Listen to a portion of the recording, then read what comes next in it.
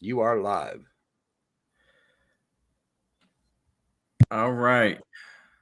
What's up, everybody? It's your boy DJ Kdot, the party. Cause I am the life of the party. And I get busies on them ones and two because I make it do what it do. You see the title. You see what's going on. We had some interesting conversations this past week, and we actually had another show uh, scheduled for something else, a different title, but we're going to get to that next week. But what up, everybody? What's up, Terry? Kenny Powers, what's going on, man? Yeah, so uh, we're gonna have the discussion. We're gonna have the discussion, and this was a definite button pusher, and it was just a question. Um, I also want to, before we get started, I want my audience to be very, very, very clear that uh, I am for women. I love women.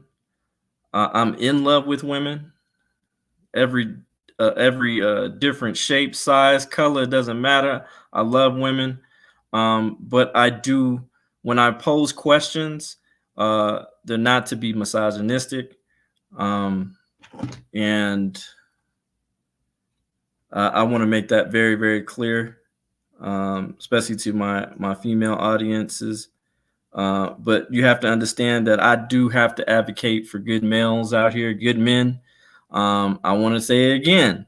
I do not advocate for fuck boys, uh, women abusers, uh, or uh, some type of hierarchy as far as being better than women. So I want to throw that out there because I do feel that that's very, very important. And I also want to read the definition of misogyny. And the definition of misogyny is dislike of contempt for or prejudice against women.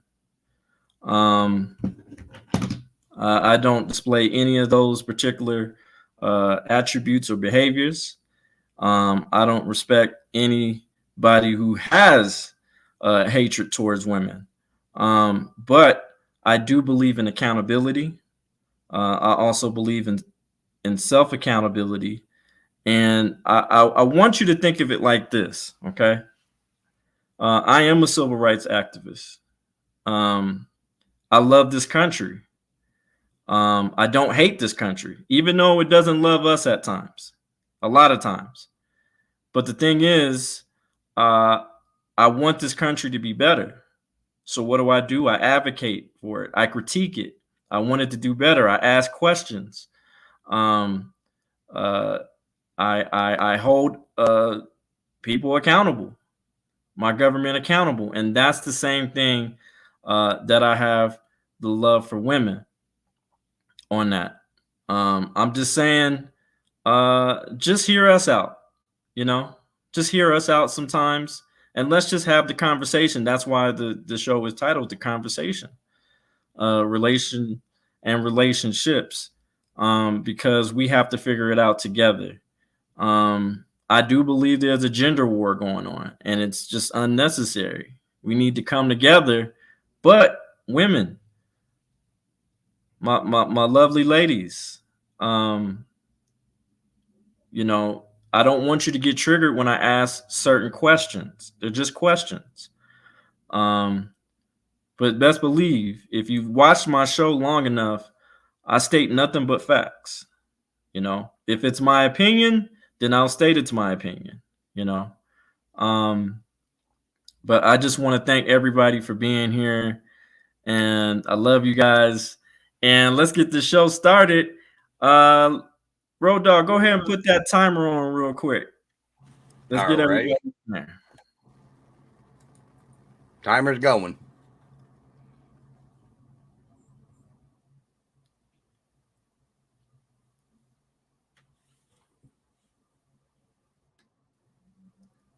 All right. You got the timer? All right. So I'm gonna do the timer. Hold on.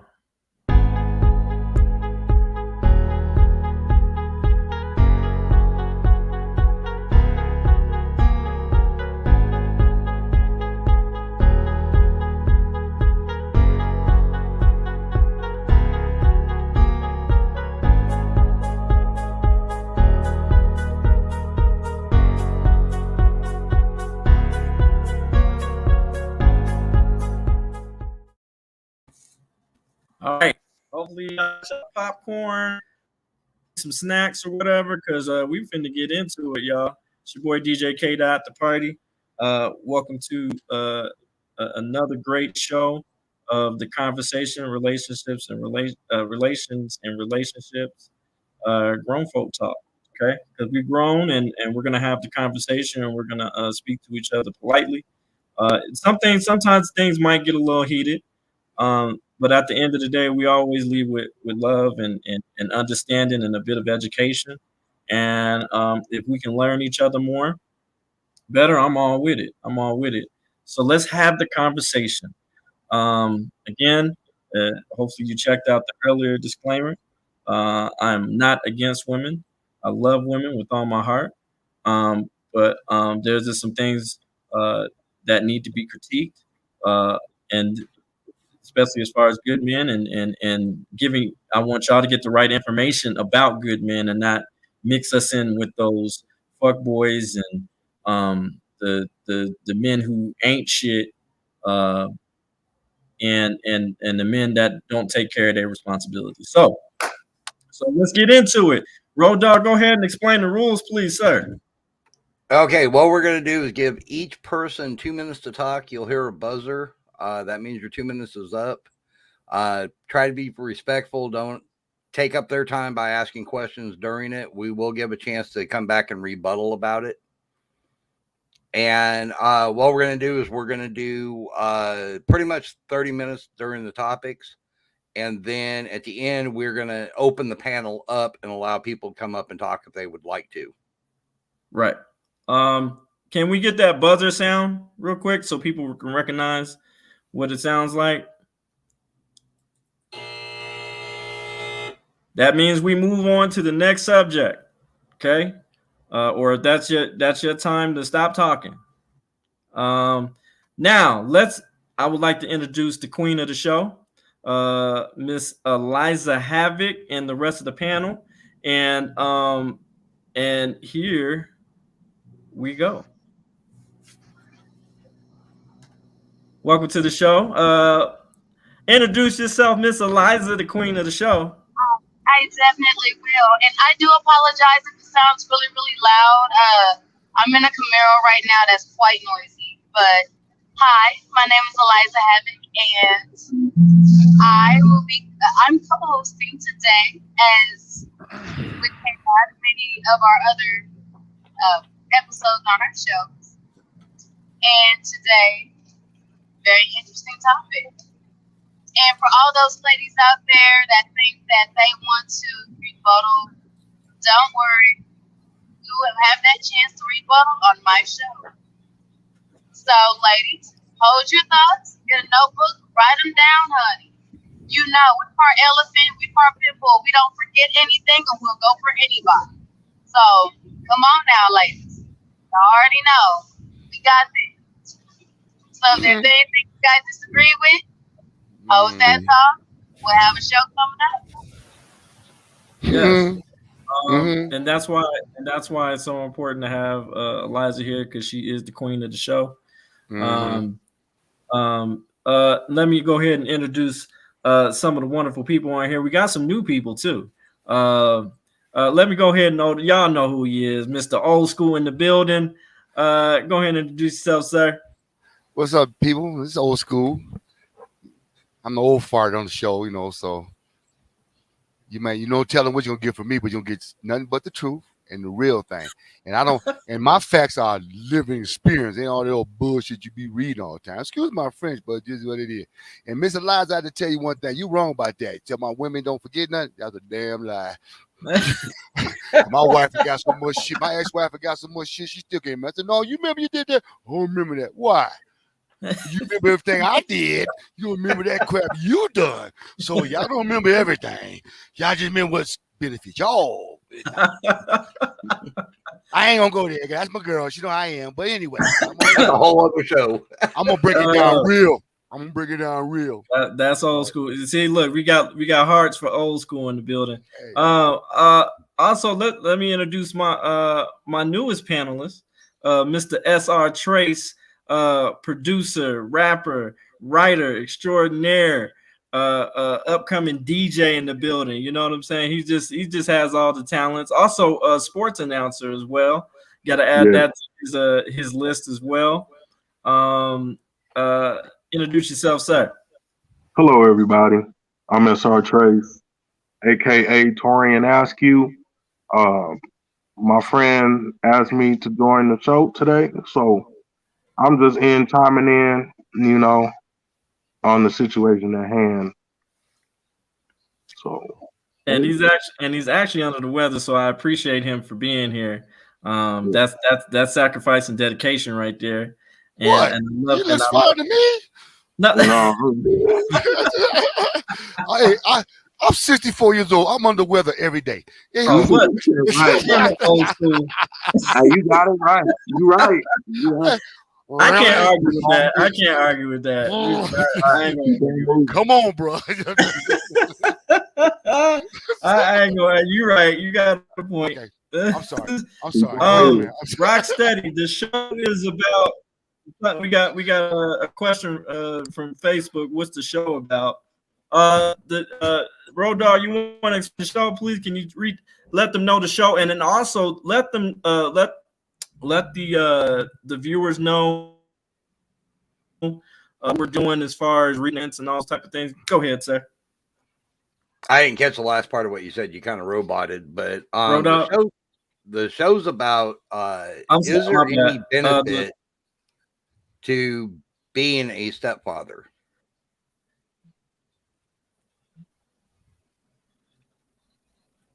That's what it's about. And then also, question.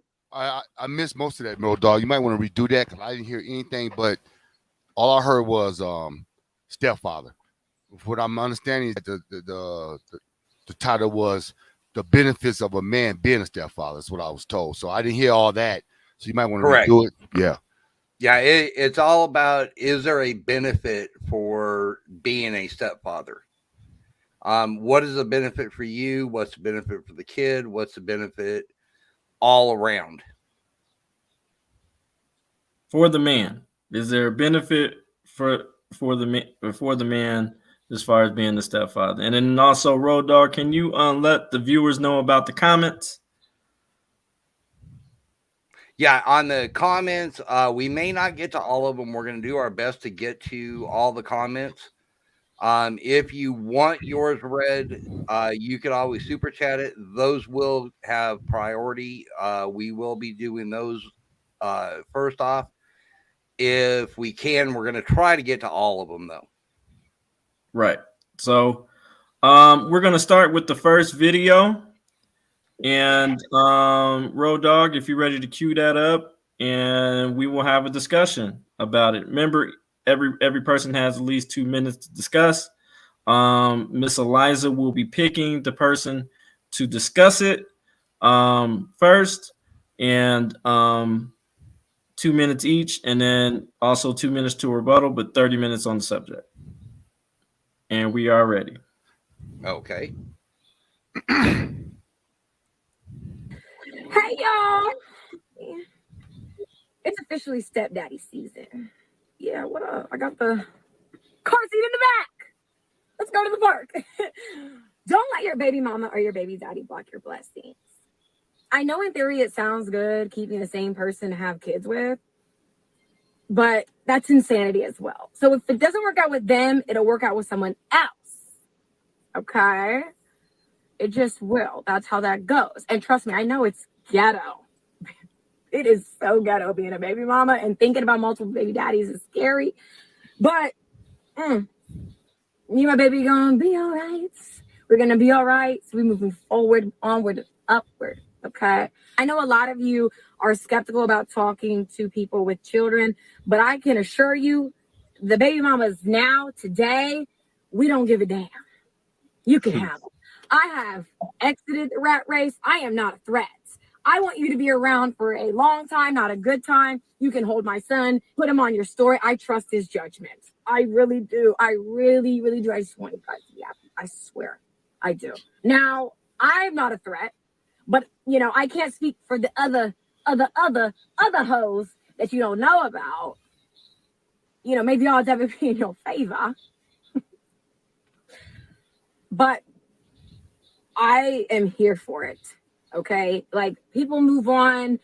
Save you should have got the ring first. It wasn't going to work out anyways. It just wasn't going to work out. Let's laugh together and let's raise this baby, you know? Oh, it's ghetto. It's so fucking ghetto. In conclusion, stepdaddy season. Big aura, big lumber, big follow through need only apply.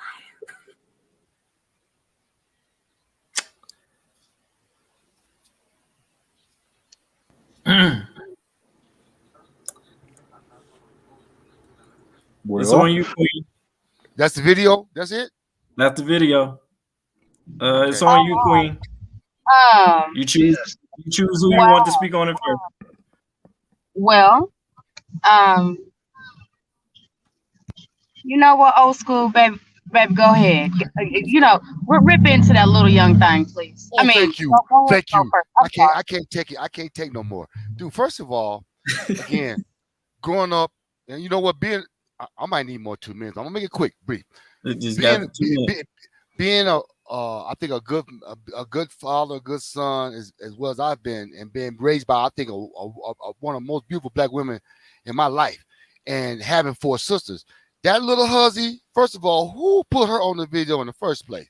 Because I'm looking at her going like, are you representing, first of all, mothers out there who have children and I'm not with the father? I can see why you ain't with your daddy. You know, I mean, daddy's mama or baby, whatever. I can see why. You know, and so the situation about I'm here and all that mess, this is the whole situation I'm talking about. I'm talking from being an experienced stepfather with children who try to bring something to another child with a woman that at least she was better than that in the first place. That was ridiculous. You know, so first of all, we need to get a video with some women who've been through, some serious working mothers who bust their butt in life, had a good marriage, been divorced or whatever, and then had to encompass another situation where they had to make a life for their sons and see the situation or their thought process. Because that little hussy there, that was ridiculous. First of all, not because of her as us as black people, that was shameful. The way she was dressed, I was offended more so than anything else. You know, coming from that one. You know, like I said, I have sisters. If that had been my sister right there, I was gonna. I got a daughter dressed like that, pisses me the hell off. You understand me? So that was very, very, to me, as old school, nah.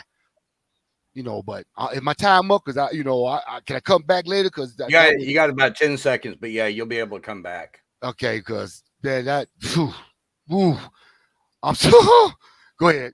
All right, time's up, anyways. The gentleman that's down, I can't see your name, honey. The gentleman that is under Kdot. SR Trace. Is it my turn? Yeah, bro. So check this out. I understand people been through stuff. Everybody goes through life. Everybody makes bad decisions. We're not gonna make a season out of my life. You're not gonna call my life a season. Like, being a stepdad is it's a get on it. It's not just being a stepdad. You have to be dad too. Like, it's a lot into it. So I'm just putting it out there. Like, I I didn't see nothing wrong with the video. She's saying what she wants to say, but the the reactions you're gonna get from that video, like it's you're not going to attract any type of person that's worth anything.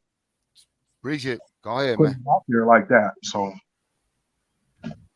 you know, that's just, that's just for me. From seeing the video and what she was saying, I understand. You know, you got to move on.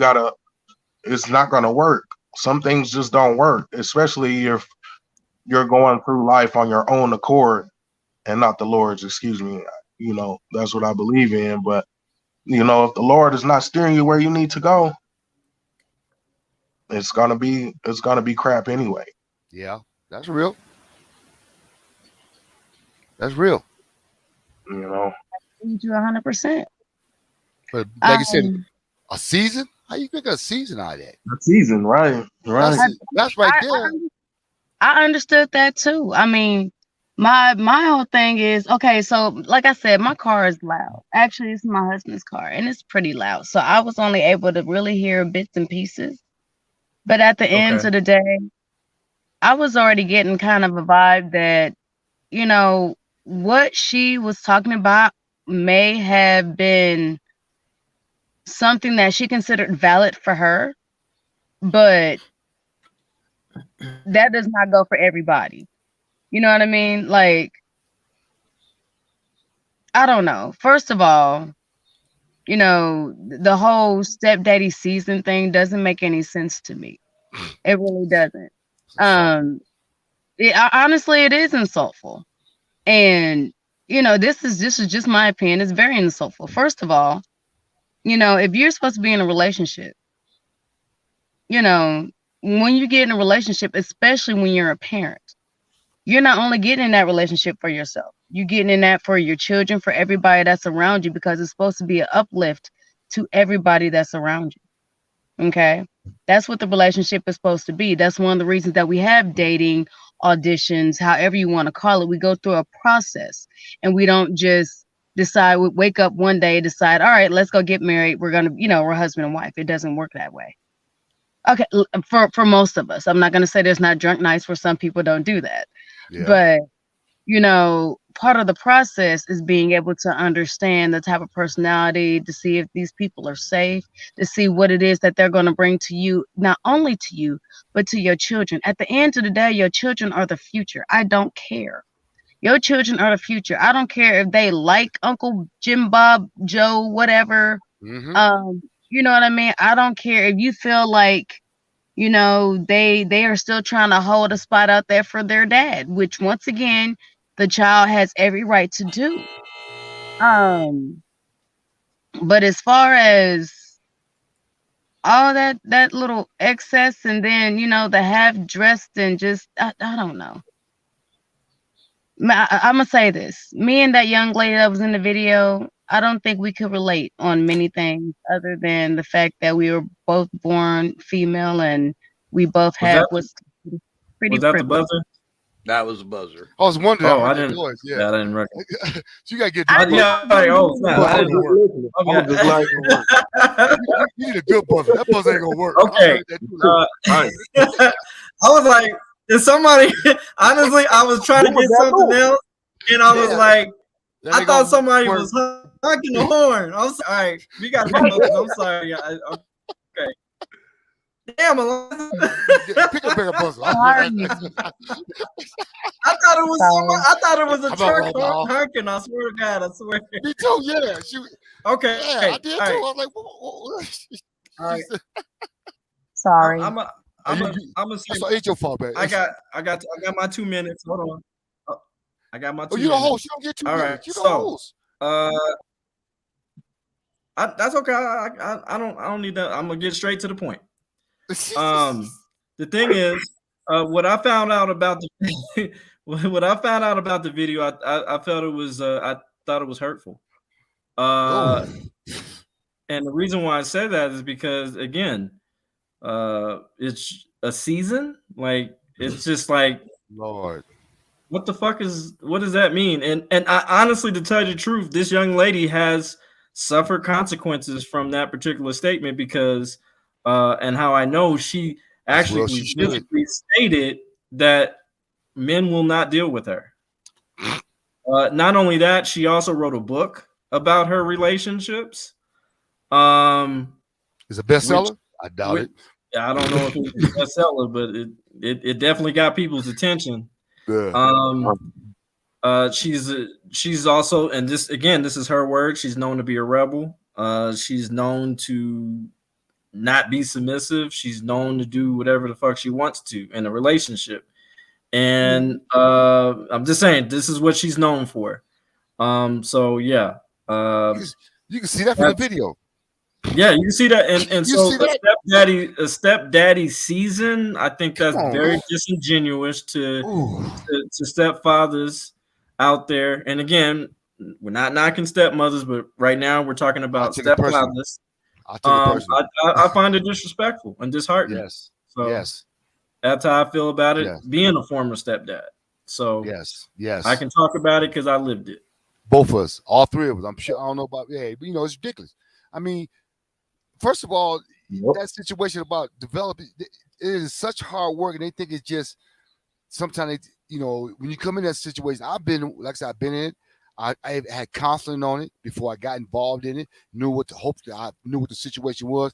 Bringing my own sons and children into the situation, knowing how the kind of father I was, and so again, all I thought I was trying to do was bring, knowing what this kid daddy didn't give a fuck about him, and I tried to step in. I felt bad for the kid. I mean, personally, the kid told me, the dad told me when I met him, I don't get along with my son. He got too much bitch in him. Whoa, what did you say to me?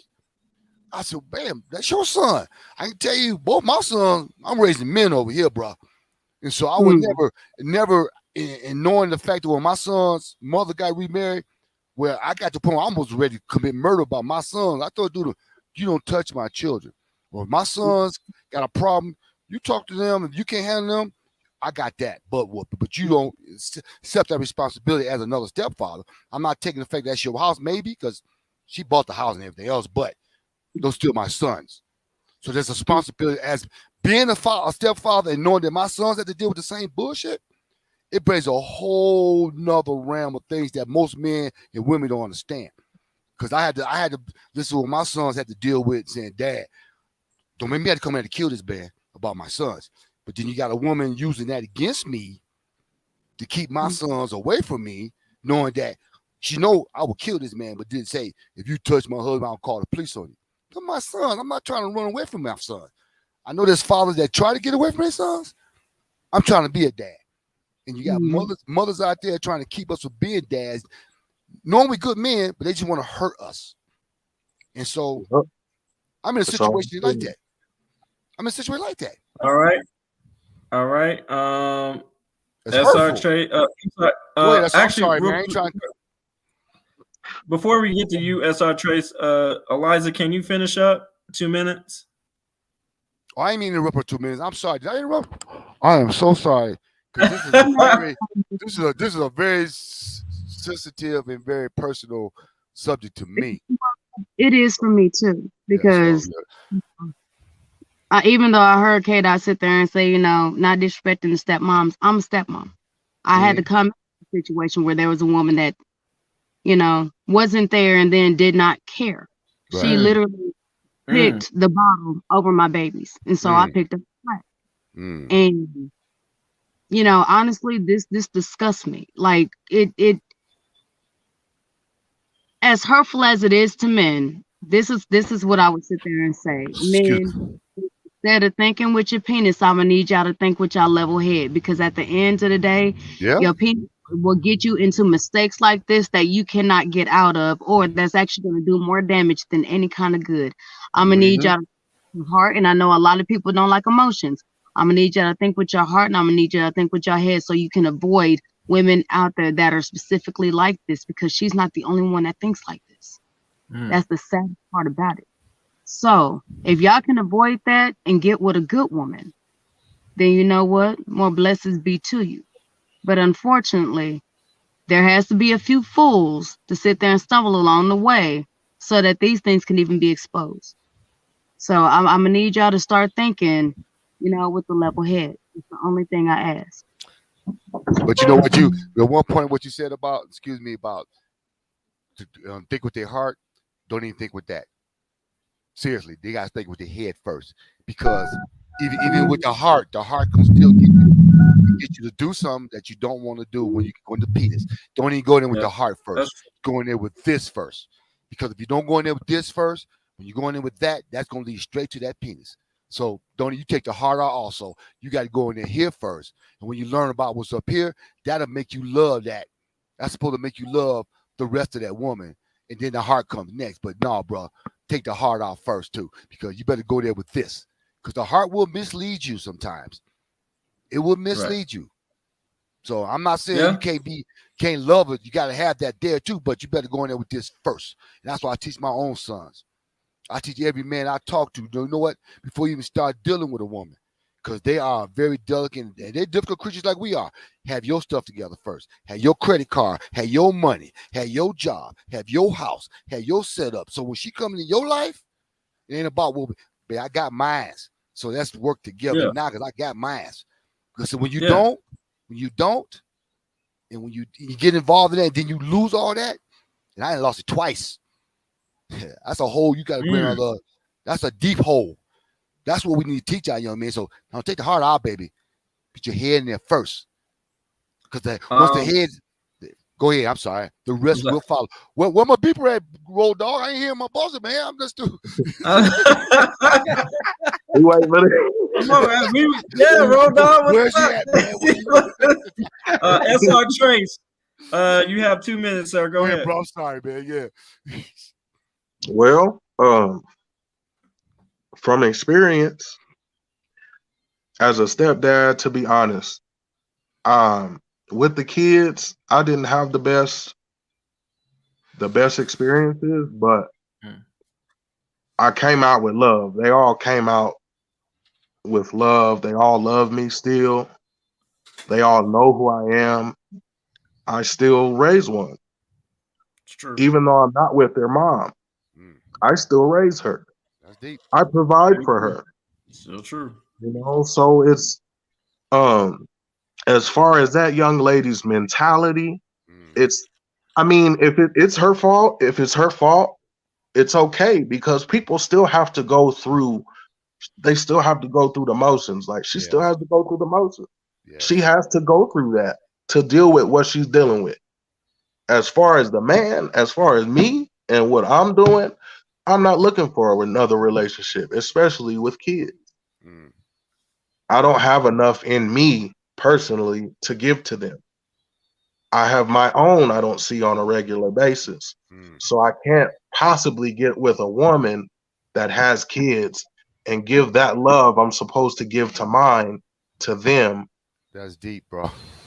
To them, because I'm not sure if they will accept it. I'm not sure if they'll take it in. I'm just not sure, you know. So, you know, just as far as it's just, I don't blame her for her video. I don't blame her for saying that. I don't blame her for dressing like that. We're in the age of kids doing all that stuff and young people doing all that. But as far as it being a season, calling it a season, my life is not a season. Like, you know what I mean? Yeah. Bro, our lives. I mean, and That's to good. let you know, bro, he's 36 years There's the old. buzzer. You're getting better, Road Dog. You're getting Oh, better. you made it to the buzzer. Ah, you made it. I like to rebuttal that. Mike. Yeah. I'm sorry to disappoint you, brother. She's nowhere near a kid. She is 36 years old. Oh, she's the what? Yeah. Yes, she look good. I mean, you know, she look good. I mean, If you take care, in our age, if bro. you take care of yourself, you know, you Dressing. take care of yourself. That's So what good, I'm saying though. is that she is a 36-year-old woman talking about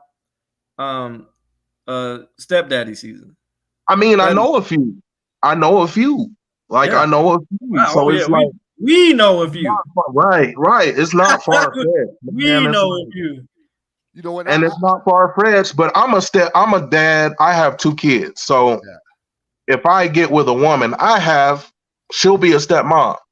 So, you know what I mean? I can't necessarily say what I won't go through or won't do, but I get a woman, she's gonna have 2 daughters. But the thing is, but the thing is, what is the difference is you are designed to be a provider and protector. She is not. Right. She's a nurturer. You're supposed to. You're supposed. If you're all together, you're supposed to provide and protect for her. It's not supposed to be the other way. Because the thing is, then she'll have to be in her masculinity. That means that you're not leading. That means that you're not doing what God put you on this earth to do, and that's protect, profess, and provide. And so and that's what I'm saying. Like that's why I always have a disclaimer. You get away from the whole thing, though. Do not represent the fuck boys, the abusers, the dudes that don't take care of their fuck. And then here's another thing. I want to throw this out. I really want to throw this out because I know I'm getting close to the buzzer. If you have friends that do not take care of their children, you really need to look at yourself. And I digress. That's better. Go ahead. Road Dog, go ahead. Bro. You're on the job, bro. Yeah. Road Dog, go ahead. Oh, you want my opinion on it? I do want your opinion. Yes, sir. When it comes to her, I thought it was very insulting the way she was talking about it. I totally agree with that, that it was an insult. I was a stepfather. I still consider myself a stepfather. I am still in contact with my ex-stepkids. Their mother and I were together back when they were, I think the youngest one was 2 months old and the oldest was 4. And the oldest is now 35. So and we've been in contact the whole time. It is a good relationship. And I had a stepfather growing up, and even when my parents split up, he stuck with me. So when it comes to that, the benefit of being a step parent, if you are willing to stay in the kids' life, it can be a benefit, in my opinion.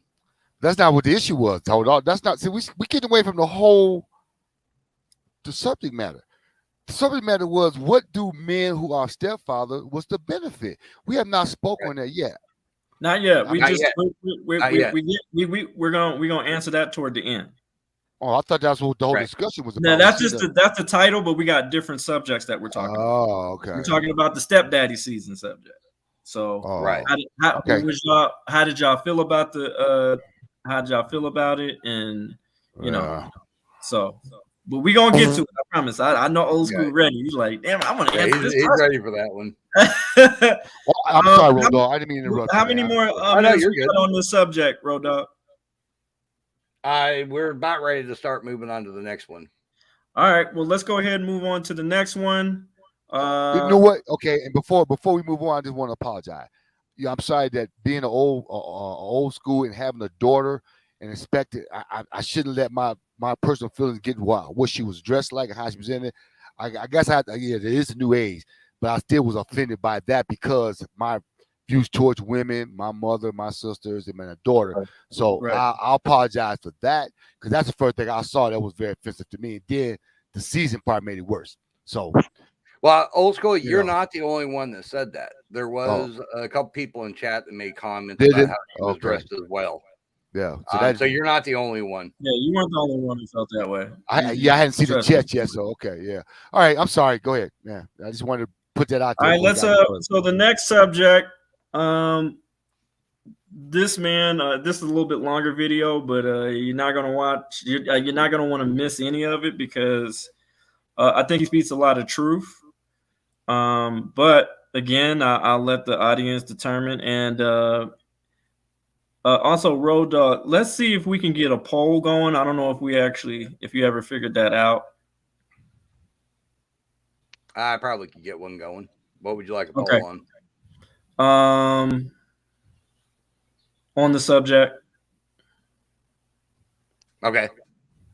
Yep, on the subject. Right, let me go ahead and get this rolling here. Oh, that's how Trace dropped out. All right, so I'll watch for it. I'll grab him when he comes back up. All right, so this next I can't really read it. Road Dogg, can you read the title of the video? Yeah, Simp finds out he is unwanted stepdad and step husband until the wanted man gets out of jail. What? Whoa. Simp finds out he number He's an one unwanted stepdad unwanted and step husband until the wanted man gets out of jail. jail. Okay. I kind of confusing that. Yeah, that's okay. I'm trying to read it myself. All Wow. right, I'm gonna go ahead and get it rolling. That's kind of deep. So this is your man, Dr. Yeah, Ray. that's All right, that's Liza, you ready for the video? A lot of times, men find themselves in situations that are counterproductive to their own growth, and society perpetuates this ideology that you should pride yourself as a man in your propensity to be a provider, not just for your own children or your own offspring or those who you're responsible for, but for everyone around you. And so a man meets a woman who has a child by another man and they aren't together for whatever reason. A lot of times we like to believe the narrative that the man just bailed on the woman, but very few men just up and bail on a woman. But here's the thing. Men are being shamed for being the type of individual who will not let a woman run them ragged over what should be their right. See, if a woman is making it absolutely difficult or virtually impossible for you to have a peaceful, positive relationship with your seed, then you probably should leave. And the problem with this society is that men are called everything but wise and smart and self-serving and sufficient and efficient in their own lives when they do something like that. We have to stop telling men that because we can find 1 out of 100 stepdad scenarios that look okay, where the man is honky-dory about it, that's a route that men should take. Now, somebody sent me a video on IG, man. It's a very short clip of this guy playing the stepdad role, and the mom makes the mistake of calling him daddy in front of this little girl, and this little girl lets her mom have it. I don't know what you talking about, but what you saying ain't what's real. When you're in that position, you are not appreciated. And for every one man you show me who is appreciated, I can show you 1,000 who aren't. Let's take a deep dive on this one. But first, let's elevate to a higher plane. Prepare for takeoff. Also, guys, we'll have shout outs because I know everybody wants to get the link to old school. And SR Trace, we will have shout outs toward the end of the show. Just to answer everybody's question.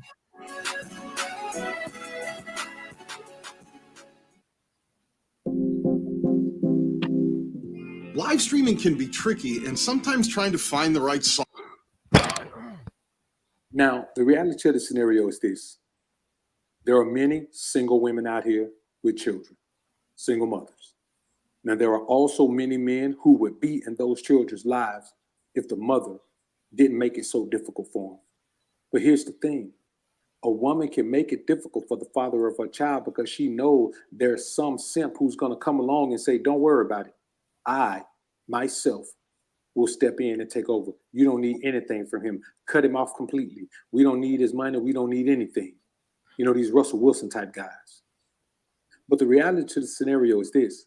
No matter what you do or how you motivate your thought process to believing that you're doing something positive, you're not. You're doing something that reeks of desperation and reeks of a very low self-esteem and low self-value. Let's listen to this video, man, and we'll come back and chop it up on a real tip. Oh, look at Daddy. He's not my daddy. Really, Ava? He's not. My dad's in jail and I miss him.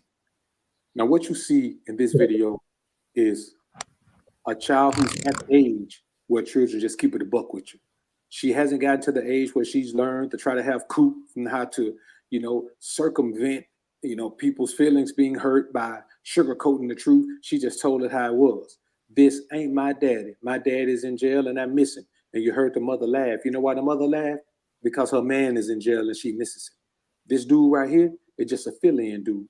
He's filling in until the man that both the mother and child want to come home comes home. And why would any man be willing to put himself in that situation? Like, it's a very lowly position to be in. And no matter what you say or do, you don't get no props for being in that position. And am I a man who's telling you not to do something that I haven't done? No, I've been with a woman with a child before. And I'm just telling you from experience, there is nothing positive about it. You know, there is no award for stepdad of the year. You have to embrace the reward and feel good because you get a pair of socks on Father's Day from children that ain't yours. You understand what I'm saying? You get this gooey feeling inside, man, when somebody, a child who's not yours, calls you daddy. You understand what I'm saying? You get this gooey feeling inside when you got to be involved with this woman while this man has the right to come and go in your residence. You see what I'm saying? I think the majority of men who are in these scenarios, man, are just willing to deal with these things because they feel like this woman is the best you can have. And I just feel like, man, it's a travesty for any man to feel that way. You know, it's getting to the point where men are shunning other men who don't embrace this ideology and say, hey, man, well, I'm going to be a stepdad too. If that's what you want to do that, but keep it to yourself. Don't be out here promoting that like that's something that men should aspire to. How you going to promote to a young man who has his whole life ahead of him that the thing that he should do is aspire to be a father figure to some child that's not his, while the dad is out here traipsing around, or either while the mother is making life for the dad hard and you're filling in and making life even harder for the dad. Now you're giving her the ammunition she needs to keep being crazy with the father of that child because you're there filling in. I was on the Homer Ramil podcast earlier this morning, man, and that became a part of the topic. That wasn't the topic, but it became a part of the topic. And I chimed in on it and said exactly what I'm saying right now. There is always some simp who's going to come along and say to a woman, well, you know, whatever story a woman tells is always a half truth, if that much truth, could be a quarter truth. And she's always going to say that the man is bad and the man ain't doing that for his child and the man don't come around, the man don't do that. And you know what the stepdad simp going to say? He going to fall right in and say, well, don't worry about it. You don't need him. I'll take over. And then he want to fight the other man over the family that ain't even his. How you going to be a stepdad and want to fight the real dad over his family? And then you around here beating your chest like that make you real. Boy, you just allow about 50% of your masculinity doing that. Humans are the only species on the planet that come and take care of other men's children. See, the problem is if men stop doing that, then women would be forced to do what they have to do to keep that father in the child's life and not be so quick to try to just be facetious and narrow-minded and run him off with their foolishness and stupidity. They'd have to bite their tongue and stay in line and fall in place if they want to keep that man around because they know another man wouldn't fall in and take over that.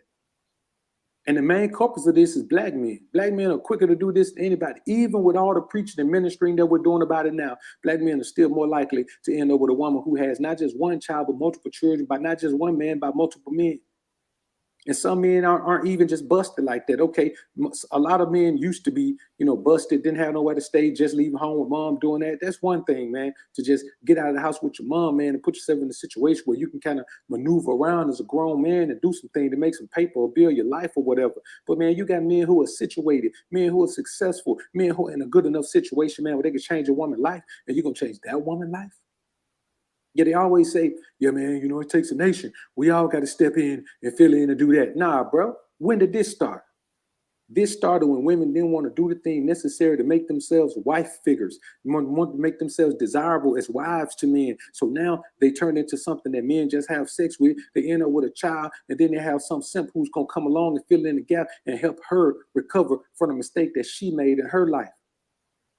And a lot of times the mistake isn't being with the man or having the child. The mistake is not making the mental adjustment and the emotional adjustment necessary to make the relationship work the way it's supposed to work, because there aren't many men on this planet that don't want to be in their child's life, man. But I'm not telling you that a man should take any crap from a woman to do that. If the woman is making it very, very difficult for you to be in your child's life, man, you should bounce and just send money. Turn it into a bill, or let her turn it into a bill. If she want to make it a bill, turn it into a bill. Because here's the thing, that's the best option for you. If you can stay out of your feelings, the best option for you, man, is to bail on the woman, man, and let her raise the child the way she wants to. Because here's the thing, you can't allow a woman to force you to help her raise a child the way she wants to raise the child.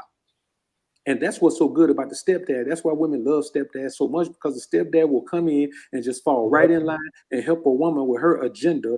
As far as raising children goes, he's going to come in and reinforce everything she wants to do, whether it's good or bad. And sometimes he'll come in, and even if we don't agree with it, what he going to say? All he can do is talk to the woman. Well, you shouldn't do this. Boy, you bang your head against a brick wall, man, trying to talk to a woman about how to raise a child that ain't yours. If the man who had the children with the woman can't teach her and talk to her about how to raise them, how you going to put yourself in that position like you think you're going to be able to pull that off?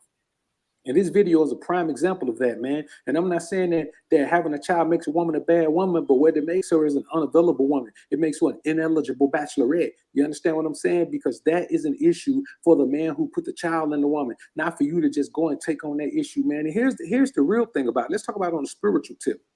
You don't know what kind of spirit that man had. That man could have been a bona fide killer. That man could have been one of the most evil men on the planet. We don't know. But we do know that whatever he is, his spirit is in that child. So whatever he's made up of, that's what makes up at least 50% of that child. And depending on how dominant his genes are, even more. So I want you men to understand that there aren't many positive things that a man can say about being a stepdad. You understand what I'm saying? He can say that, yeah, it makes him feel fulfilled, like he's doing something. And a lot of time, men have gone through this situation with their own children's mother, and they just have this emptiness inside of them to play that father role. And so since they can't do it with their own children, they feel obligated to do it with someone else's children. But here's the thing, unless you absolutely positively build on your children with intent, when the woman was trying to have a family with you and trying to have you around, you just bailed on them with intent, then if you didn't do that, then it don't make any sense, man, for you to be feeling guilty about it. You can't feel guilty about a situation in this society that you don't control. And men don't control the custody arrangement in this society. We don't control the child support arrangement. We don't control anything that has anything to do with the judicial system in this particular society. We control nothing. All you can do is paper up, lawyer up, and go in there, man, and fight your best fight. And that's if the child is yours. If the child isn't yours, you know what's crazy, man? No man should be willing to put in this position, man, especially when you realize that now you could be with a woman and end up paying child support for a child that's not even yours. And then I know a couple of guys, man, who say, man, they're okay with that. Well, man, somebody got to help her with the children, man. Well, I tell you what, man, why don't you come over here, man, and help me clean up? You know what I'm saying? Come clean some fish for me. When I catch fish, you clean them and cook them and do all that, man. Since you're such a helper, God didn't put you here to be a helpmeet. He put her here to be a helpmeet. A stepdad is a helpmeet. A stepdad is living in femininity. And that's the real issue with it. And that's why many men who are in those situations end up bailing on them, because they can't wrap their mind around the concept or acclimate themselves as men to being in a position of servitude to a woman and her children, bro. There ain't no other species on the planet does that. But here we are as men, especially black men, who are out here willing to be a helpmeet to a woman with her agenda, with raising her children by another man. And then we had the audacity to be around here beating our chests about it like it's something to be proud of. But just actually do in this picture. And if you notice in this video, man, that boy kept right on fixing on that little girl bike, man. You know what I'm saying? But you know what it is? He probably lives with that woman. And see, when you live with the woman, then it puts you in a position where all you can do is go along to get along. So you can't say nothing. And in his mind, he probably thinking about what he could do next to make the little girl like him. But here's the problem. Once a child knows who its father is, you at a loss, stepdad. Ain't nothing you can do, stepdad. It's done, stepdad. So if you're going to be a stepdad, go over there in that corner and be a stepdad with the other stepdad. Don't be out here promoting this like it's something positive to do, man, because it's not. Whatever you want to call it. It's not red pill. It's not alpha. It's not masculine. It's not any of those positive words that we use to describe ourselves when we figure out that as men, we have the right to be men. And there's nothing manly about being a stepdad. And like I told you, I'm not talking down to you. I'm talking at you, because I'm telling you that I empathize with your plight, because I know what kind of situation you're in. And I don't even see how you wrap your mind around it and make it seem positive to yourself, because I've been with a woman with a child. Actually, I've been with a couple of women with children in my life. And I'm just telling you like this, it never pans out. There is never a future in it. When you think long term, you just can't see the forest for looking at the trees. Ooh. And those trees will always be there.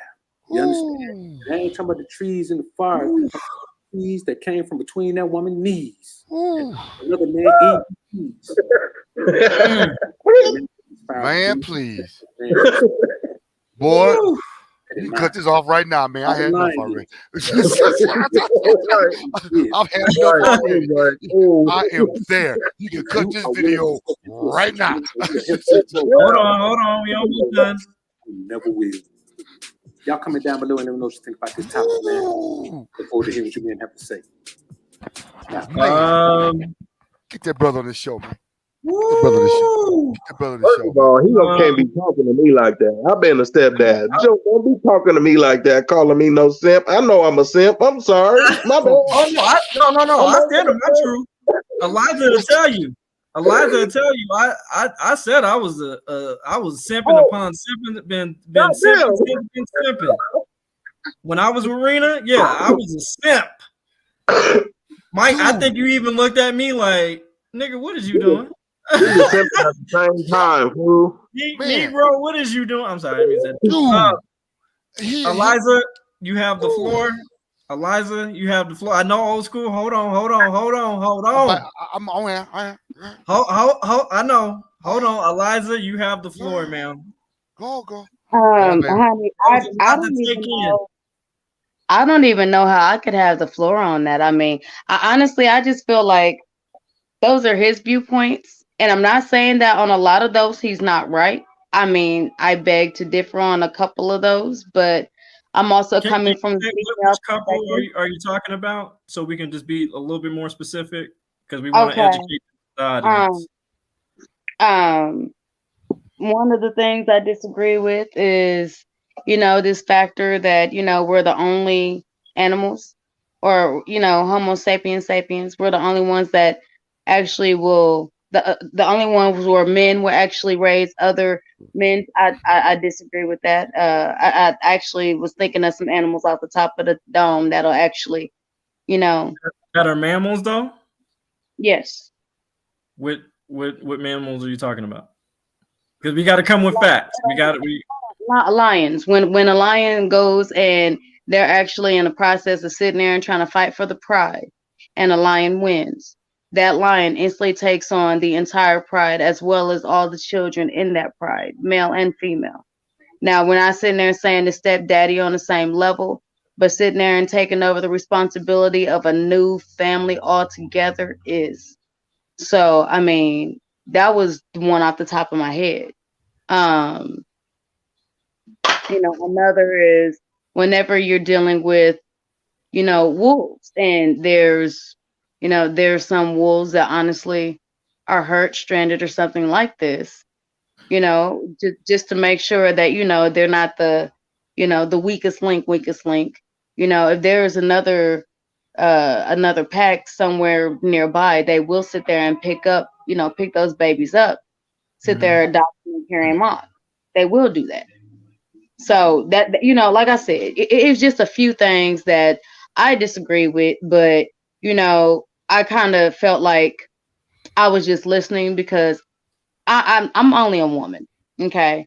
I don't see things from a man's perspective. I'm not going to try to see things from a man's perspective. I'm not going to argue with a man over his perspective on things. Okay. My job is to be the assistant. My job is to be the help. My job is to, be the advisor if and when necessary. My job is not to argue with you about what your role is. So with that being said, I'm listening so I can go ahead and educate myself. That's all I'm doing. And I appreciate that. I'm actually going to rebuttal. I don't know about the wolf part. You might be right on the wolf part. The lion part. Thank you. The lion part. Actually, you're incorrect, and the reason being is because very much so. If let's just say the other lion, the main lion, who mated with that particular female, mated with that particular female, and so happened the male lion gets killed, or maybe the other lion challenges the other lions and kills that lion, or whatever. That male lion that wants to mate with that new that female who had previous kids with the main lion actually kills the cubs. They kill them. Yes, So I don't know about the wolf. You might be right about the wolf situation, but not the lion. not the Well, lion. I lion can The give lion. I was about to I bring can give you the another wolf one. part, you might be. These ain't my kids. LT But man, you what's know up, man? How you doing? because on my credit card it says lion. That's what? what I thought about, National sweetheart. Geographic National Geographic has 6 animals on their list that are stellar stepdads. You said what? Really? National Geographic has an article of 6 animals that are stellar stepdads. Which He really which- does. can- I know Are what they fox will do mammal that. though? Are they mammal? Hold Yes. on. Yeah. Some are Go mammals. ahead, Road Some, Dog. What'd you say? Hold on. We I got was saying orcas. a fox will do it as It well. ain't that one. We're talking about mammal. That ain't one of Exile them. mammal. Stick to the That ain't script. one of them. Yes. an orca Where is a is mammal. a I got a killer? blowhole. That ain't A one of Hey, killing them. Road Dog, dog we're is talking. That ain't one of them. Whoa. Road Dog, we're talking. Go ahead, Road Dog. I was just saying that a fox is another one that will actually care for a male that will care for the other male's young. Okay, can we if you can, Road Dog, can you bring that up? Because again, we want to educate. We don't want to go off of opinions. We want to make sure we have facts on that. Can you work on that real Sure quick? can. I have Thank mine up right now. Hold on. Oh, I have okay. mine Well, up. Hey, KD, we talking about Yes, men sir. right now? We talking about men? Huh? We talking about Huh? men, right? We talk about men. We're talking Yeah. about men. Yeah. We talking about men who are raising real black men and men who are raising kids right now. This is what we're talking about, right? Babe, The come here. title is I is ask there a question. I don't is give a there damn about. I don't care about the other animals, man. I don't care about right now. We're talking about men. I don't care okay. about lions, Okay. jackals, foxes, turtles, fishes. I'm talking about black men that walk on this earth that doing this. You can take that mammal geographic crap and flush it down the toilet. I'm talking about right now. We are not talking about animals. Okay. All right. You Let's stick understand to me? this. Are they Okay. working a Okay. job? Are they All right. cutting You're grass? right. Are they painting stuff? Okay. Get off this mess with Okay. that. Yes. All right. You. All right. Let's Old get on to school. some real stuff. Okay. All right. Goddamn geographic Oh, animals, Well, foxes, and shit. here's some real stuff. Kill One of them another with this. things that he said was that honestly, it pretty much takes away from the man to sit there and raise a woman's child the way she wants. First of all, coming from the woman's perspective, a lot of times, whenever there is a man in a life and the father is not there, be it that they're incarcerated, be it that they're passed, whatever it is. Okay, hold on, baby. Whenever it comes to that, and there is a man that is pretty much portraying the role of stepfather. I don't know what kind of women he's dealing with, but we are not that controlling as far as to what kind of man we want. All that kind of stuff. No, the only things as women that we want to make sure of is that our children are protected, our children are loved, and they're cared for. We want to make sure that there's not going to be somebody that's going to sit there and abuse our kids just because they sat there and they battered their eyes wrong or something like this. And we want to make sure that there's not going to be any kind of inappropriate, molestation or anything like that. Something that we actually have to watch out for. Mm-hmm. Other than that, and once again, I'm speaking from a woman. I'm not speaking from little girls. I'm not speaking for adult children. I'm not speaking for them. As women, we will go ahead and let you do what you need to do because we understand that as women, we cannot raise a man. We're not going to sit there and try to fight with y'all over what this child needs to know and what this child needs to learn. So I disagree with that on his point. Now, once again, maybe it's because he was dealing with the wrong kind of women or girls or whatever. But at the end of the day, as long as I know that you ain't gonna sit there and try to sock my child in his jaw because he doesn't understand something the first time you said it, or like on some abusive tip. I don't care, because at the end of the day, baby, I can't do your job. That's one of the things I love about you is that you are in my life and you can actually fill in the role that I cannot fill in. And you did it. And you're right. But just like the other young lady and how there were many people that sat there and agreed with her, I guarantee you there's many of them out there that agree with me. I'm not saying that everybody agrees, No. But once again, if we all, even the men out there, if you all understand that there's going to be few women that agree with me and then few women that agree with the other young lady, would it not be wise to try to get some of the people or try to sit there and affiliate yourself with somebody that literally has a mindset of a woman? Does that make sense? Makes sense. You know, we're sitting Buzzer here. again? Oh, That's a okay. buzzer? Sorry, that was a buzzer. That's the buzzer. Okay, that sounds like a car horn. Damn, why that sound? It Okay. does. All Real right, quick. that was the our SR Trace. Go ahead, real quick, old school. I'm sorry. Our SR Okay. Trace. Okay, so I understand what she was just saying. Okay, check this out. Before you answer her, I need you to respond to the actual video and then get to her. Yeah, it's all mixed in. So when he was saying that, he was explaining my life. I didn't appreciate all that, calling me a simp and everything. And to be honest, stand in your truth. Right now. To be honest, it was all emotions.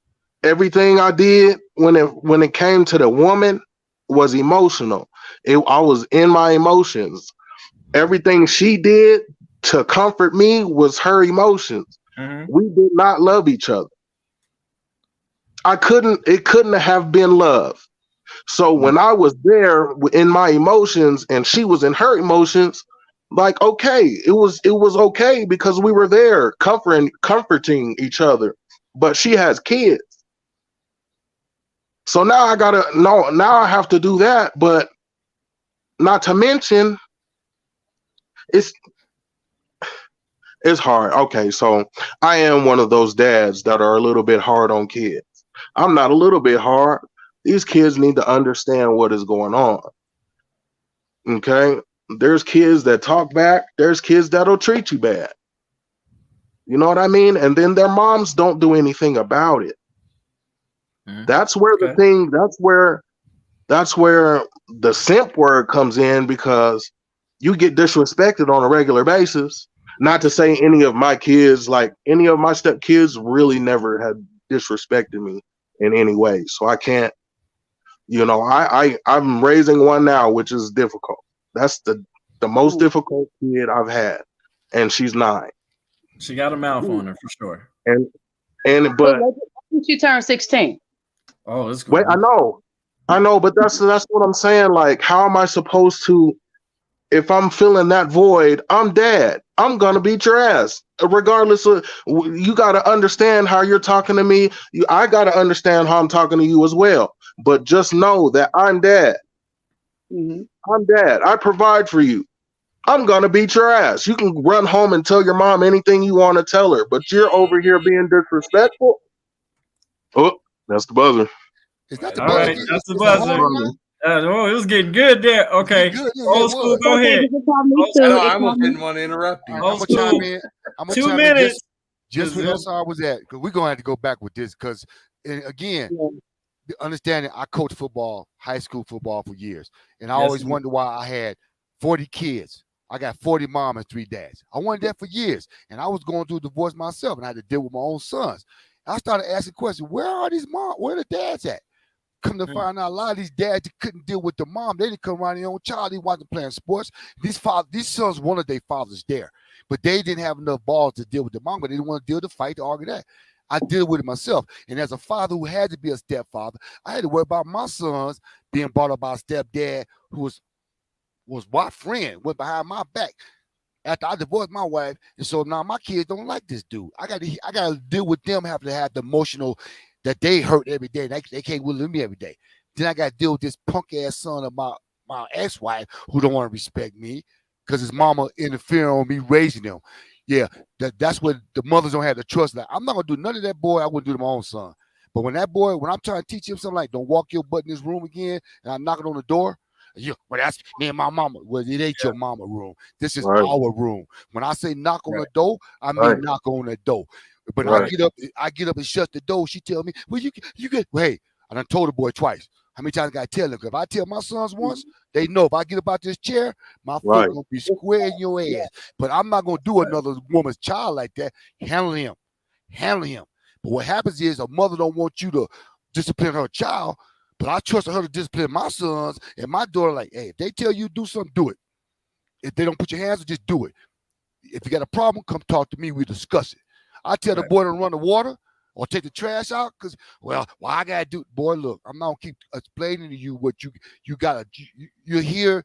I'm trying to teach you to be a man. I say put a robe on. Why? Because I said so. I don't mean you're a man walking around with your dick hanging out. You're a young man. You got.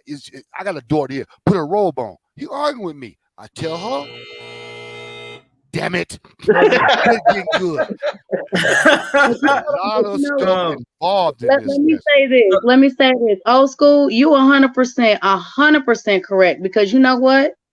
Honestly, whenever Exile and I got together, that was one of the issues we had. Disciplinarian and making sure that, you know, certain things were understood. Because we both end up coming into this marriage with our own set of children. Okay, that's one of the reasons we got so many kids now. There's only 2 that are between the both of us. The other 3 came from previous marriages. And so whenever it got to where, oh, well, this is how you do my kids, or this is how you do, you know, I do your kids. And, you know, for a lot of times it's supposed to be on the same wavelength, aka if this is going to be your dad, I understand that it's not Dad D. But if this is going to be your dad, because, you know, your daddy is doing whatever else, you know, I never want to sit there and speak bad about a man in front of my children. That is a personal rule of mine. I don't care if we don't get along. I don't care if we beef from whatever. My children will never know. Because as far as I'm concerned, you're like the world's best dad, and I'm not going to fuck it up for them. I'm not. So if they still rock with you, they love you, cool. If it's some issue that obviously they need to learn as an adult, they will do that. I will not help it. Okay. Yeah, trust. Yeah, trust, right? Exactly. So with that, when it comes to the disciplinarian thing, yeah, I would sit there and say, look, as a man, you're supposed to sit there and discipline these kids, because if you don't discipline them at a young age, they ain't gonna listen to you when you get older. Exactly. Did they all live with you all? Man, that's correct. Did all your kids live with y'all together? Yes. Okay. And that's a good thing when they were separated. Yeah, that's good. So I want to point of view. You going in and out, years, KD? 15 years stepdad to my ex 2 kids. It's crazy. 2 kids. I'm sorry. Can y'all hear me? Okay. No, you're going robotic. You're going out. You're going robotic for a minute. Yeah. I'm sorry. What about now? Can y'all hear me? All right. Yeah. I'm sorry, y'all. I'm sorry. It says 15 years of being the stepdad to my ex 2 kids, and my ex turned them against me. I was the only dad they had and knew. I can absolutely sympathize with you, Mark Wilson. That is exactly what happened to me. But and I'm sorry that happened to you, because that is hurtful. That is absolutely hurtful. Because the same thing happened to me. But this is what I will say about the video. There was a lot of truth that it was hard to hear. I ain't gonna lie. It was hard to hear. Oh yeah. It was hard because, but the thing is, I'm the person that lives in this truth, and I was a simp. Simple as that. I used to be a simp when I was with my ex-wife. I was a simp. Now looking at it more, and you know, when my parents was telling me, hey, this ain't it. You know what I'm saying? Like, you're single, you have your own life, you have your own car, you know what I'm saying? You do not need to be starting a situation, starting a family. Yeah, and I didn't understand it at the time, because my mother was mainly raised, for the most part, by her stepfather. And so I didn't really understand, because, you know, Pop, we call him Pop, and he treated us like we was his grandkids. But the thing was, again, it was a backstory behind that, and she was saying, like, look, I seen what he went through. And not only that, my grandmother had 5 kids by 5 different fathers. There's nothing cute about that. Not deep. There's nothing cute about that. Again, I'm not judging women who do or anything like that, but you have to, again, accountability. And it's, you know, it's just she said, I do not want that from my son. I don't want that for you. You know what I'm saying? So she fought me on it, but I was just like, well, I came at it at more of an emotional, not a logical. It was definitely not logical or financially logical. And told her, well, isn't everybody deserving of love? And she said they are, but you did not come from that. Me and your father, we had all our kids together.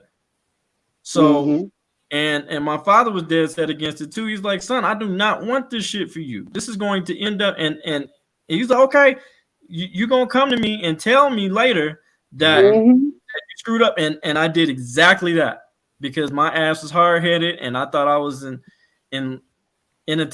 wasn't in love. I was in attachment. In lust. You were infatuated. At first, I was in love. You know what I'm saying? But then it became, well, damn. Like I'm not even being respected. Like to the point, other people were in my house I didn't even know. You were in love. She wasn't. Yeah. And I was just the ATM. That's literally what Mike knows because Mike lived with me for a little bit. He's seen a lot of the stuff that happened, and I was absolutely being. They don't know me by Mike. They know me by SR. I kept saying, I'm like, oh, he can't. Sorry. I'm my bad. Sorry, I'm sorry. Messing up the church's money. You better cut it out, Kdot. I'm sorry. I didn't mean to violate your Fourth Amendment, sir. I didn't mean to. I'm sorry. But no, the thing, and you're right, Mark Wilson. It is heartbreaking. Those children that I raised, those two beautiful girls that I raised, I'm not able to walk them down the aisle when they get married. I know I'm not, and I'll never get a thank you. No. And that's from that, and it's hurtful.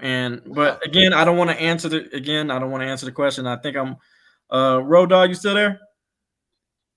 Yeah. Okay, he just got back. So I think it's my time to be how much longer we got on the subject? Probably about another 3 or 4 minutes. 3 or 4 minutes. Okay. I'm gonna give the floor to SR Trace. Go ahead, sir. Just to be clear, being in a relationship, not saying I wasn't in love, but like you said, going as we were progressing, it just didn't end up that way. So the kids had to suffer. Now I find myself working extra hard, raising my stepdaughter, including mine. So it's like I'm definitely needing to change myself because of how I react to the things that she does. Hey, SR, can I ask you a question? Were you married? Yeah. Were you married to the stepdaughter's mother? I was not. I was engaged to her. And see, that's that's a whole different way of, he's accepting responsibility. He wasn't even married to the mother. You know what I'm saying? I don't want to put her business out there, but her dad went I'm not doing that. I felt like I had to step in and permanently fill that void. Her dad is gone. He's gone. Oh, yeah. No, that wasn't the point I was making. I wasn't trying to get involved. I'm just saying, I'm trying to understand perspective that KD was married. I was married to my ex, that had a stepfather. I was just wondering. I mean, I was just curious. I was super simping, bro. I was super simping. It's still the situations that's different. The situations are different. You don't have to accept responsibility, but as a man, because you have a heart, you accepted that daughter just the time you've been around her. And that's because I love her, and it's different because both of her sisters are my kids. Right. So her two little sisters are my girls. Right. Okay. Right. So she's my kid. Right. But again, you don't have to accept responsibility. That's what a lot of things get lost by other women, by us as men, that we accept responsibility. We don't have to. I went into a relationship with my ex-wife, not because she chose me, because she seen how I was around other men and my sons. She thought I'd be perfect. She told me this. I thought you'd be the perfect man for me because I seen how kind of man you were. I'm 15 years older than this woman. You understand what I'm saying? She saw that in me, and I've been single, but I'm like, hey, I got this young woman after my shit. My mind wasn't thinking she's looking for somebody to help her raise this little knucklehead. I'm looking at the fact that she's trying to get with me because I'm a man that's got his shit together. But it wasn't. She had her agenda, but I still tried to accept the child. I never, but he didn't accept me. The problem was, and that just made it worse. Right. So again, those All right, situations guys. that you got a relationship, I don't. Right. So all right. So thank you, old school, for that. We're gonna move into the next subject. What's the next subject matter, Road Dog? The reality of being a step parent. So this particular video that Stepdog's going to be queuing up here, it's a little bit more shorter. It's a 4-minute video, but it's another stepfather who explains his current situation with his stepchildren, and and he's going to tell you how he feels about it and how's it going and all those type of things. So. Hold on. It says, wait, hold on. It says, I stabbed my stepdad at 16. Motherfucker was abusing my mother and came for me, and I beat the hard brakes off that BI. He came again, and I stabbed the motherfucker right in the kidney. He did 20 years for that. Again, and that goes to what it goes back to the fact. It goes back to the fact you can't say men ain't shit. You got to go back to the fact that you didn't pick right, and obviously that motherfucker was not shit. I mean, that's what went through that. To let it go there, yeah. Go ahead, Eliza. That goes back to what I was saying. As far as real women. That is our only plight. We got to make, that's the only thing that we're trying to make sure of, that somebody isn't going to sit there and beat us up or to beat up on our children and things like this. Other than that, we don't care how it is that you're raising our sons. As long as, our sons aren't being, victims of sexual abuse or just any kind of abuse in general. Other than that, go ahead. Go fishing. You know what I mean? Like, I would love for my sons to know how to fish, to know how to shoot, to know how to hunt, shit like this. Like, I wouldn't have a problem with that. I mean, I ain't gonna lie. I'm kind of a hunter myself. So shit, if y'all gonna go out shooting some shit, I want to shoot some shit too. But y'all, she stays strapped like it's car seat, but I'm not gonna say nothing. Something like that. But you know what though? The same thing, not to get off, the same thing like you're worried about as a mother, bringing a man in. I was concerned about the same thing about somebody else, some other man in the house with my children, my sons, and I have no control over that. So the same, I definitely understand the woman's side of it. I have the same concern because if he do something to my child, because I wouldn't do nothing, I'm going. So it's a shared issue that a lot of women understand. We go through the same thing. Even though I agree, she's there as a mother, but I got to worry about who she with. All right, y'all. Yeah. You got that video queued up? I'm ready to go. And I need to throw this out. Joe Cool, I have not had to hit the foxhole yet this show. So that's a good thing. Yes. To answer your question, Joe Cool. Thank you. Don't even want to know what that's about. All right, here we go. What has it been like on your end to be a stepfather, to kind of take on this father figure for two kids that aren't your kids? Yeah, it's kind of hard because you're still not really their dad, right? And that's like, as a dad, like, you want to be the dad, right? But you have Do you to ever feel the sense of like, I don't want to step on his toes and like piss people off and create? Yeah, there's definitely some things that you do that you you kind of walk a fine line on that, like whether you're doing that. But I think a lot of it is, it's less that, it's just there's the kid's emotional side of it. And it's you're not their dad. They know you're not their dad. They still have their dad and they go see their dad. They love you, but I think for them to get comfortable in that scenario takes some time. Like, and it depends, I guess. I think every dynamic's a little bit different, but like, originally, we got into some things where it's like, the other step parent did not want them calling me dad, you know, Right, and right. so, or the other parent didn't want them calling me dad. Sure. And I can't really begrudge that, you know, like I think about it like on the other turn, like, you know, what I want, you know, someone being called dad, you know, from Your my kids. Yeah. And so I can't really like, you know, begrudge that. Fault But I them do for that, think that, you know, being directly told that to the kids was probably a situation that made them feel like they took a step back a Right. little bit. And so it's just hard because they love you and you're always around, but there's also this sort of like, you know, separation that's a little bit challenging. Like it's a little bit of a disconnect, especially when you know, you don't, you know, for 10 years they were raised by somebody else, and you know, parenting styles are different, home dynamics are different. Like we talked about, like that's what I think what I was going to bring up is like we grew up as three boys who roughhoused and we played loud and we did crazy things and all this kind of stuff. Cannot believe I'm still alive. Right. Yeah. I mean, like some of the things we did were like, we should be dead. But, you know, so like, but that stuff's what kind of comes natural to me, like the loud play, the kind of the rough housing a little bit. Yeah, no one can stir up the kids in my house quite like you. Right. It's Jeez. It's a gift that I was given and trained well You at. have been an instigator Life forever. I am. It's in my DNA apparently.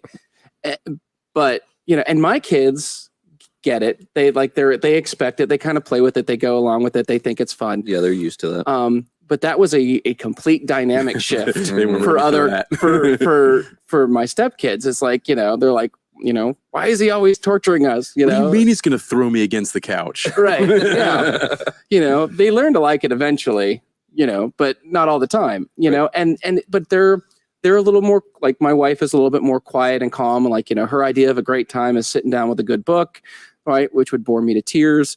So like when we do Nerf wars and it gets loud, you know, like she and our youngest daughter are kind of like, this is a little too much, and I need my safe space. Right.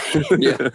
So, you know, they go off and do their own thing. And so that is a challenge. And I don't have any good answers for that. Yeah. Other than, you know, you try to just work in a balance and be fair and say, okay, you know, we've done our crazy wild Nerf war time. Let's do something that involves other people now, Right. and try to make it so that everybody gets to interact with everybody.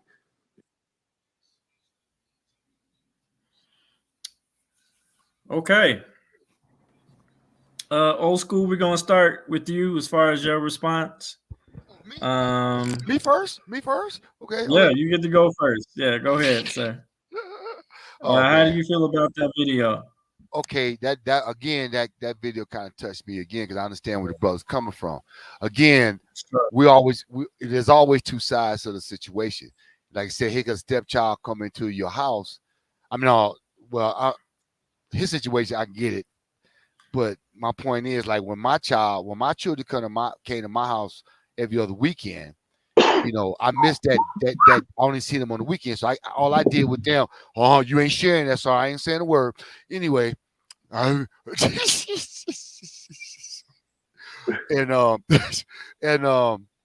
so I never engaged in a regular thing with my stepson during the week. But when my sons came, we engaged, like the dude said, we rough houses, we playing ball, and our evenings when my sons and daughters weren't there, they want to sit there and watch reality TV, and I'm downstairs watching football, some sports. We never engaged, so there was never a good understanding between us, because he didn't, you know, he ended up being gay anyway. But the whole thing is, there was a difference. I didn't give a damn, but because we're separate households, and you know, people, I got to plug my battery, almost dead. You know, you get you know, it's different relationship when they come over, things y'all do, how you engage each other. We just didn't do nothing, and so I didn't, you know. My ex-wife was with her and her son, and they'd be off. I mean, I'm doing something different. So that right there, the relationship was slowly crumbling, not understanding the fact, because there's nothing going on between me and her son. I tried standing up in church, doing everything. Nothing worked. And his own dad didn't want to be bothered with. So he had no relationship with any strong men. So any strong man come along, it's an issue. When I say when I say it's green, you're gonna tell me it ain't green. Dude, what is wrong with you? Come on. I tell you take out the trash. You don't take out the trash.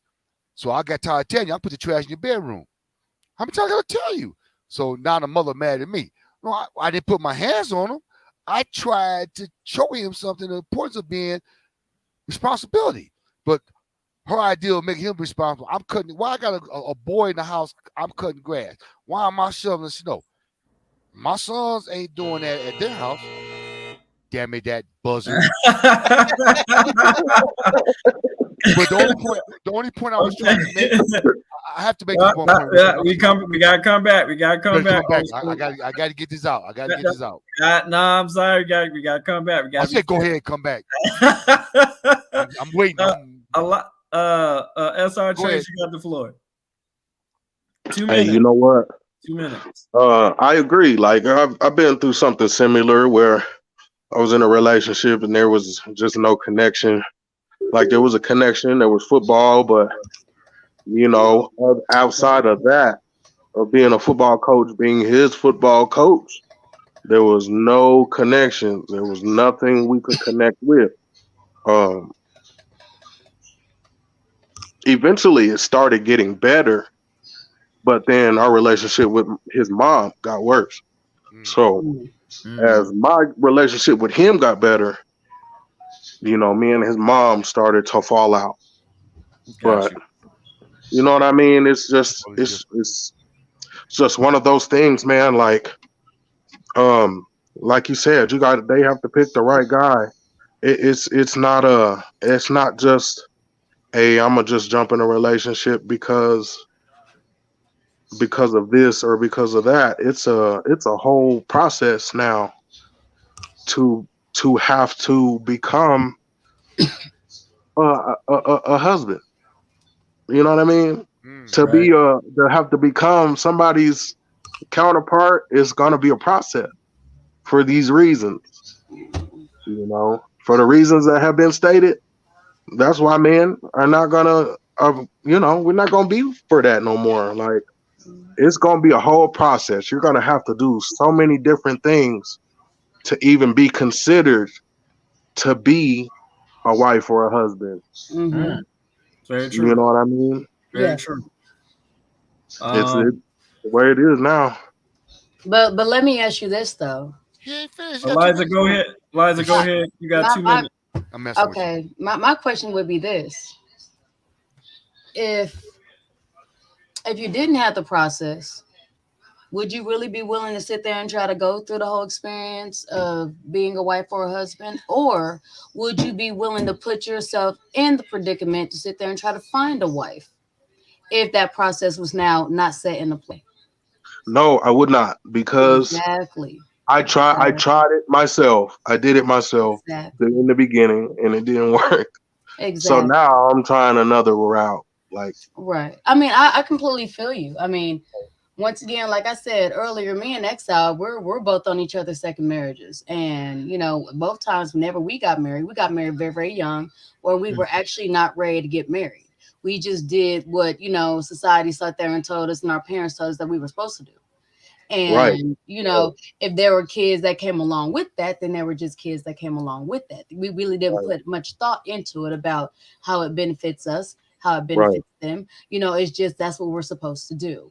And that's how we were raised, right? That's how we were raised. Yes. That's how our parents raised us. They didn't know any better. Yeah. Exactly. So, I mean, that's why I said, now that we're a bit older, now that we have a bit more knowledge, and now that we can actually openly have an adult conversation about the situation that's actually pertaining to us, not pertaining to the social stigma of the way things should be. I think now we would be better, what's the word I want to use? Better prepared to sit there and try to make the choice if we want to make the choice. Because right now, I know there's a lot of people out there that don't want to get married, don't want to deal with stepchildren, don't want to deal with any of that. I know that there's some that are willing to sit there and do it. They just want to make sure they get the right person. I know there's some that, hey, they're willing to do it. They just want to make sure they get, stepchildren that actually are that are appreciative nice of kid. their role as a stepdad That or mind. stepmom. that know when to stop. That's nice kid, right? You ain't gotta choke. You know, gotta right? choke out. Because my biggest thing is sitting there and trying to do a role, and then these kids are being so disrespectful, and I'm sitting here like, Is that the I'm buzzer just like, again? That's the buzzer. That's the Oh. buzzer. Oh. sorry. Okay. Sorry. All right, so I'm gonna go ahead and go back to old school. Go ahead and rebuttal. Yeah, I know you have some more stuff to go. One point I was trying to also make is that when the guy was talking about the kids calling him dad. Okay, when I got with my ex-wife, I told her something right. Look, I ain't your daddy. I'm just a man here that's doing stuff. I'm with your mama. I ain't your daddy.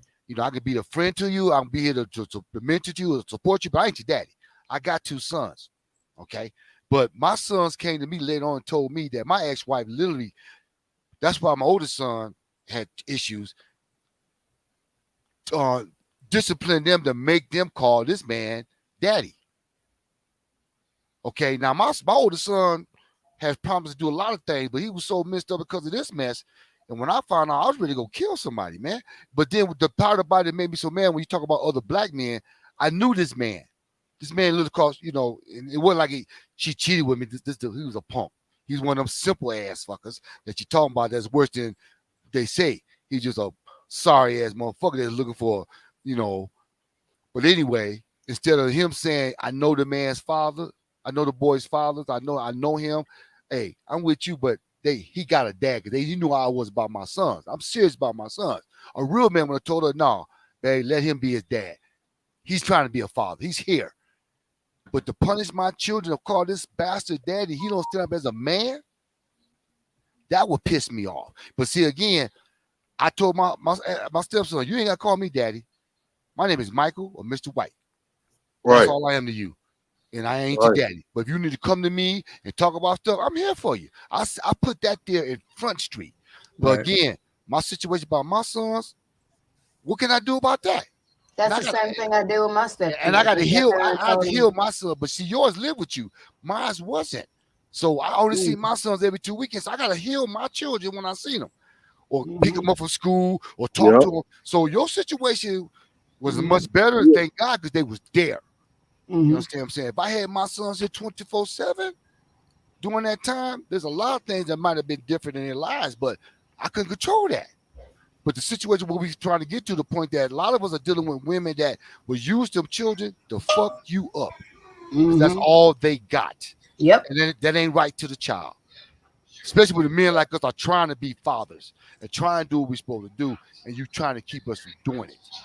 I've caught in a guilt trip too over a stepchild. Over my stepchild, I've been put through the ringer over that girl. That's true. I'm gonna tell you, like, no cap. Not even over my kids. Right. Over my stepchild. You ain't got to. You don't have to. Right. But you know what? I wouldn't change a thing, to be honest. I wouldn't change a thing. That will make you who you are. That will make you who you are. Yeah, that's true. That's what makes you who you are. That's it. Plain and simple. I think the video, me personally, if we're talking about the video. Yeah. I think the video definitely highlighted. I thought he was very genuine with his answer. Yeah. And I do believe he was a little timid about going into certain stuff. I don't think he was all the way fully transparent. Yeah. Because I'm pretty sure his wife was watching the show. Oh, sure. Right. I'm sure she was watching the show. But here's the thing. I think as lovers or anything like that, we should be able to be fully transparent. Right. I think to silence your partner because they feel a certain type of way, I don't think that's okay. And that's why it's important when you're dating somebody, that is an interviewing process for an investment. You know what I'm saying? You have that it is. It's an interview. That's why you ask these tough questions up front. And then you watch how they move accordingly to not just from their answers, but if their actions match their answers. You know what I'm saying? And then you can be like, You can bring it up to them and like, hey, this is a bit of a red flag for me. Yeah. I'm not really feeling this right here. Look, you can do whatever you want, but if we're going to be together, if we're going to move as a cohesive unit, this can't happen. Right.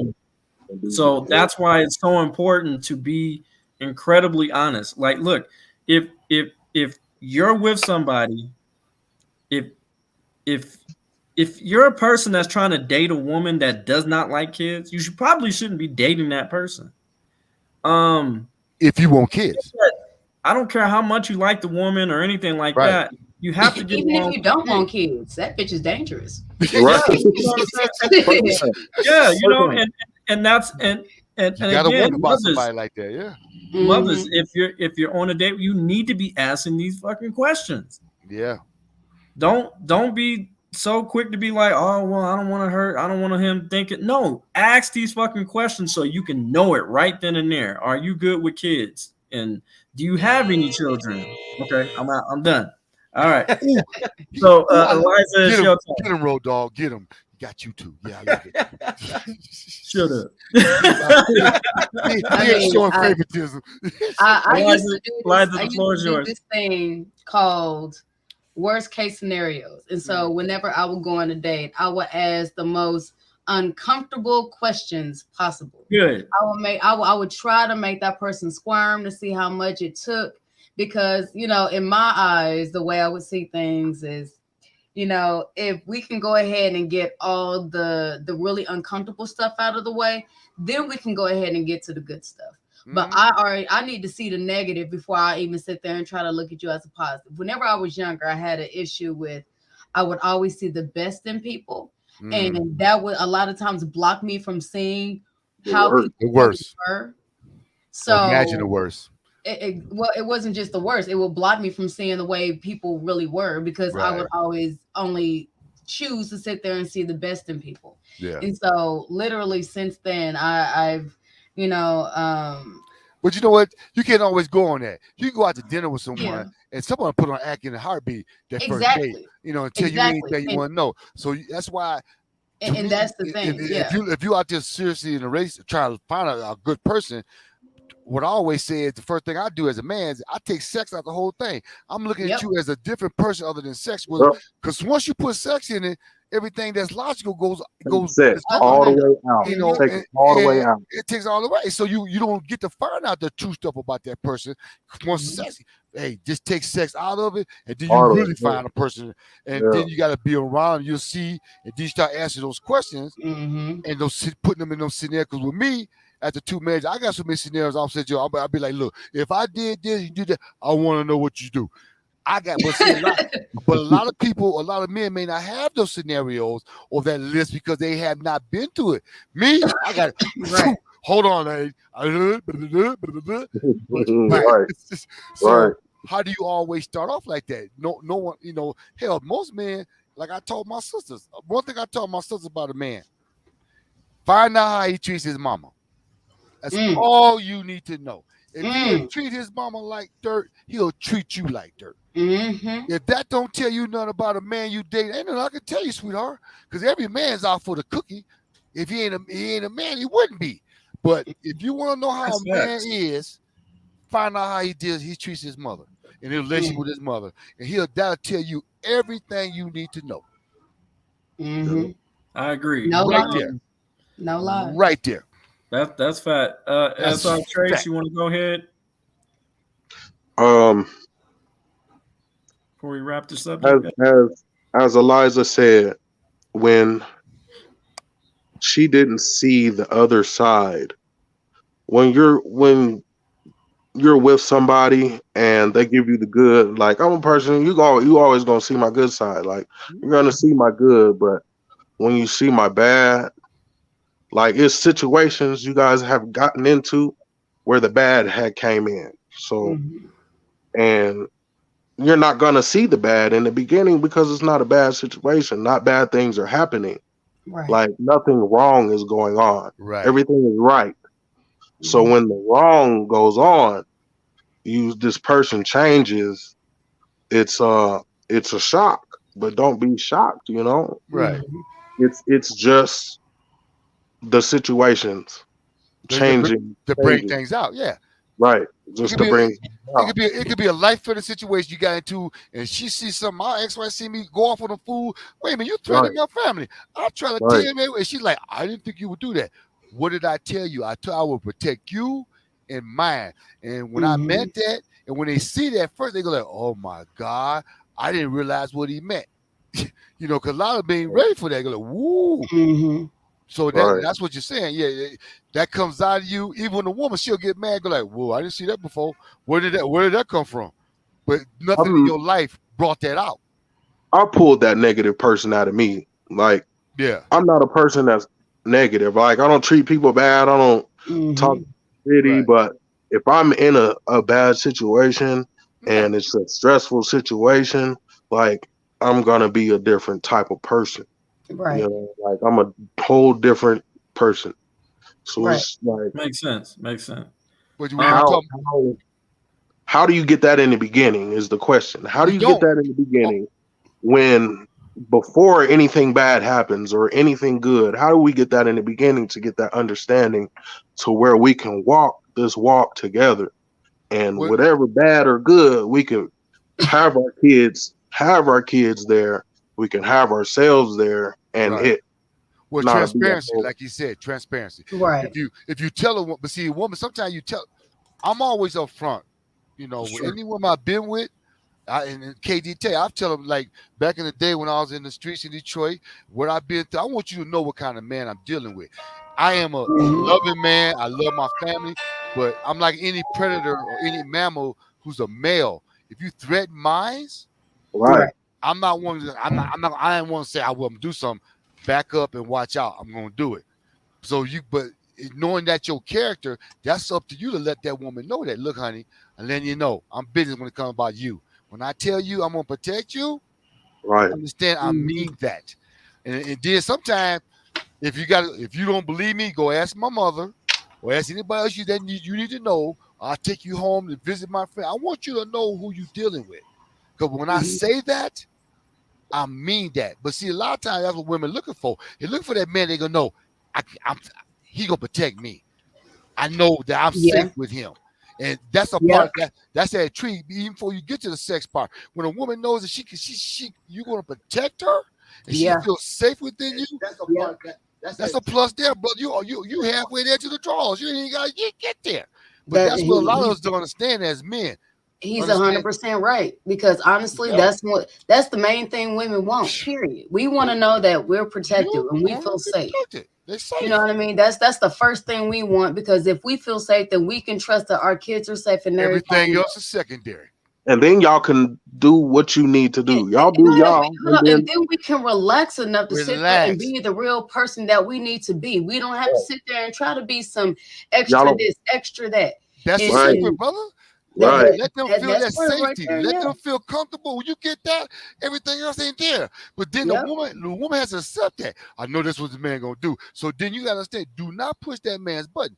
Okay. Now you know, man. When I tell a woman, I will never put my hands on you. Most women, you tell that, they go, "Oh yeah, oh we'll see." They'll try. And then they'll go and test you. Hey, don't do that. Don't do that. You know. And so you got to be a stronger man to walk away before they push you to that limit. Right. You know, but and that's where the problem sometimes encourage that, honey, don't do that. I'm trying to, because I ain't that kind of man. But then sometimes they'll forget, if you hit me, the reactions they hit back.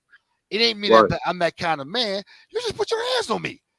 But as a man, I had to be strong and say, babe, I will sit on you and tell you to stop it, because I ain't got to. I just don't believe a woman can, you know, you shouldn't have to go there. You shouldn't have to go there. And that's a lot of times the issue. Let me throw this in there.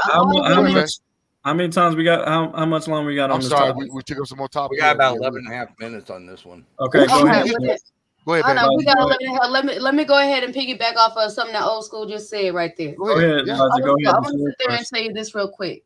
Here's, you know, and this is, I guess I'm only speaking for myself. If it resonates with people out there, great. If it don't worry about it. I'm only speaking for me. But, you know, in the past, whenever, you know, my husband now sat there and told me, well, babe, don't even worry about it. You know, he sat there and said, I never put hands on you. I never do this. I said, oh, okay. I said, dude, I'm crazy as fuck and I'm a whole bitch, bro. He said, no, you're not. You're so sweet. I said, yeah, I'm sweet now. You have to understand. I know me. There's times I can't stand me. I piss my own self off. Okay. Own it. Yeah. I said, dude, no, don't have to be the time when my period is here. It's a fucking. But that's accountability, though. I want to run away. Exactly. You know what? And then I sit there and I say that.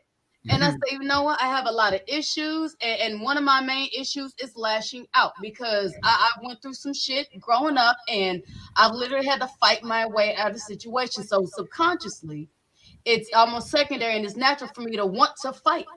And so, you know, all I did was sit there and ask, you know, all I asked you to do is whenever I get here, I need you to do these things so that my brain can kick in instead of instincts. Okay, now it might not always work, but you know, the more we try and the more we do this, the more it will. And you know what? The more I will be able to feel safe, feel comfortable. I won't have to respond the same way. And we can call it retraining, relearning, unlearning, whatever you want to call it. Is that old school again? Is that the message? I heard the music. Hey, that's my NDIRE song. I like that song. Yes, that's my phone. Yeah. That's my song. Yeah. I thought Road Dogs playing games again. So I just, you know, again, guys, like when it comes to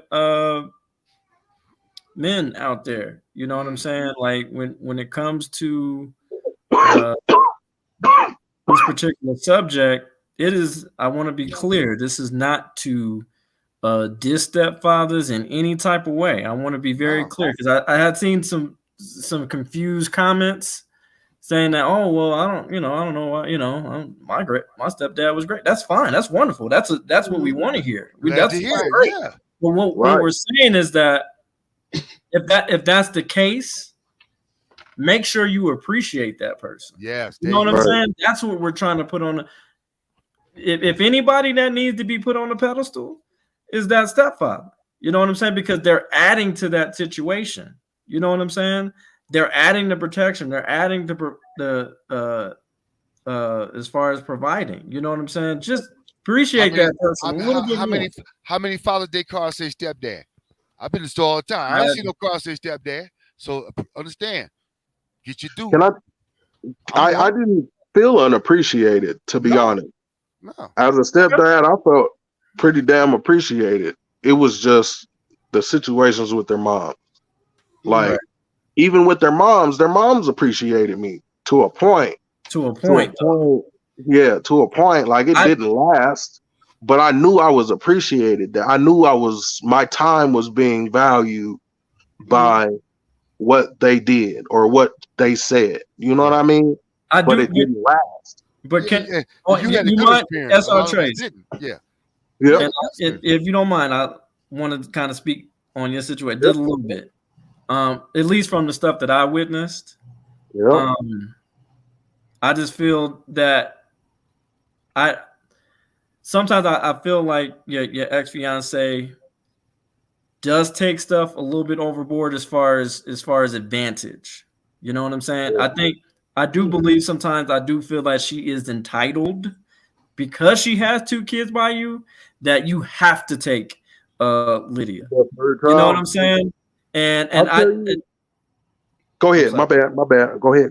And that's the thing, you know, I personally witnessed with my eyes.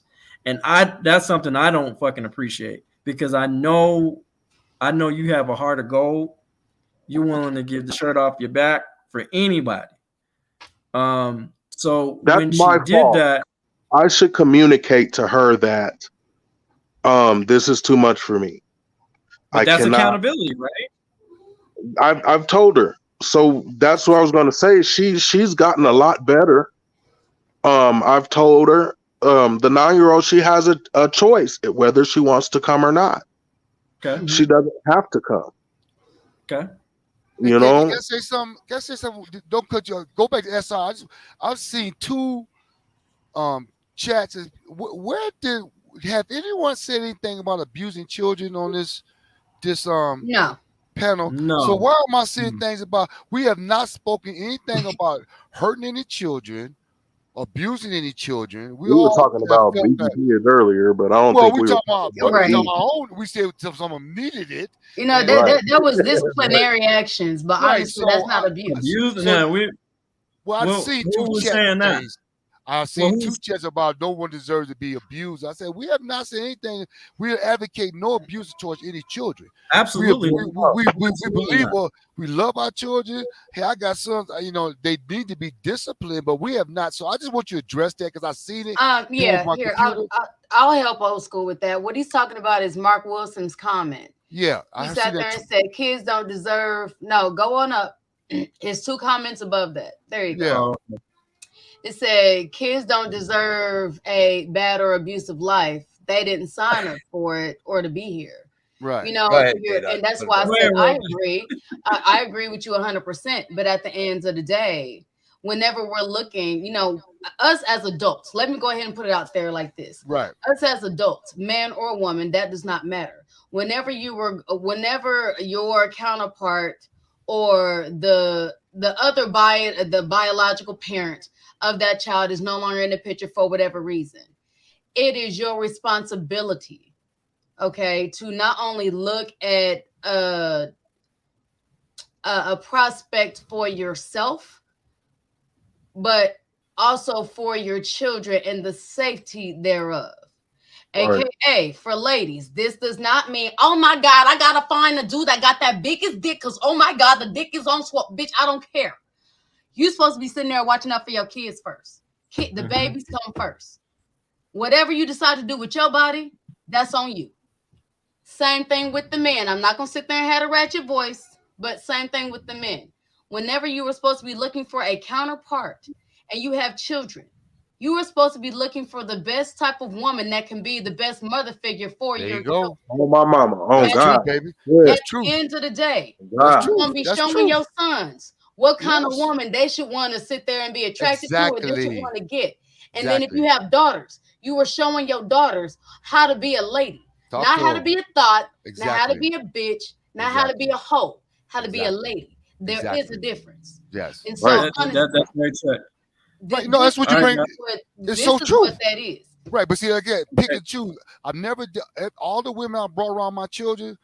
I'm not, putting down any women, but my choice of woman, educated. They doing some, they got decent jobs. They even if they mothers, they good mothers, whatever. I want my children to see this is the kind of woman I picked. I ain't just pick some woman off the street. Exactly.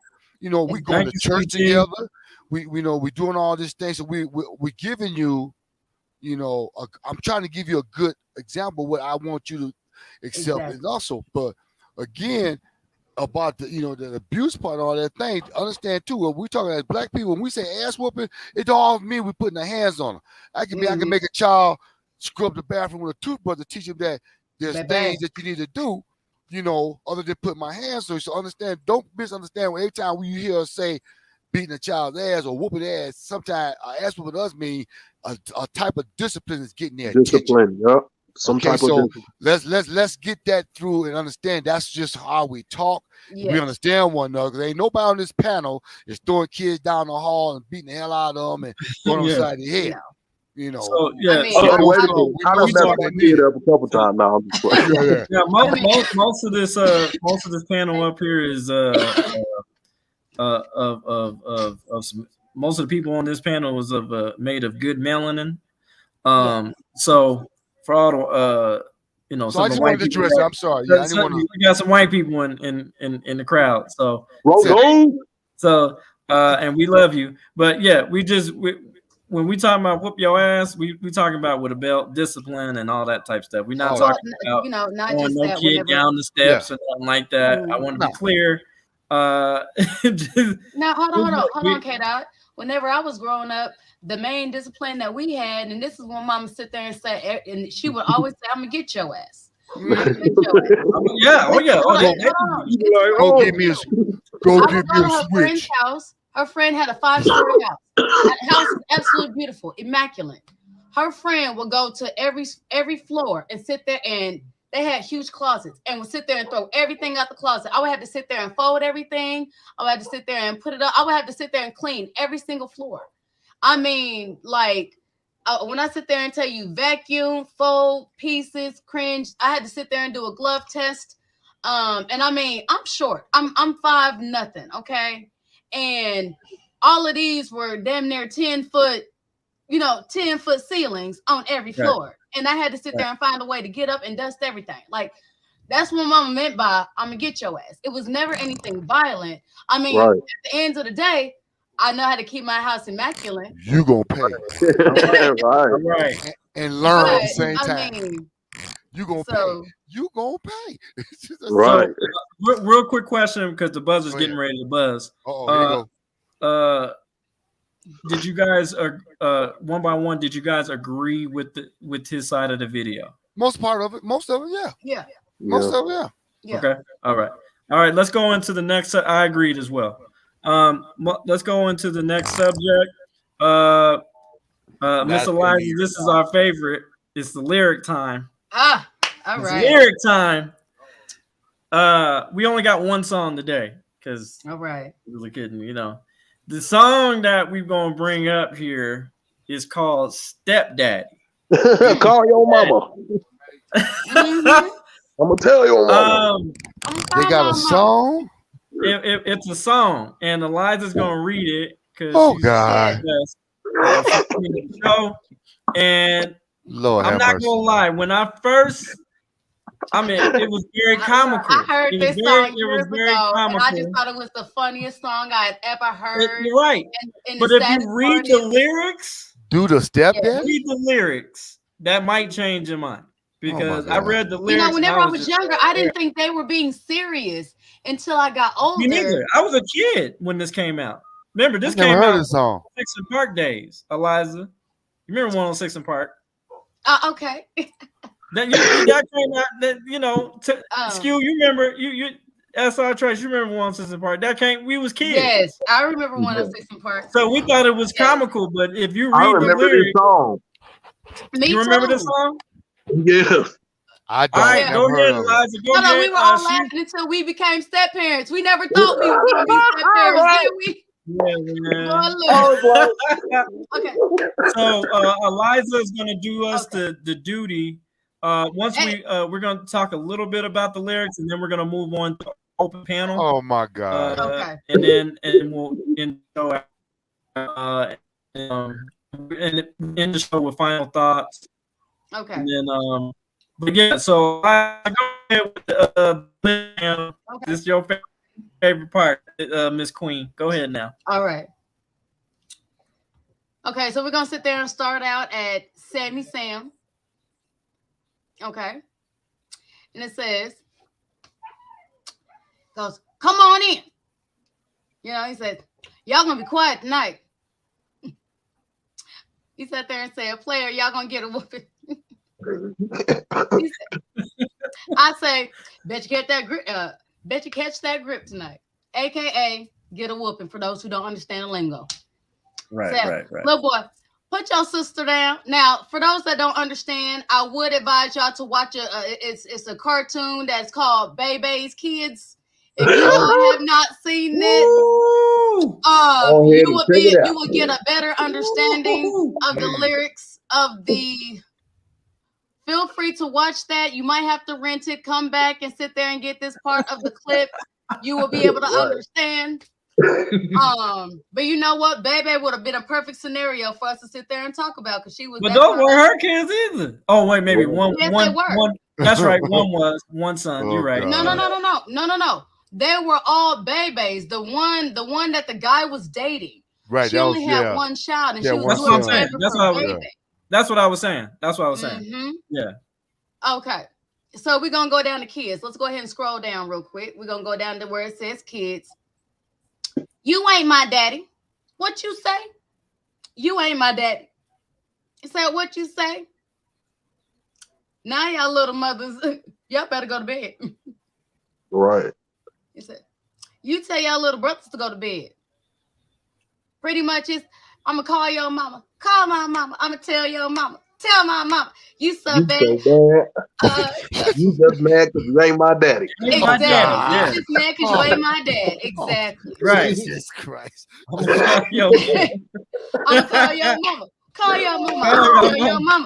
Tell my mama. Oh, Honestly, Crazy had as my all kids ever said that, Lord, the ass whooping they would have got would have made the earth shake.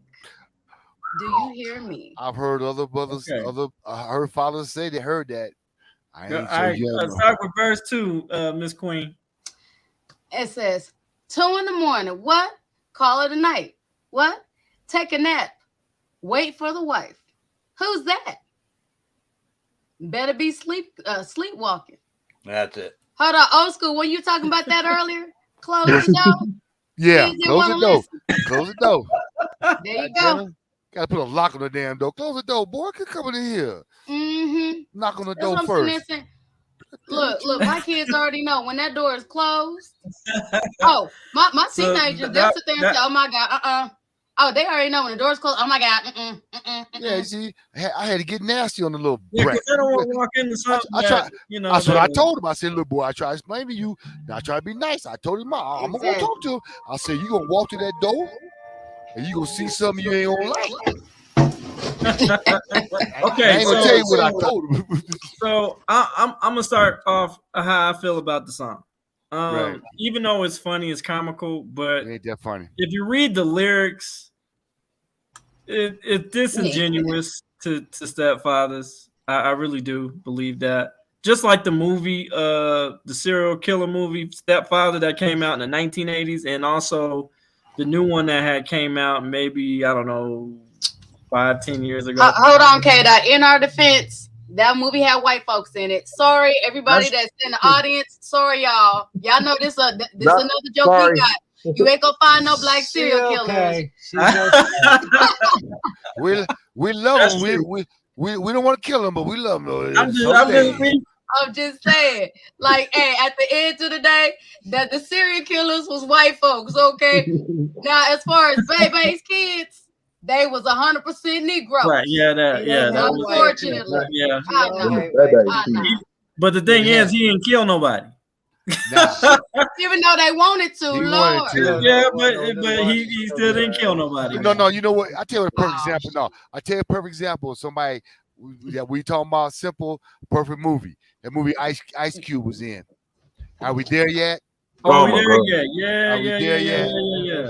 Yeah. Pizza dudes that wanted to buy the little black one, but I told them you wanted to keep it. Yes, I cannot have my dog. Don't be doing no freaky shit on the camera. Sorry, he sat there and started side conversation. We still got puppies for sale. Random. This is a PG show.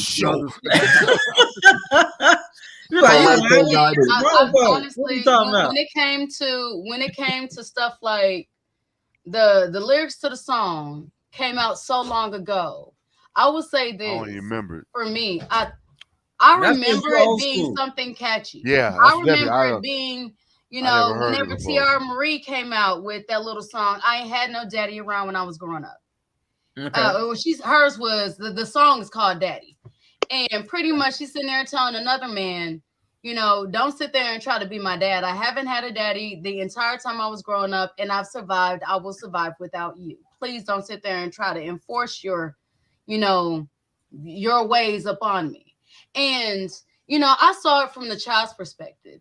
Now seeing it from the adult's perspective, I feel a little different about it, especially being that now I am a mother of a teenager who, literally has those same feelings, those same viewpoints. She's been blessed to always have her daddy in her life, and that's beyond beautiful. Is that a clue again? I never know with Road Dog. No, that's my phone, honey. That's my phone. I'm sitting No, that ain't Road Dog. You know he getting soft on us now. What is up? Yeah, he ain't buzzing us at all. He give her the soft stuff. He gonna give us a hard thing. Road Dog be on my ass, like, I know he be on my ass. But now it's one of those that she didn't always have her mom. Some stuff happened. It's not my place to sit there and speak on their situation because it was not mine. It was theirs. So I'm gonna sit there and keep that private. But at the end of the day, they've been my baby since they were 4 and 5. Yeah, but see the whole again. At least you tried to have a relationship. We all tried. Y'all was very more successful. Mine just I tried my best. You know, he just had a problem. His own dad didn't want to do with him, so he just had an issue with men. Period. So no matter what I was going to do was going to change anything. Oh So no, it was, I still get that backlash from her. Oh my God, the Well, I mean, level at of least you- resistance. Oh my God. but at least you could have a conversation with the child. Is what I'm saying. She, at least do that. depending on the day, depending You're on still the young. mood, You still well. I mean, she better not be on a period. Oh my it, God. it wasn't even a conversation. Is what I'm Crazy. saying. It was just hateful all day long. You know what I'm saying? And there's always an issue between the mother and me because I'm trying to deal with this child. You know, to a point where I'm taking doors off the room to get his attention. So you know, it's like, look, what I gotta do short of killing this boy? You know, I mean, just this fact, here's a 16-year-old boy called his mother a bitch. I'm like, and he's still alive? You heard what I said. And the boy still, you didn't knock him out? I'm going like, excuse me? He's still sitting there? Oh, honey, I would have had a shovel. I ain't gonna lie, I'd have swung my backpack upside the head. This is what I'm talking about.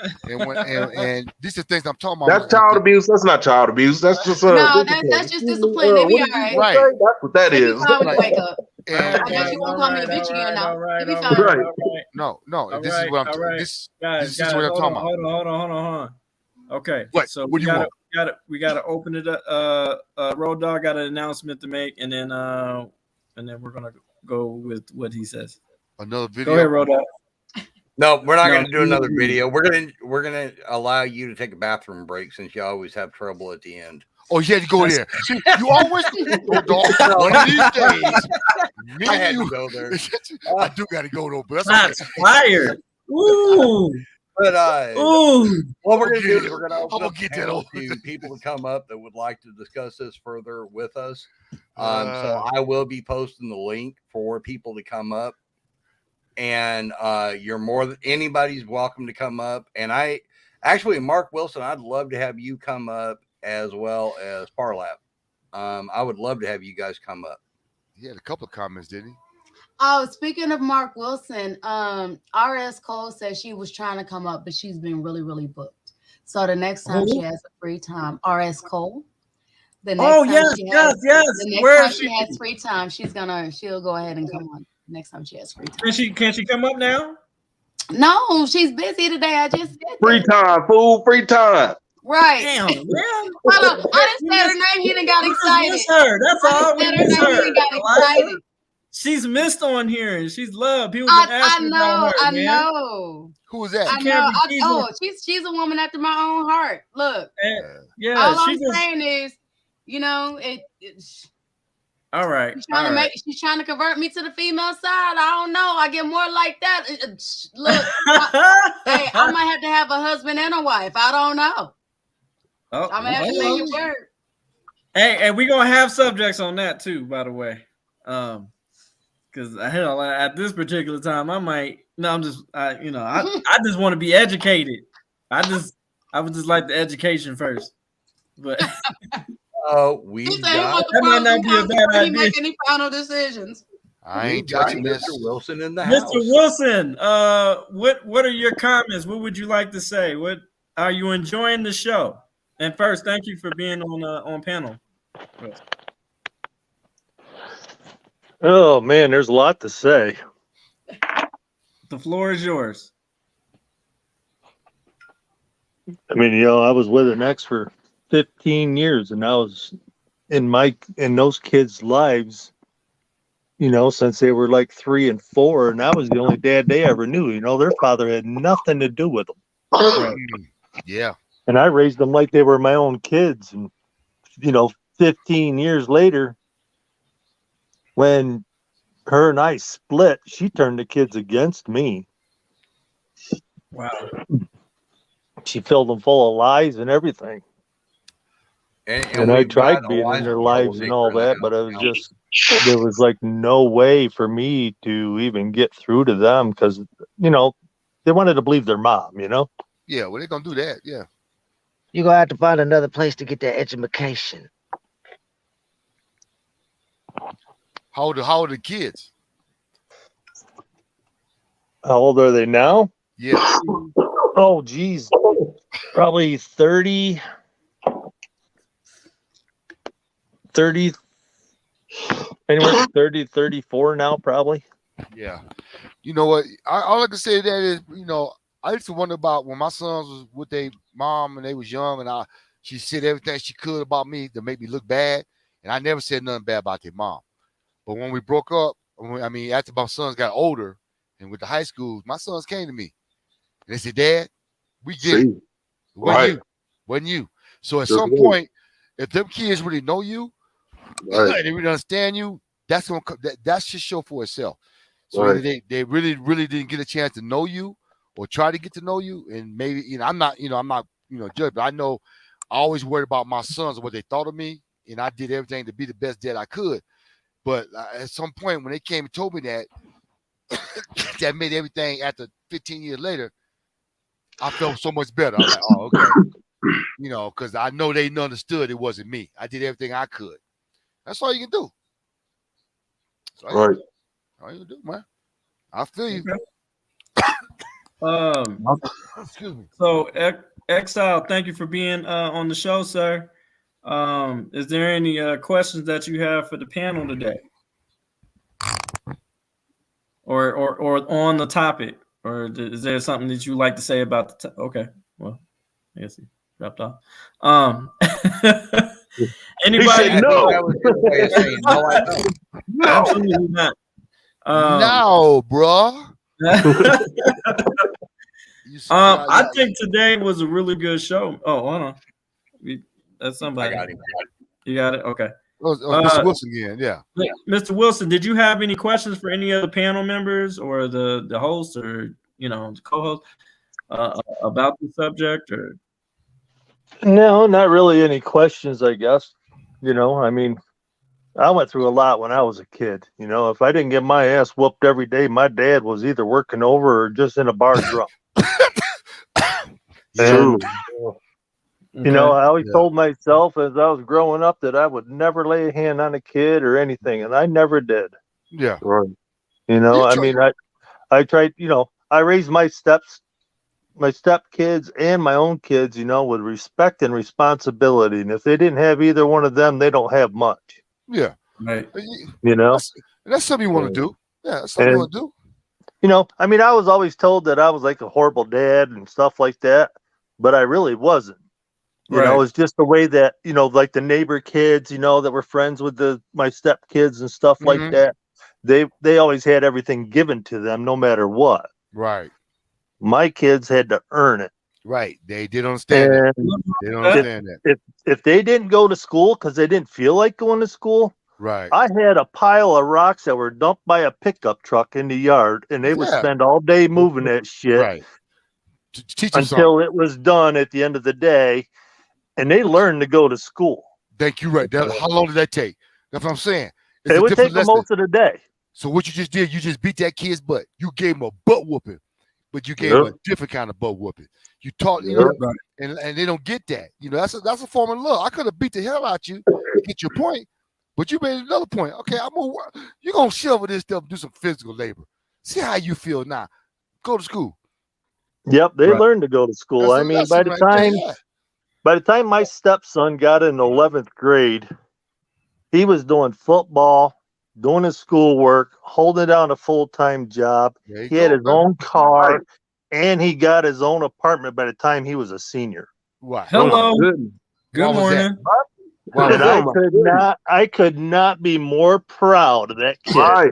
That was that size 12 in his butt all day long. So that was that's what that congratulations to your son, man. That was cool, man. That's what I'm talking about. See, it's a difference. It makes a difference. I don't care what it is. A man's foot there, that makes a difference. A woman is there to teach a child how to be loving and be heartful. But a man, you got to teach that child how to work hard, understand the value of it. You got to beat it too. Like you said, you got to put your hands. I try everything in the world not to beat my children. They came to my house one day and they messed up in school. I gave them a toothbrush, took it to the bathroom and said, "Look, I'm gonna teach you a job. Be a janitor. You ain't gotta do it but read a label on a detergent." So since if you don't go to school, so I made them scrub that whole bathroom with a toothbrush.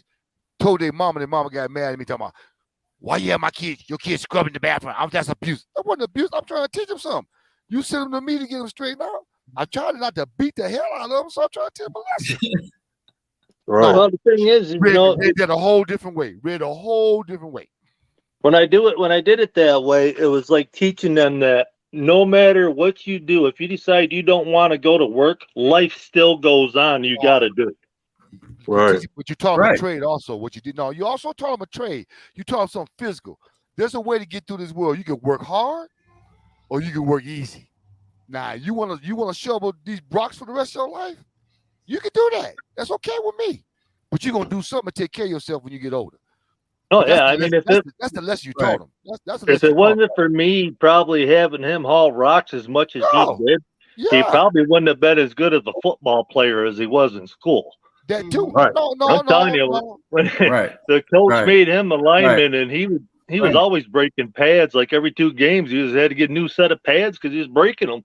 No, trust me, that shoving them rocks taught him more than that football, bro. I'm telling you, I know, because I went through that same thing. That he manned up. That taught him responsibility. That taught him you have to work hard to get something. Ain't nobody giving you nothing. That's what it taught him. You know. Yep. Yeah, be proud of that. You taught him more than you think you taught him by that just giving him doing what he's doing. And that's what we miss. We ain't got to put our hands on our children. We got to teach them other ways. There's other ways to get to their brain. Yes, sir. My ex's stepdaughter, she went through the same process. I didn't I didn't treat one of them different than the other. Do them all the I same. didn't care if you were male or you were female. You did it. Right. You're going to do it just like your brother did, or he's going to do it just like his sister did. Yep. All that whining. That's good. Let's get it. So this leaves me with the question, and also, Road Dog, I want you to. I don't know if you figured out that poll thing yet. On the question on the topic, for the audience members to participate in. No, actually, I'm still working on trying to figure that out. Okay. So we're gonna I'm gonna go by each and every one. I'm gonna start with Mr. Wilson first. Well, actually, I'm gonna start with myself. To answer the question, is there a benefit to a man to be a stepfather? And I'm gonna go, and it's gonna be either yes or no. I'm gonna go. I don't need a whole group of explaining to, or if you want to, that's fine. Yeah, you can do that. But it has to be a yes or no, and then explain your answer. So I would say for me, is it a benefit for me to be a stepfather? No. And the reason being is because from my experience, from other people's experience, statistics, data, all those particular type of things. It's not a fair deal. I don't get to walk my stepkids down the aisle, my 2 girls. They mom turned them against me. And she knows that because I actually had a discussion with her about this week. And I don't when I went to go get my son to pick him up, she wouldn't allow me to. But when they were out and didn't have an apartment or anything like that, I was told to you need to take the girls. And SR Trace is a witness to that. So I love them girls, but if I can do it all over again, I wouldn't. I can't get my time, my money, any of my resources, the commitment and all that type stuff that I made. I can't get that back. So would I advise a young man who's single and trying to start his life and get his life together and all those particular type of things, brother? That ain't my suggestion. I say don't do it. So that's my answer. I digress. Mr. Wilson, give me a yes or no answer and then explain your answer. Well, actually, it works both ways, yes and no. No, it has to be one or the other. You got to be. I hate to do that to you, but no. Katie, let me have. Go ahead. No, I want to hear both sides. No. Reason why I say that. Hold on. I'm explaining reason why, because I want to give. We gotta have a majority of something, even if it's 60%. He's gonna be the half. Old school is you the goddamn host. Okay,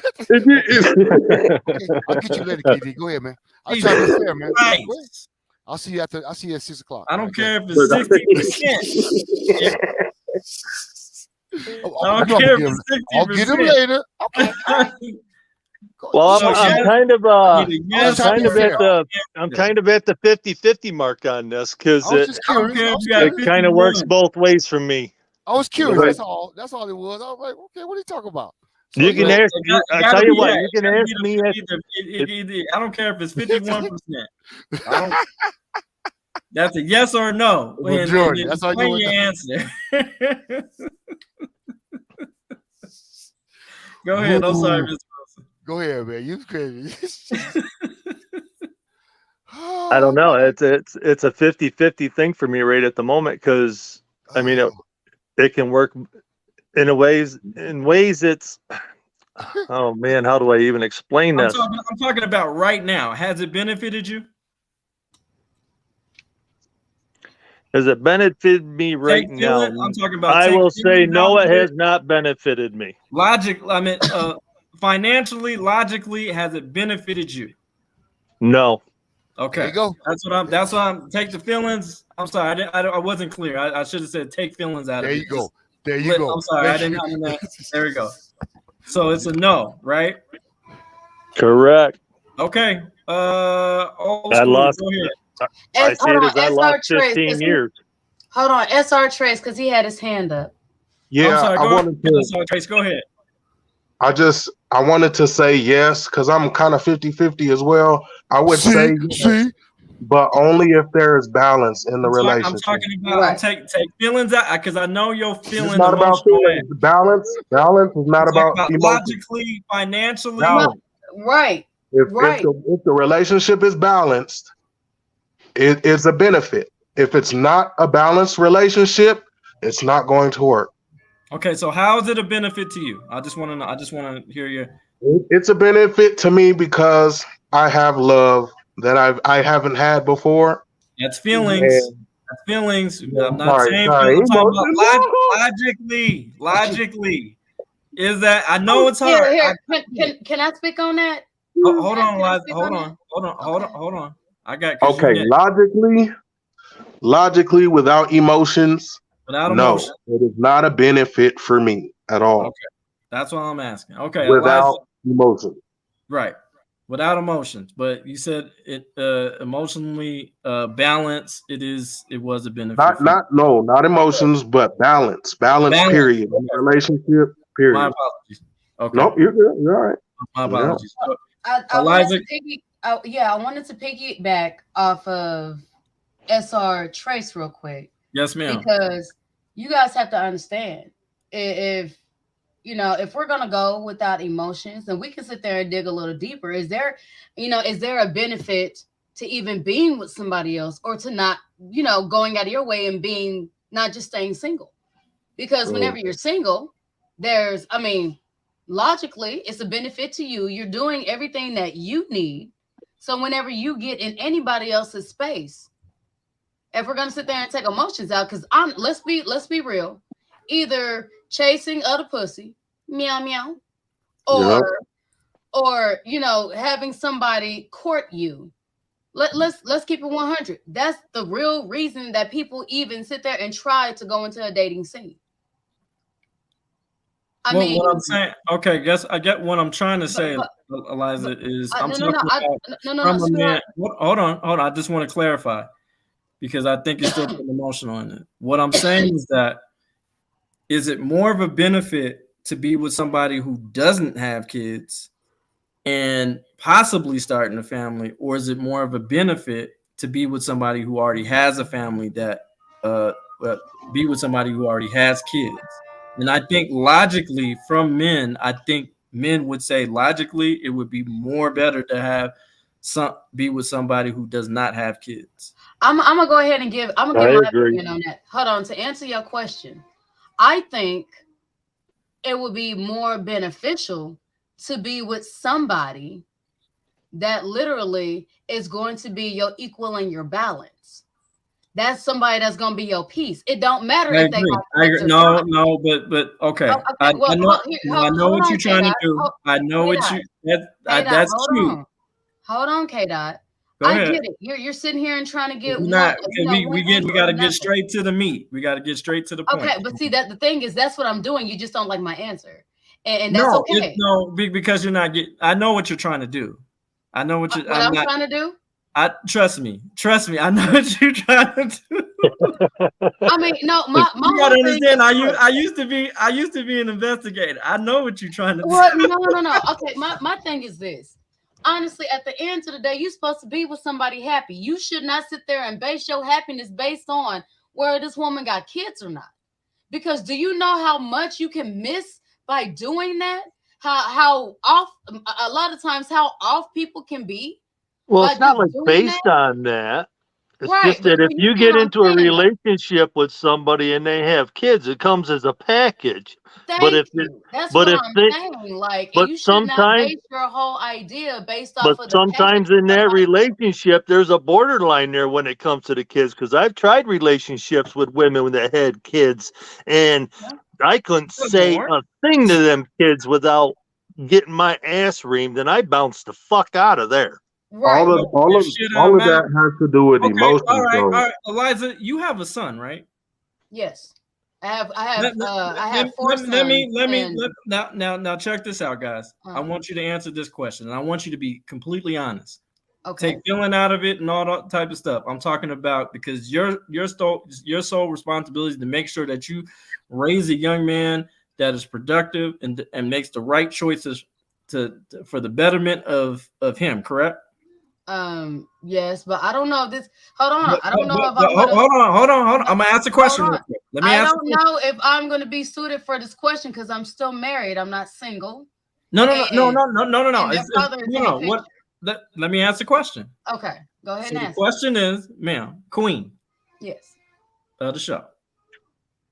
Would you want, as his mother, would you want him to be with somebody?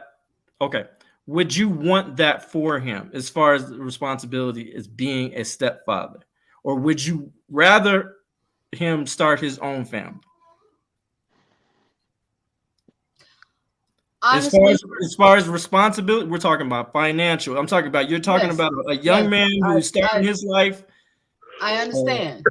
I have 5 sons. I have 4 sons and 1 daughter biologically. Oh, okay. Yes, I understand.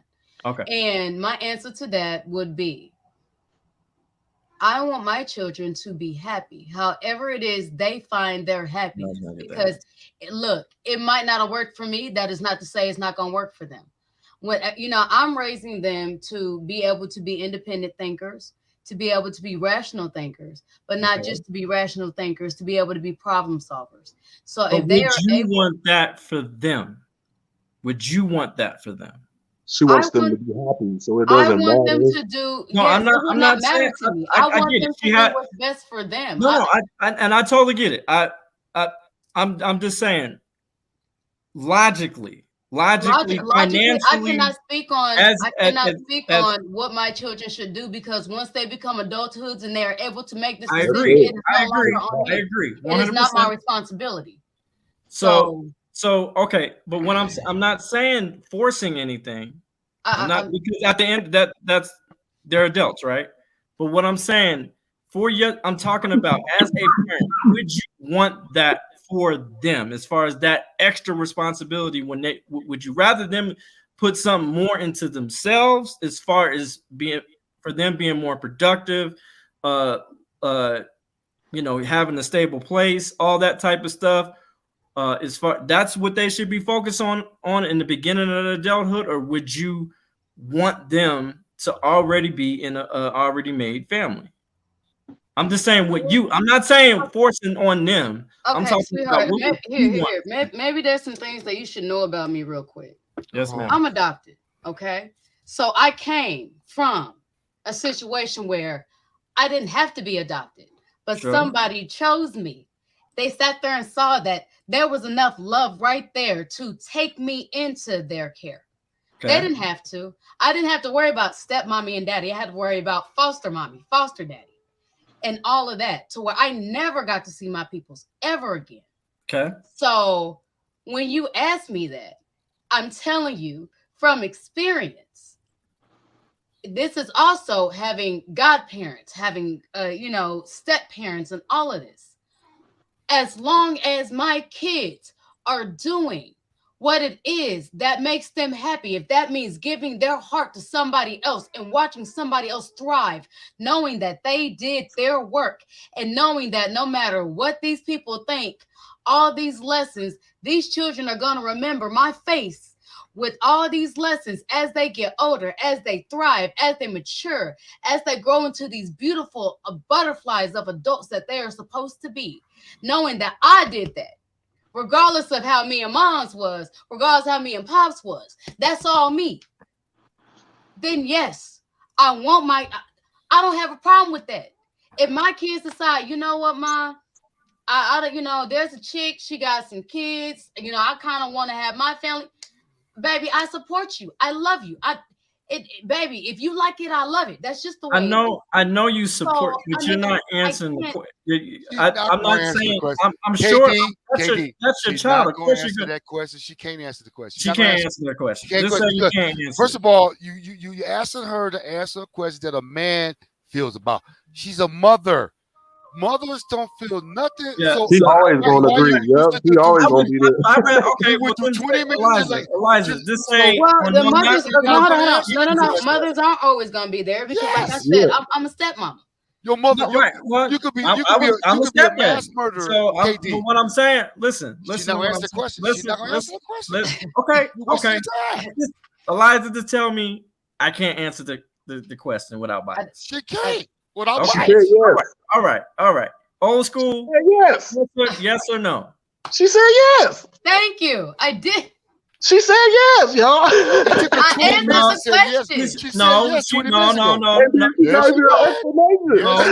No. Thank you. Listen. All the information. She said yes. Listen, y'all. What I'm saying is that, but she thinks she's slick out there. No, man. I know it. You know it. You can't. You know it. But you know I can see past bullshit. I know it. But see, where was Road Dogg? Elijah should know me by now. I can see past her bullshit. But that's okay. I love you anyway. But we gonna move on. We sat there for 20 minutes. I said she's not gonna answer. God damn it, old school. Answer the question. Oh, it's my turn now? It's your turn.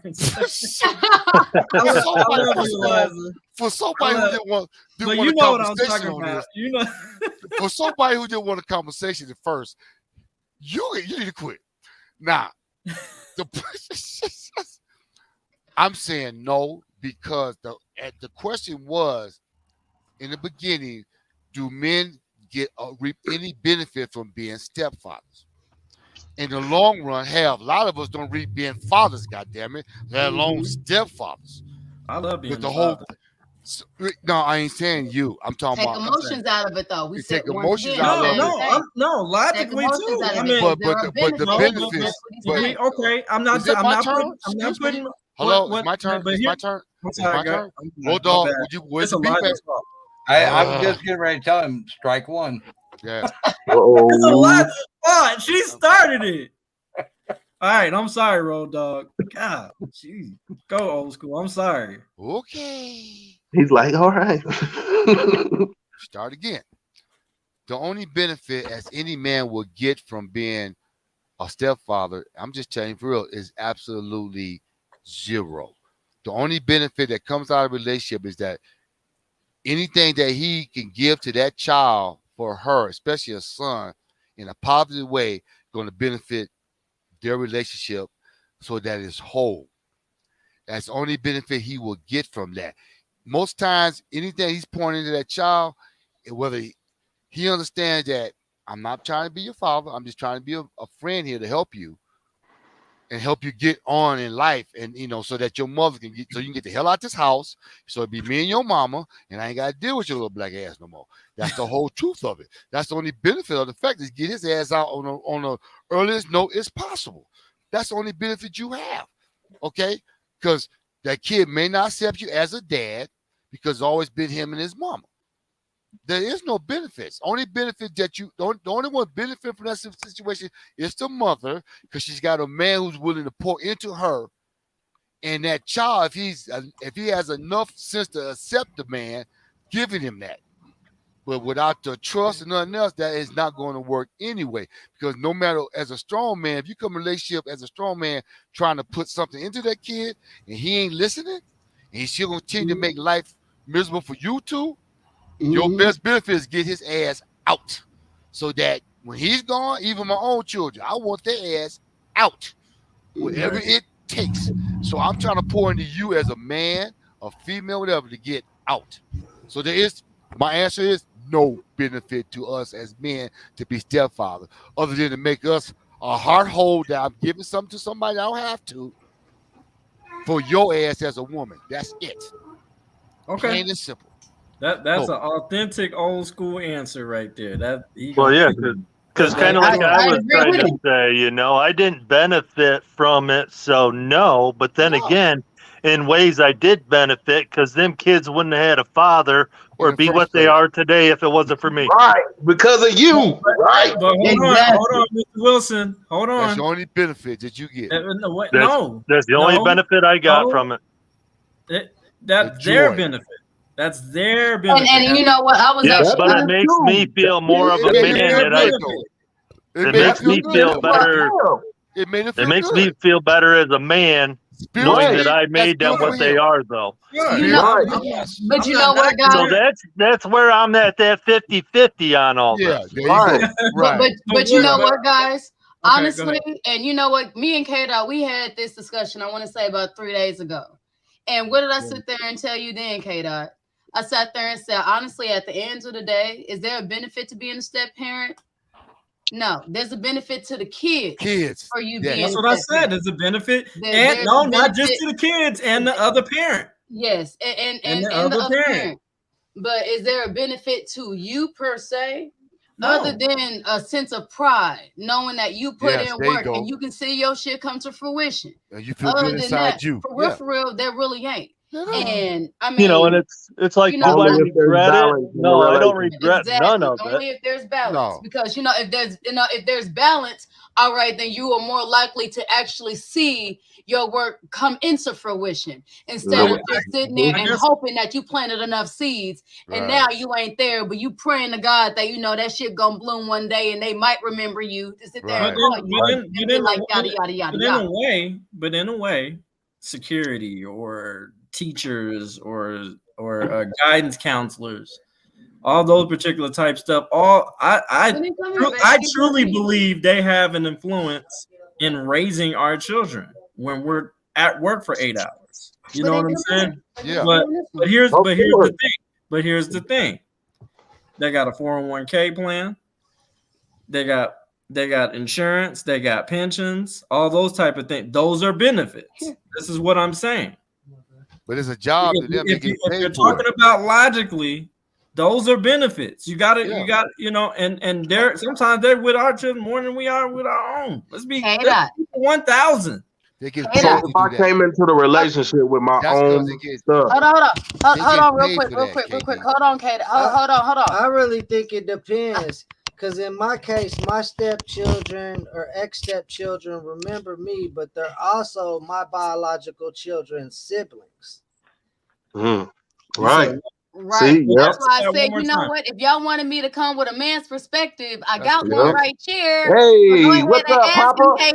See, well, his ass should have been on the fucking show. Not just extending myself to, but extended family that's extended themselves to me.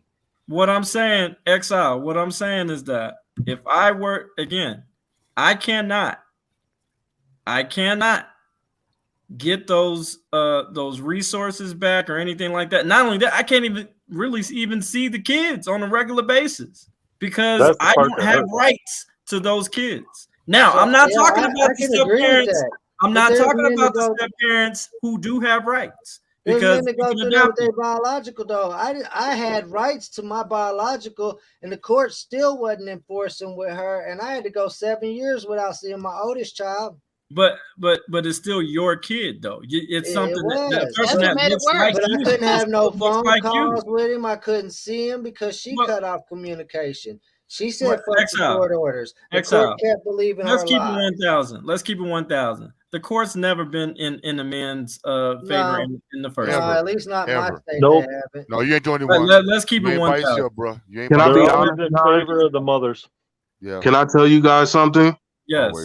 I came up with my own child support. I wanted to pay child support. I did because too. I didn't see my kids on a regular basis. Mm-hmm. And she took me to court, but I told them I can only do this. And they according to what I did, all right, the court appointed it for me. Mm-hmm. So I can't hear that and say, no, that's not true. Because they looked out for let me me. give you an example. I did the same thing, but my baby mother provided documentation and still was told that was nothing but considered gifts and got hit with child support. Right. Oh, and it's different. Right. And the thing Some was, situations, yeah. me and my ex-wife agreed. Again, we have joint custody. So, but it doesn't matter if you were married to that person.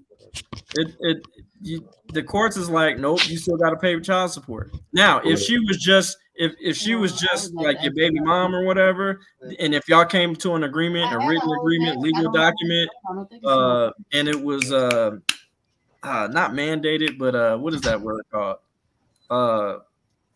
Where it's official, like what Eliza, what you take you could take it to a bank and get it notarized. There we go. Notarized. Okay. Notarized. Yeah. It did not matter to the court because at the end of the day we were married. So we had to stick with the child support thing, and we have joint custody. We have half on everything. But at the end of the day, you know what? Who was appointed the custodian parent? Nobody. That's what makes it different. See, that's Nobody. different. And that was different in your relationship. See, in my relationship, it was because the joint thing was, custody, but she was a custodian. So that means she was not the custodian. She's not the custodian. What I'm saying, that was in your case. When I went to court with that bullshit, what I'm saying is they made her custodian. So when I went to argue about what school they was going to, she's making decisions without consoling me. Oh yeah, I had to argue with the courts about it. Like, wait a minute, I thought we was joint custody. No, you got joint custody. You only get to see your child every other weekend. Yeah, and she's a custodial parent. So that meant that she misunderstood the fact that she got all the power. No, that's bullshit. So I had to go to court and I ain't got the money for that.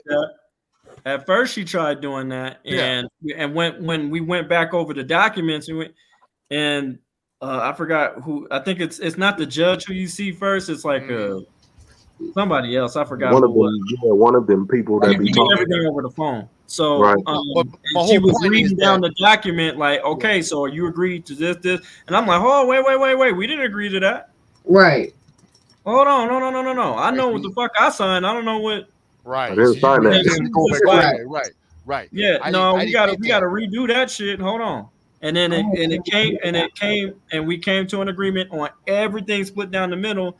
But is it really split down the middle? Because I still pay child support. But at least you came to agreement. Yeah. Because we didn't want to be in court like that. We didn't want to be in court like that. But see, that's what I'm saying. But the different situation, your situation, and mine's been old school. What we had to deal with in my day. Well, when we got forced into court, I had to go. That cost me $10,000. I ain't got another $10,000 to fight her. Man. Jesus Christ! That cost my husband $10,000 too. Yeah. So when you come into that kind of money, I ain't got that kind of money, bro. Woo! I ain't making $90,000 a year. I ain't got that. I can't sit up in court every time I get an argument with her to take her to court to get a lawyer. So you get to the point where, okay, fine, I'm through arguing. Let me see my son. So that's where the problems occur. Because now you got no control. My kids going to school, I ain't got nothing to say about it. You kidding me? So I ran myself I ran myself out of all kinds of money, taking her to court 3 times to try to see my son. All 3 times in my favor. She should be letting you see him. She's saying you ain't picking him up. Whatever. I'm coming to her door. She calling police. I got documentation. Thank Judge you. don't even And they'll wanna look at believe it. her before they believe you. Yep. And when I sit there and tell you, this woman, look, I don't like to. I really don't like to speak ill on women. I don't like to speak ill on anybody. Yeah. Because I do believe, that energy comes back. I will say this. I don't think you ever speak ill on women. I think you've held them accountable. Yeah. And with this young lady, what it was is that she still had a knack, and she sat there and she still had a knack for my husband, and she sat there and thought that she was going to be a scorned lover. That's what it is. Yeah. And whenever I came in there, I just plainly told her like it is, honey, if you think you can take my man, I will step out your way, boo. Go right ahead and try to take what him. it is. Yeah. I will step out your For way. the streets. I told her straight up, just like it was. Did I not? Yeah. I sat there and told her, honey, if you think this man wants you and I'm being a distraction, I will get the fuck out your way. But when he expresses to you that Don't be a hater, Rich. from woman to woman, I'm gonna need you to know your role. I'm gonna need you to sit down. Because at the end of the day, you ain't doing nothing but hurting your son. And right now, even your son is expressing to you that he want to be with his dad. I say Christmas. I say Christmas presents and birthday presents for him for 2 years. Wow. Didn't get to see him. You know what I'm saying? Stop buying them because I knew I wasn't gonna see him. That ain't right, I didn't see man. my child again until he was 18. I just now gave him a puppy for his 18th birthday. Yep. That ain't right. Not okay. Not okay. No. Not okay. No, man. No. But you know what? You know what? I see it as a blessing in disguise because now, if my son decide he want to come over here and kick it with us, he come over here. I've never asked any of my step baby, any of my bonus babies to ever call me mom. I waited for them to sit there and do that on their own. That's the relationship they got to develop. Man, let them develop that relationship. This man came out the gate calling me mom. Absolutely. He had already seen all the stuff and already seen that I've been sitting there and sticking it through thick and thin, and I ain't going nowhere. I'm talking about Brandon. Oh yeah. But not just that. I mean, shoot, my 2 kids that live with us, not the 18-year-old, but they mother, which is the woman that I was married to, because I got those 3 children by 2 different women. But that woman right there, she never had nothing to do with my children. This woman's always been their mom since one was 3 years old, the other one was 4 years old. But that's relationship the kids develop. She sat there and called me one time, and all she did was she sat there and said, I don't know you, but I want to thank you for raising my kids. I said, you don't have to thank me. I didn't raise your kids. I raised mine. Thank you for giving me my kids. Even her 26-year-old, my ex-wife's 26-year-old son calls her mom. Exactly. But that's a relationship they develop because that's what you gave them. That's what I'm saying. So kids will develop that. They feel that. There you go. You ain't gotta. They will come when you get that from them. That's all it takes. Hey, you got balance, man. It's a benefit. It's a benefit. You see, she's benefiting from being a step parent. Right. You can tell by the way she talks about him. Well, that's what I'm saying. Well, I'm talking. We got to understand that she's in a different role. Right. You know what I'm saying? She's not. She's not supposed to be the provider or the protector. You know what I'm saying? She ain't trying to be. No, she's not. The fuck don't put her in that fucking category. What's wrong with you? So what's wrong with you? My sister, you better not fucking put her in no fucking provider and protector. You ain't no goddamn man. I already know that. So what you talking about? But she accepted that. She knows. No, I'm talking about SR Trace right here. No, I'm holding your ass motherfucking accountable. There you go. Now you jump on no goddamn protect. Look, no, because you're supposed to take the damn bullet for her. What the fuck are you talking about? So she can protect. I'm just saying, you could tell how she talks about her kids. It's a benefit for her. So go back to that last comment you just said. Don't fucking. There's a balance in their relationship. There's a benefit. I'm not talking about that shit. I'm talking about. I said, you know what the fuck I'm talking about. I don't know what you're talking about. I said protect her provider, and your ass put her in that category. What is wrong with you? I did not. Yeah, no, he didn't do that. That Yeah, was I said you agreed to it, unless you didn't hear me.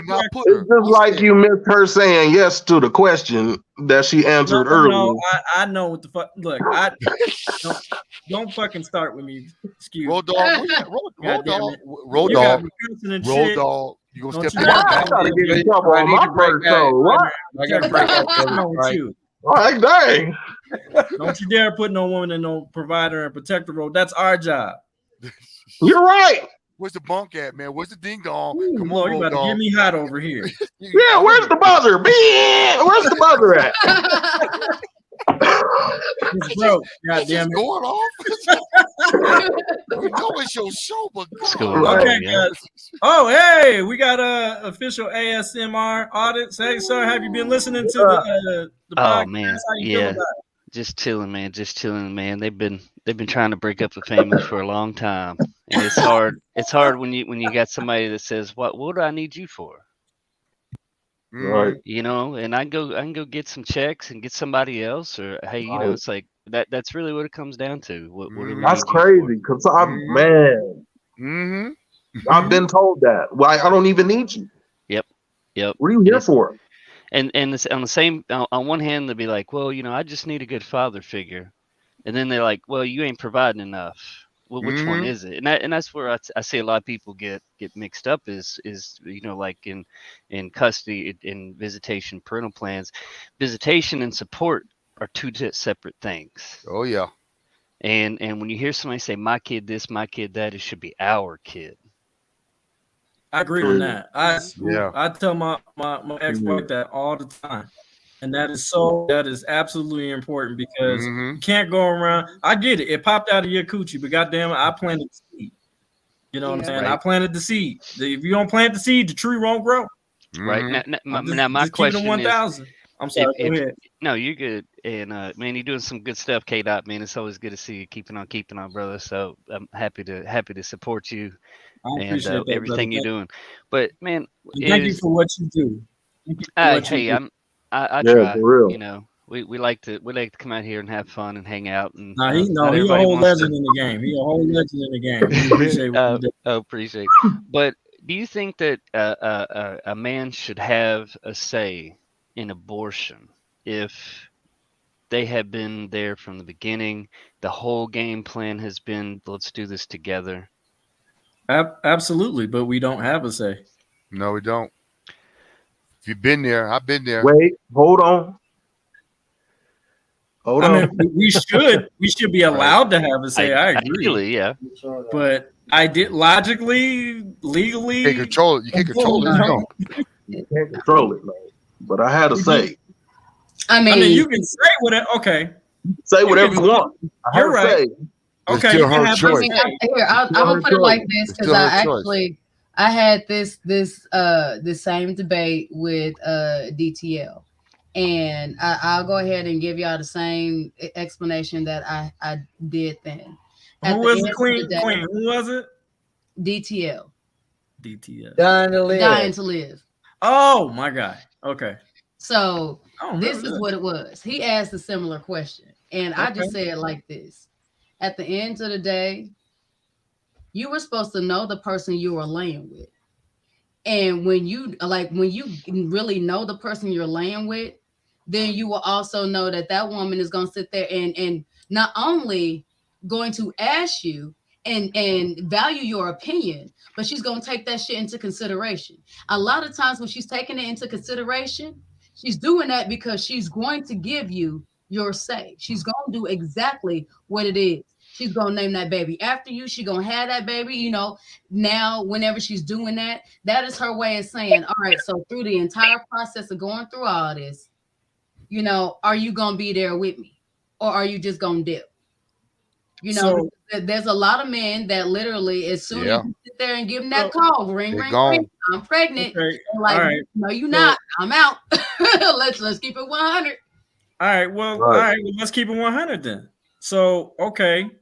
If the man, let's say they have sex and the condom breaks or whatever, that, I mean, shit does happen like that. And the man, let's just say that the man doesn't want a baby, and it could have been a one-night stand. You know what I'm Mhm. saying? I mean, we've had a lot of those, but here's the thing. But here's the thing: you also got to add the sexual.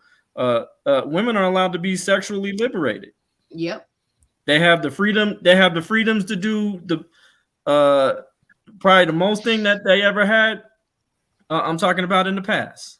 I'm talking about as far as they have more freedoms to do what they want to do, more than ever in life. But they also have the freedom to fail. So you also have to to put that in light perspective as well. If you lay down with that person and then it was a one-night stand or whatever, you don't know that person. Y'all was probably both drunk or whatever. It happens. The shit happens all the fucking time. But you don't want a baby with that particular person, right? For whatever reason, because it's just, hey, but now you're going to force me to be a father to your child that I don't have a say. I can say like SR Trust, you're allowed to speak your piece, but at the end of the day, who is making the decision?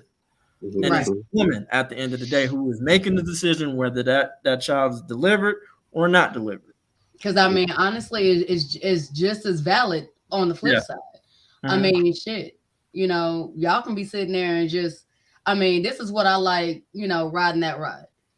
Look, everybody like roller coasters. What ride you talking about? All women like that. You know what I mean? Shit, we'll sit there and look at it like, shit, I don't know. Am I tall enough to ride this ride today? Hold on, what ride you talking? We talking about the same ride? You know what's that ride? We talk about hopping on that D, okay? You just started off. You just set up. We talking about hopping on that D, all right? Okay, well, you know, I got a question here. Hold on.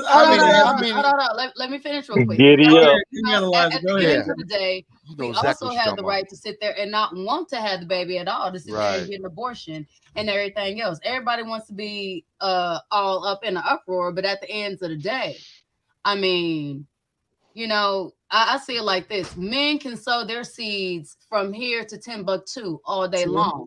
And not have to deal with the same physical, mental shit that women have to go through as far as creating that life. Now, I'm not taking away from men sitting there and saying that, you know what, your nourishment was not needed to be able to make this grow.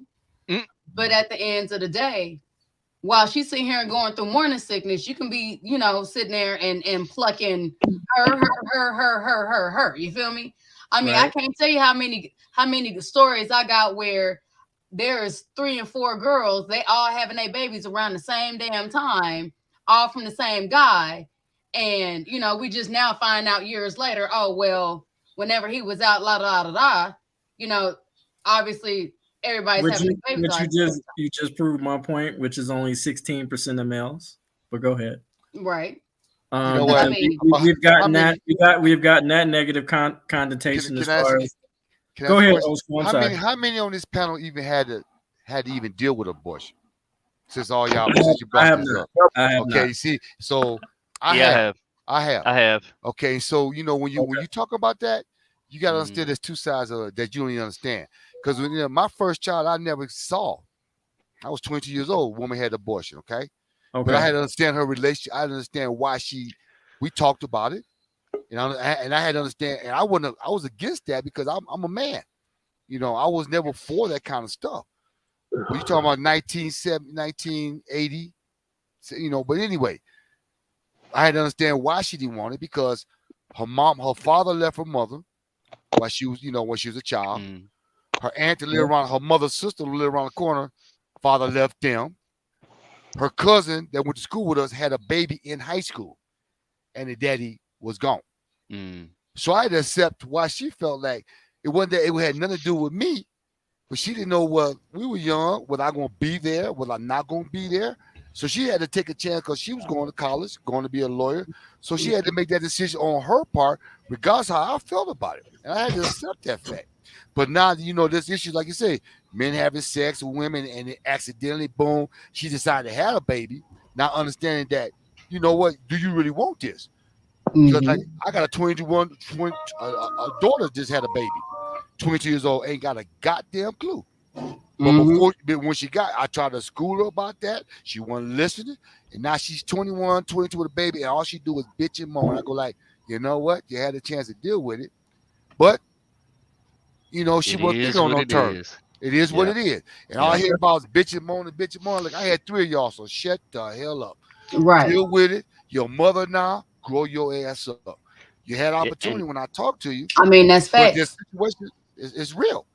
I'm not against abortion, and I'm not for it. It just depends on the situation, because some couples are just not made to have kids, and they knew they weren't. I agree. And it's like if I was with somebody and they decided they wanted to have an abortion because we had a kid, I would want the choice of, well, if you want the kid, if you go ahead and have the kid and you don't want it, I'll take it. Right. There are a lot of families and couples, I should say, that just can't have kids, and But they if a would woman- give anything to be able to adopt those children. Right. But I heard a woman one time, her and her mom were laughing about one of her friends met a guy.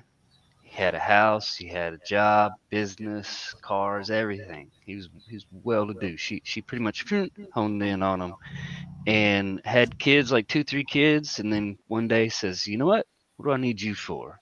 I'm ready to do my thing. I'm ready to do me now. And took everything he had, the house, the cars, the business, his money, put his ass out on the street and laughed about it and bragged about it. And I've it's heard not this a man story. versus woman thing. It's a greed thing. People change all the time. People will forget everything you've ever done for them in an instant, because greed and stupidity fuck things up 100% of the time. It's called money. It's called a dollar bill, bro. And it's funny that you say that, because the same thing, maybe not in the property sense, but as far as what I put into the kids, oh yeah, she forgot about all that shit. But you know what? If you say you don't want kids, just what people got to stop being. And I'm in the medical field. If you already said in your mind, I don't want children, I don't want to have kids, and I don't want to be with a man, then you know what? Fix yourself. Go get a vasectomy, get your tube tied. So you got to worry about accident, okay? Or just I tell you hold on. But then you always gonna wonder about what happens later. Because I can tell you right now. Hold on, fella. You know what? I agree 100%. But let me finish. Let him finish. I look at, I've had 3 children. I love my kids. I love the fuck out of them. But if somebody showed me a video or what I was going to go through from the time I raised a child and dealing with the mothers and dealing with all the other stuff, and what I got to do with, getting through children and dealing with the ups and downs and all that, I'd have had a vasectomy at 19. Yep. The money I could save, all the stuff I'm going heartache, through, I could save myself if I knew I was getting at you. But that's part of being an adult. Because I tell you, the only purpose kids serve in this life is to make your ass grow up. They eat up everything, they make you crazy, they tear up everything that you try to grow. But the only thing a kid is good for is making your ass grow up and you mature. So it's good for. That's it. I heard children are the greatest. If I would have got a vasectomy, 10 years ago, like I was going to, I wouldn't have a 9-year-old child now. But I decided not to, and because I was like, well, I'm not going to have any more kids anyhow. Well, my dumb ass ended up with, I was 40-something years old, and I ended up with a girl that was 28. Exactly. She didn't have no kids, and there you go. I decided, all right, yes, you don't have no kids, I'll have one with you. She got pregnant, she left me, but I got a beautiful daughter out of it. Yep. And if I would have got my vasectomy, 10 years ago, like I wanted to, I wouldn't have a kid right now. Well, old school, real quick. I was just gonna say what came to my mind was children are the greatest source of joy and the greatest source of heartbreak. They are, both ways, bro. I agree. Let me say the old school what I was gonna say a little bit ago. Honestly, I agree with you 100%. We have people out here now that it used to be almost taboo for women to sit there and say they don't want kids, because everybody would look at you like, what? Are you crazy? Why don't you want kids? You're supposed to want kids. Ain't now in this day and age, it's a bit more normalized for a woman to either want children or not want children. Right. And guess what? If we're going on a date and I sit there and tell you, know what? I don't want kids. I want to travel. I want to do this. I want to do that. I've been doing that all my life. It's worked for me. Kids are not my thing. I like everybody else's kids because they're not mine. I can take their ass home. There you I go. like being an auntie. I like, you know what I mean? That way I can play with them, sit there and dope them up on sugar and send their ass back. right Hey, fuck. talk to me, Exactly. girl. Send them back. Okay. You know what? Now it's seen more so as now it's seen as something that's more accepted. So you know what? If I let's say I didn't have kids and I was sitting here and I was dating, and then I decided I wanted to be with a man that does not want children. More than likely for me, being that I'm younger, I would probably be with I probably would have wanted to be with an older man that really wouldn't have been comfortable having kids around the house, already got the house set up and things of this nature where you don't want a whole lot of, have nice things, because when you got kids, you really can't have nice things. Let's be honest. Yeah. Hey, real quick, did you guys see that more than half of U.S. abortions performed using pills? Hold on, Asma. Yeah, I see that. But my whole thing is, it used to be so taboo. Now it's not taboo anymore. So if I were to sit there and say I don't want kids, I'm expecting I'm expecting one or two responses from my counterpart. Either they also don't want kids, so now we can make something happen, we can make something work. Because if I don't want kids, trust, I've already taken initiative to not having kids, be it birth control, I'm not talking about no condoms. Condoms break real easy. Thank you. Okay, be real. I'm talking about getting a shot, getting a depot, getting all kind of fucking shit in my body to where ain't shit coming out but urine. Okay, there you go. So I want to getting the guy that does want kids, and then I'm like, okay, you know what? As wonderful as this date has been, exit stage left. This is where I take my leave. You feel me? It's real. Because ain't shit we can do from here. So Ellie had a question, real quick. Okay. She wanted clarification. She said, I just want to make sure I understand what is being said by men. Want to make the decision if the woman should have an abortion and make the decision that she doesn't have an abortion. No. Do I have that correct? That's not what we said. No, that's not it at all, Ellie. It's just simply in a situation to where you play house. If you play house and everything, like you go and you combine, you get married, you get in a relationship, you get a house together, you get all this stuff, and then all of a sudden one day she just says, "Boom, finito, I'm out." And that's what I was saying about abortions are the leading cause of death around the world last year. Let that sink in for a second. And Biden and them, they got the Go Pack now with crack pipes, meth pipes, condoms, day after pill. You know what I'm saying? It's like Goody Mob, Outkast was saying, it's fucked up when a woman can kill a baby and the next day by a pill. And years ago at the World's AIDS Conference, like the first one, this guy got up and he says, "I have a cure for AIDS," and he says, "Abstinence." And you know what they did? They laughed him off the stage. They booed him and laughed him off the stage because I remember that, and there's now with the upcoming generations, abstinence and celibacy are on the rise because they've sat back and watched our generation just go fucking ham, fucking anything that moves, spreading death and disease. I mean, like who was it? This guy, I'm not even gonna mention his name. He's like, "Oh, I never use a condom." He didn't care if she gets HIV, HPV, or whatever. He's more addicted to that dopamine release than anything. And so in situations like that, when you're dealing with somebody that's like got a sex addiction, for example, yes, there's, and I'm not going to sit here and say I have any say over a woman's body, but it's like in child support cases. If one party gives a large sum to the other party, they actually have a say in what that money is used for. A lot of people don't know that. There's places that'll lock people up for $50 behind child support. Whew, man, lying. Yeah, well, I was in court for a traffic ticket. I was in court for a traffic ticket. I was in court for a traffic ticket one time, and everything's spilling over. And they brought some of the cats from the jail over, and this guy's family, I found out he had 5 kids. Had been locked up for 6 months. The judge says, "Can you pay? You owe $50. can you pay? He says, well, I've been locked up. I got 5 kids. He goes, you don't pay, you stay. Yep, I've actually heard that. And it's like, how you going to take somebody's driver's license? You're going to take their everything else to hold over their head when, we're all growing. Nobody's perfect. Like old school says, it grows. It helps us to mature quickly.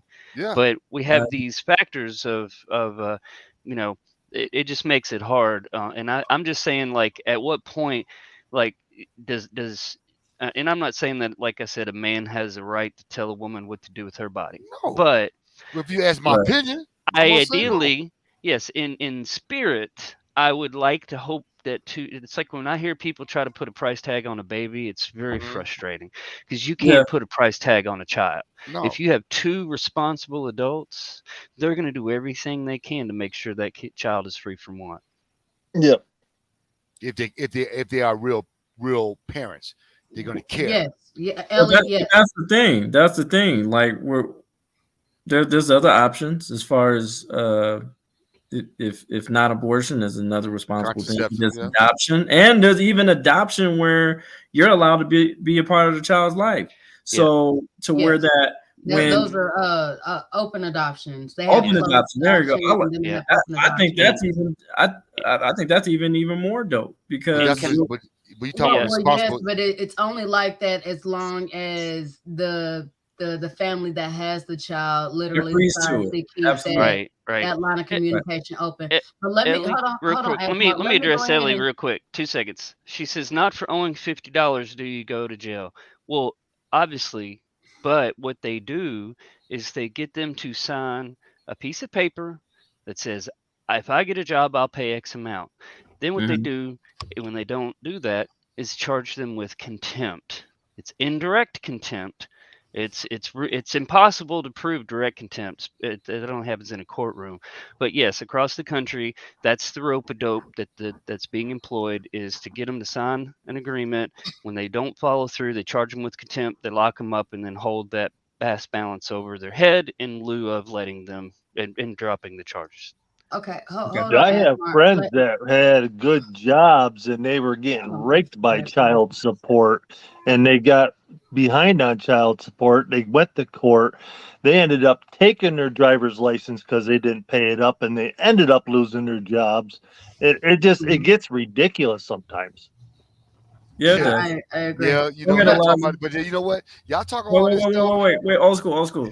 Let Eliza go. She was waiting. I'm sorry, Eliza. Go ahead, babe. No, you're fine, honey. I just want to sit there and piggyback off of something Asmar said real quick.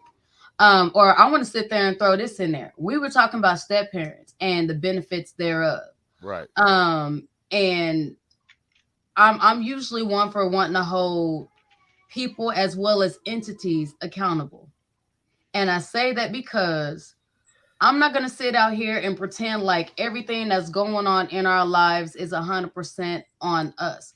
And I'm going to go ahead and break down what I mean. There is a whole lot of shit that is already built up that literally is against men. Now, so it's leaning more towards being against women as well.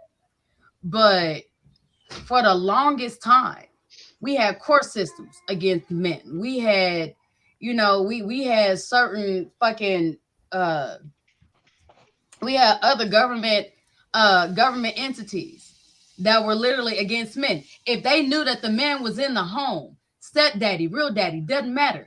If they knew that there was an adult penis in the home, you can't have access to this. You can't have access to that. You can't have access to this. You're gonna go to court.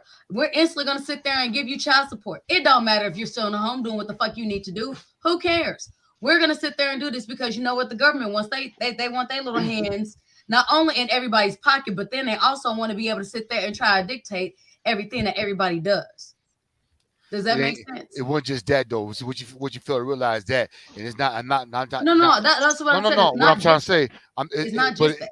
The government it wasn't just that against men. What you got to understand too, and I'm not trying to make it racist. A lot of these programs was made for another kind of genocide for black men and black families. That was a way to break 100%. Up the black family by keeping that kind of stuff going on. And that was one part of destroying our our family units by keeping us in those situations. So that's a lot of big part of that, real big part of that. Yeah. That they don't talk about. That's the No, other you're part right. that You're I right. also want to sit there and bring. I want to bring to the forefront, because a lot of times, even though we don't sit there and say it's it's a lot of the BIPOC community, because a lot of it is, and that's one of the reasons that these situations touch us as deeply as they do. And we know it's not just the BIPOC community. Don't get me wrong. No. But whenever we have melanated people, we tend to talk about melanated people issues, or at least issues that we see on a regular. And so whenever it comes to men, and I think that's one of the reasons that these shows with me and Kdot are so important, is because a lot of it is coming from the man's perspective. And it seems like from the freaking 70s, they've been sitting there and trying to do away with the men. Yeah. And I'm from that area, so I can speak on it. I see it. The government is the government is Big Daddy. Big Daddy, baby. What's that? I remember, honestly, to tell you the truth, there's a situation to where my homeboy was dating my homegirl, and she would not change her last name because she was on government assistance, and she refused to change the last name because then she would have to give up government assistance. And instead of relying and trusting in your husband that he can provide for the family, she wasn't that confident. So, well, you know what? Back then, though, it was my question. Well, why would you accept his marriage proposal? Right, but no, what it wasn't even just that though, KD. See, that's what I understand. Again, allow you to understand the situation that was going on during them times. That happened. That happened in my own household, where my daddy's name wasn't on nothing. My mother and father was married since I was a kid, but when I came up, because my dad worked for the factory, he was always laid off on his own, and there wasn't a lot of credit situation or credit cards. So a lot of times to get certain assets or certain programs, my daddy's name wasn't on shit. Right. Just so we could get that stuff. It was a game that they had to play back then for a family to get things on welfare or anything else. I'm telling you, my daddy's name wasn't on a phone bill, on nothing, and he was the provider coming up when I was coming up as a kid. Yeah, but that's what they do. That's the messed up. That's the messed up thing, is that if a lot of times the mother will go and get food stamps and WIC and stuff like that, boom, child support's automatically enforced. Yep, automatically. But there wasn't a big thing back when I was coming up. Usually, them kind of laws were not enforced by child support because half the fathers didn't work anyway. So there wasn't a lot of situations where men was dragged into a court situation, or paying child support, because a lot of black men, when I was coming up as a kid, they didn't have jobs anyway. But as we have progressed in these situations more, so men are getting more stuff, whatever. You're seeing more of that where men are being dragged into court to get the child support. Yes, and Ellie's trying to say that didn't happen. She wants to see the court cases. She knows people over 15K in arrears and still not in jail, constantly giving them chances to pay some. Yes, that does happen for the majority of jurisdictions. But there are jurisdictions that use that contempt rope-a-dope. Doesn't matter how. If you pay $20, look, let me tell you guys something I heard. If you pay $20, as long as you're paying something, they won't come after you. No. As long as you're paying something. Yep. Exactly. So, and this is a dynamic situation. Everyone's different, but there are jurisdictions, and they say, this gives us a chance to put our thumb on people, and they're infinitely more heinous about it. They don't care if it's $50, $500, or 5,000, 15,000. They use that contempt. Yeah, well, they use that contempt. And Ellie, I'll get you. I'll go through and I'll look up.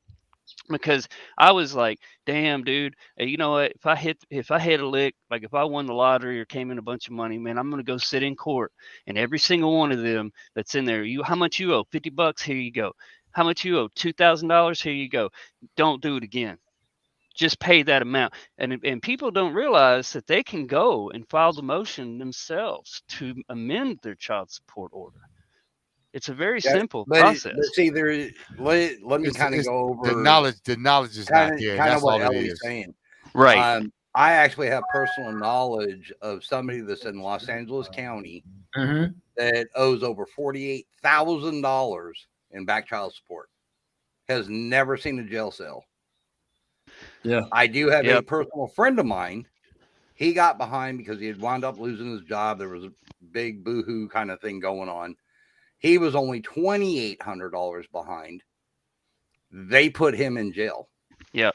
Same freaking county, same area, same city. Now they live in everything. Isn't it interesting? They take the ones that they can, because it's engineered recidivism.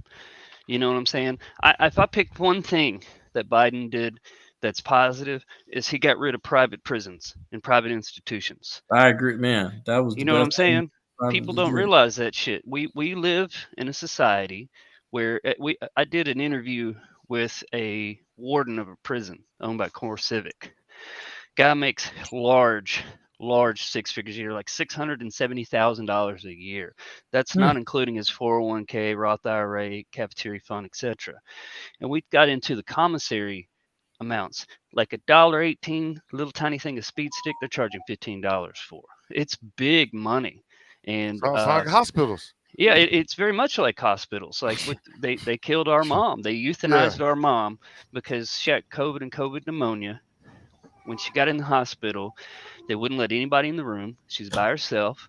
And when I looked, the FDA gave immunity if they'd use Precedex and what was the other one? And ventilation techniques, then they have immunity. Every COVID death, $36,000. Rinse, repeat. They euthanized her with morphine and Ativan, said next. She wasn't even cold, and that nurse came in there trying to get her ready to get up out of there. Yep. And I'm like, nope, leave her alone. She didn't want to be touched. She said, tell the coroner, tell him just to come and take me as I am. Right.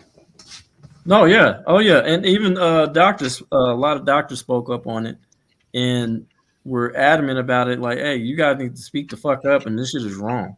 They're killing people. Or people are here dying just from natural causes, and then they're putting COVID on it, and they're getting paid for this shit. And I've never in my life had such a blowback and pushback from medical professionals, because I would call up there. She needed to be turned. She needed to be set up. She needed something to drink. And I asked, it's like, what has been her fluid intake? And the hospice representatives are the ones that are basically selling the family into the euthanization. I'm going to just call it as it is, straight up. Yeah. All right. And I had this, like our mother was on her deathbed, and the hospice lady came in, and I said, I've been calling up here trying to say and figure out what has been her fluid intake. And everybody's like, oh, I don't know, we're busy. And she said, well, it wouldn't have made a difference. It would have just put fluid on her lungs. Well, what difference does it make at this point, especially? And I said, do you work for this facility? She goes, no, sir. Says, well, I'm only going to talk about her medical stuff with a nurse or doctor. Nurse and doctor come in, and I said, I've been lied to by 3 different people in this hospital trying to tell me that Precedex isn't a sedative. Its FDA classification is a sedative, plain and simple. But long and short, they said to me, really, in front of my mother, a mother that's dying, says, what makes you think you know more than we do? And it took everything in Maybe me to bite because my tongue. I care more than y'all do. I said, the person that knows the patient the best is the family, and I have to make sure the rest of our family knows that we did everything we could. They immediately changed their tune. And I spoke with a mutual friend that's a hospice in hospice, and the night before, and they said, just make sure you got a game plan. If they need something to drink, they got to go to the restroom. They didn't want nothing to do with that day. They were just like, no, she ain't gonna wake up, ain't gonna happen. Well, you jam her with that much morphine and Ativan, nobody's gonna wake up. And that's the world we live in. We are a rinse, repeat. We're like batteries in the matrix, right? We're whatever they can get out of us. The greed has just gotten to that point. Yeah, you talking about the hospitals, they done but a business, bro. I'm in the medical field. Hospitals, it's just a business. Got to keep bodies coming in, keep bodies going out. They don't care about all that. Yeah. There's no personalized, even the personalized medicine has gone out the window. Oh yeah, y'all gotta remember, the business is the only thing that they're selling is almost like, God forbid I say strip club, but once again, it's about selling a fantasy. All you're doing is sitting there and selling ease and comfort to the family while knowing that, they're going to sit there and try to kill your family member. I mean, let me not say it like that. because some do die, and it is close to that time, and we want to make them as comfortable as possible. If they can get away with it, they will. Due Old school. Due to the COVID shit, ain't no way in hell you're gonna sit there and try to convince me that shit's went up, and there are people that are dying of different shit. Because matter of fact, my girlfriend, I just came from Florida, and my girlfriend who I was hanging out with over there in Florida, her uncle is severely autistic. Okay, he fell on his hip. They sat there and took him in the hospital and did the exact same thing. They would not roll him over. They would not sit there and let him go to the bathroom. They sat there and told him he was not allowed to get up. They would not give him water. They would not give him food. My friend's mom has to go over to the hospital every single day to sit there and give him at least one decent meal because they refuse to feed him. You know what? People, what? All y'all, I hear y'all say, and I'm not in defense of the medical field. I've been in the medical field 35 years. What a lot of these people don't understand is a lot of these people, I'm telling you, man, I can go to another state right now and make $150,000 because they're looking for people to work. They can't find them. Nope. People, the nurses don't want to take the vaccine. They're talking about firing them. People don't want to work. So what's happening is you got overwork. You got one person in a nursing home that's dealing with 50 people. Right. Or 30 people, and they're overwhelmed, so they're so busy trying to. It's not totally their fault. And old school, thank you for your service in the medical field. Man, I always say this: Western medicine is procedural based. It's quick response, stabilization, and symptoms. That's all it is, right? Eastern medicine deals with the underlying root cause, but takes time. So we have to kind of find that middle ground. Absolutely, you are. So you have a different attitude about medicine in this country. It's all about dollars and cents. You ain't got people to work. People are suffering. It ain't even safe to be in the hospital right now because you ain't got the people that know what they're doing working in there. So you got overworked people. Why do you feel like they got? That's why they got rid of Dr. Savy. Yeah, we ain't immune to. We ain't. He had the cure for AIDS. There it is. I was waiting for that smile, man. How you feeling, all right, homie? Hey, man, I'm good. My phone, man, I'm trying to get back on. It keeps clicking off and on. I'm like, oh my God. Oh. Right. But no, you man, that's but it still ain't right. It still ain't right with the medical field. It still ain't right. Absolutely, I agree. 100%. Still ain't right. Yeah, but it's sad. It's sad, man. Old school, man. When I was in the hospital, man, they saved my life. They saved my life, and God bless them. There's some amazing people that put up a lot. I didn't realize that, like, nurses and doctors deal with so much grief out of people getting spit on, kicked, punched, shit thrown at them, and it's a lot. And you have to be ready for that. You have to, like, I deal with that on a regular basis. Oh my God, patients get. And then you get patients uncomfortable. We get patients that only speak English. Yeah. Their family drop them off. They Russian. They don't understand a word they're going through. Old school. The thing that got me, man, was so many people I saw come in that were addicted to stuff. And they were dope sick, and they would walk out in traffic just because they wanted to get to the ER to get the hit. So old school. I always ask our fellow medical professionals and first responders, what's the craziest thing you ever seen in all your time in that field? The craziest thing I ever saw? You mean in the OR or just? It was whatever comes to mind, whatever you feel like. Okay, get ready for this one, dear. You see why I asked? A patient came in the room. I was just starting about 30-some years ago, and he was turned sideways. And I was just wondering what was going on. Like, damn, what's with this dude? Late night. Well, the doctor called me in. I said, man, what's going on? He said, you got to see this. I said, what? The guy had a table leg stuck up his butt. Yes. And we had to do surgery to get it out because the leg was one of them funny shapes. Yep. So the muscle contracted and got stuck. Yeah. And the only other thing other than that, I seen a gerbil was stuck up. They had to stop selling the gerbils and start charging people with animal cruelty. Right. That was the worst thing I saw. The craziest thing was a guy that came in with a toilet plunger stuck up his rear, and he was wrapped in a bath mat. I know we all thinking that. I'm gonna say it out loud. White people. Oh yeah. They weren't. Mine was. I didn't want to go there, but I wasn't trying to make it about race or anything like that. But Hey, you you tell me black had- people was on the map. It's funny how I turned my camera on and you say white people. No. I'm sorry, baby. No, But- they were sitting there talking about a table plunger? leg. God, got man. shoved up somebody's ass. Yeah. Wait. That's not something we doing. We ain't putting nothing that damn close to our booty hole. But wait, That no. ain't Well, happening. not on purpose. What no. about the Not gerbil? on purpose, no. The Well, that gerbil. was a big thing, What about the especially in gerbil? California. They had to Yeah. stop What selling is this gerbils with a at the gerbil? Yeah, pet what a stores. gerbil? What's up with this gerbil shit? That up was the a ass? never heard big of that? thing back in when was that old school? They used to be Yeah, doing the you gerbil thing remember? back in. Remember the artist, Richard Gere? Yes. Remember that actor? Yep. That He played was it. one of the He big notable He went to ones. hospital once. They had one stuck Yep. out. his butt. And so that's what Yeah. they do. They would put them up there and they'd crawl around, and it and was it's it sexual. actually Yeah. in old school. I say this to a lot of people all the time. A lot of the people that present themselves to the ER ended up because of colorectal rips and tears and intestinal stuff like that. Yeah. bleeding, and it's a crazy. pandemic. It's crazy. Don't Yeah. stick things up your butt. It's not made to do it. The colon is not thin. It's too thin. No, it ain't, bro. They're like, oh Yeah. well, you can stick a penis up there, no problem. Like, why- Hey, there are tons of people that show up to the Yes, ER dude. each year because they had anal sex, and it Yeah. still rips that wall. All I'm Oh, saying is, man. I'm convinced. Look, all I'm saying is this: I am convinced that people we that get on this set up anyway? at anal beads for white, and this was some shit that they were trying to do as an adrenaline junkie and all some shit.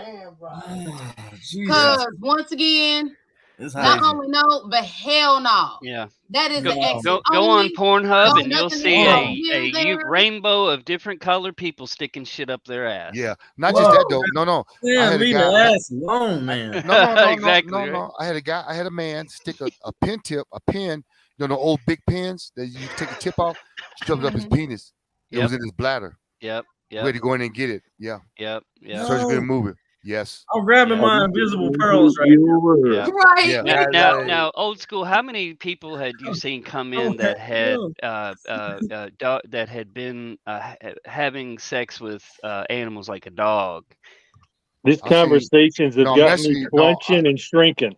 No, I seen that in Mexico. I actually seen that in Mexico. How do we get from stepfathers to I this know. shit?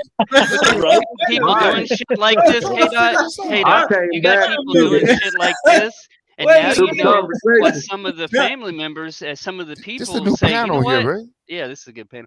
But Kdot, this is another reason why sexual addiction destroys it. People don't get addicted to drugs and alcohol and jumping out of a plane. In sex, they get addicted to the dopamine release. Right. And until we address that, yeah, we're still going to have the byproduct and fallout. I agree. And also, it also enhances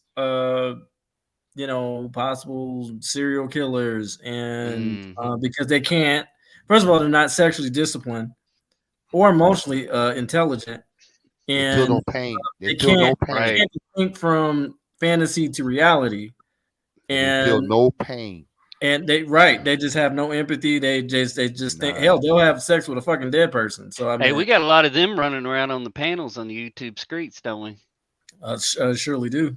I mean, there's functional schizophrenics, functional drug addicts, alcoholics. There's a lot of functional schizophrenics running around on these YouTube streets.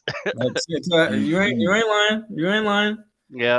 I just want to know, how did we get to this point on this? Because y'all been on here for 3 hours and 37 minutes. Because you What's that, answered the Trace? question.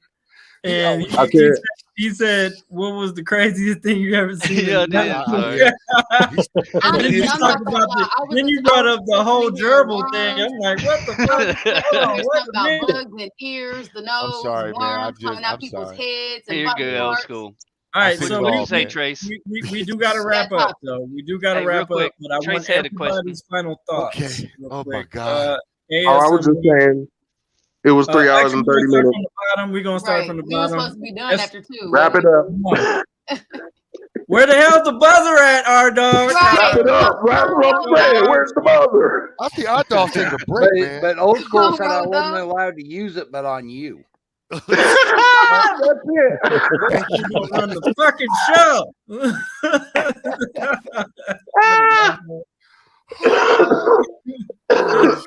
Y'all crazy. Y'all crazy.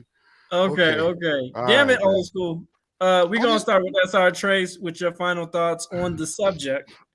Hey y'all, sorry. I tapped out and I tapped back in real quick. You got 30 seconds. There was a whole lot of subjects. In one subject, I'm my talking about subject the main subject. yes. I was 50-50, but I would have to ultimately say no. Okay. There's no benefit to being a step parent. Not to men. Not to a man. Not to a man. To be a stepfather, to father someone else's children in a relationship is no specific benefit for us. And I appreciate you being on the show, brother. I love you. Yeah, man, I love you too, man. Good to see you, Trace. Go ahead, ASMR.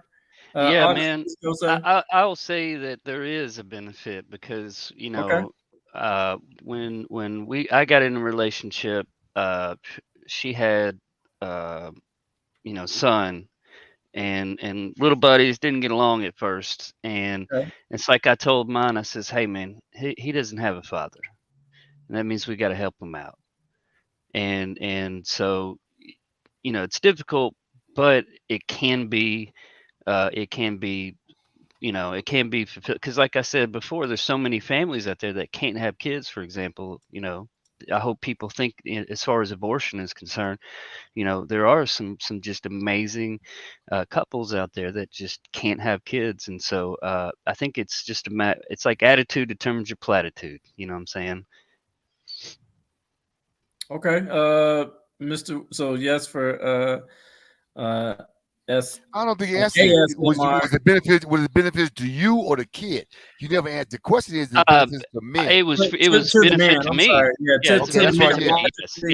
It was certainly because that gave me a sense of purpose and rewarding and feeling like I'm helping accomplish. Right. So that cleared it up. It was a benefit for you then. Okay, that's what. Right. Okay. That makes sense. So that was a yes still. To him, yes. Okay, yes to him. Okay. Right. Mr. Wilson? Well, as you know, I was like a 50-50, and I still kind of am because there's, it's still a no, but, for the kids, in the way that it made me feel as a man to take care of them because they didn't have a father, it's a yes, So I'm still at that 50-50 mark no matter how I look at it. I mean, my answer technically to cover it all would still be a no. Okay. Because I don't benefit I didn't benefit from it, but feeling wise in my heart, it's different. Okay. So like 50-49.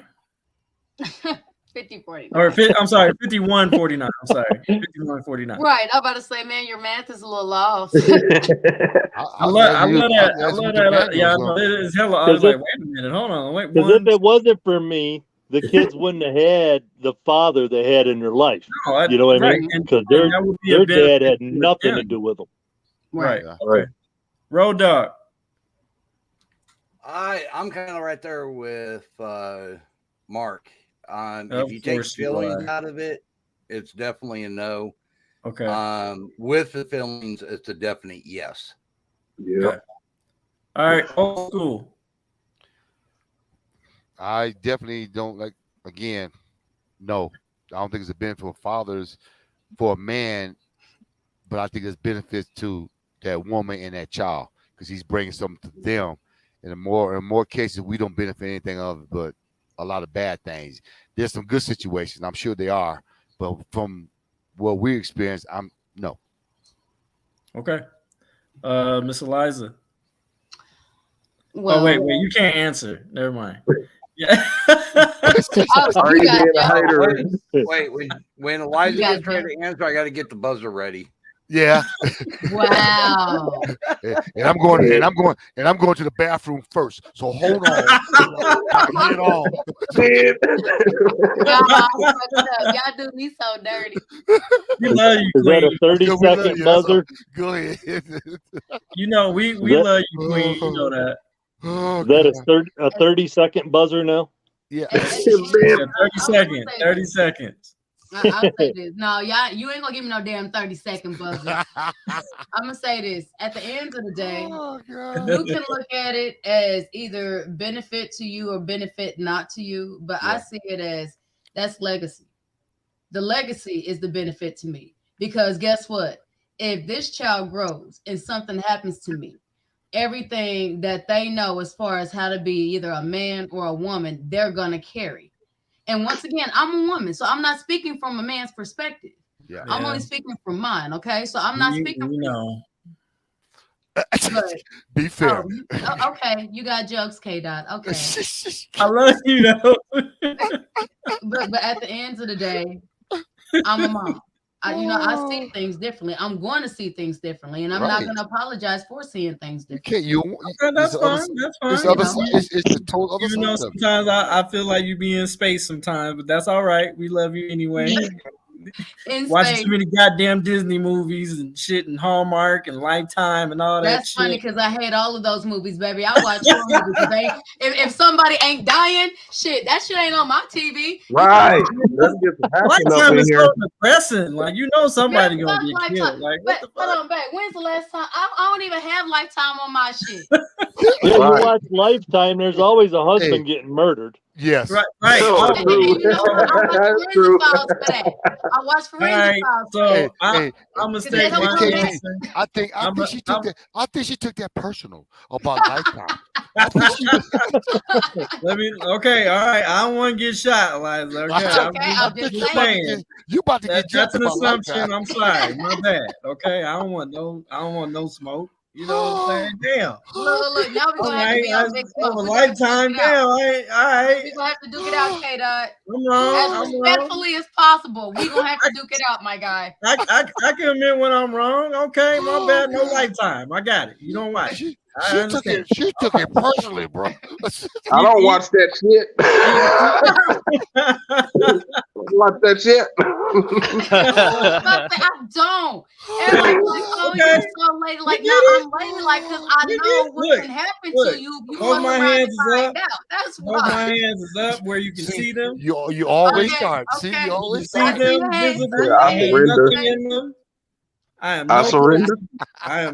You got everybody get their hands up real quick. Everybody. There we go. It's in the camera. I ain't got no.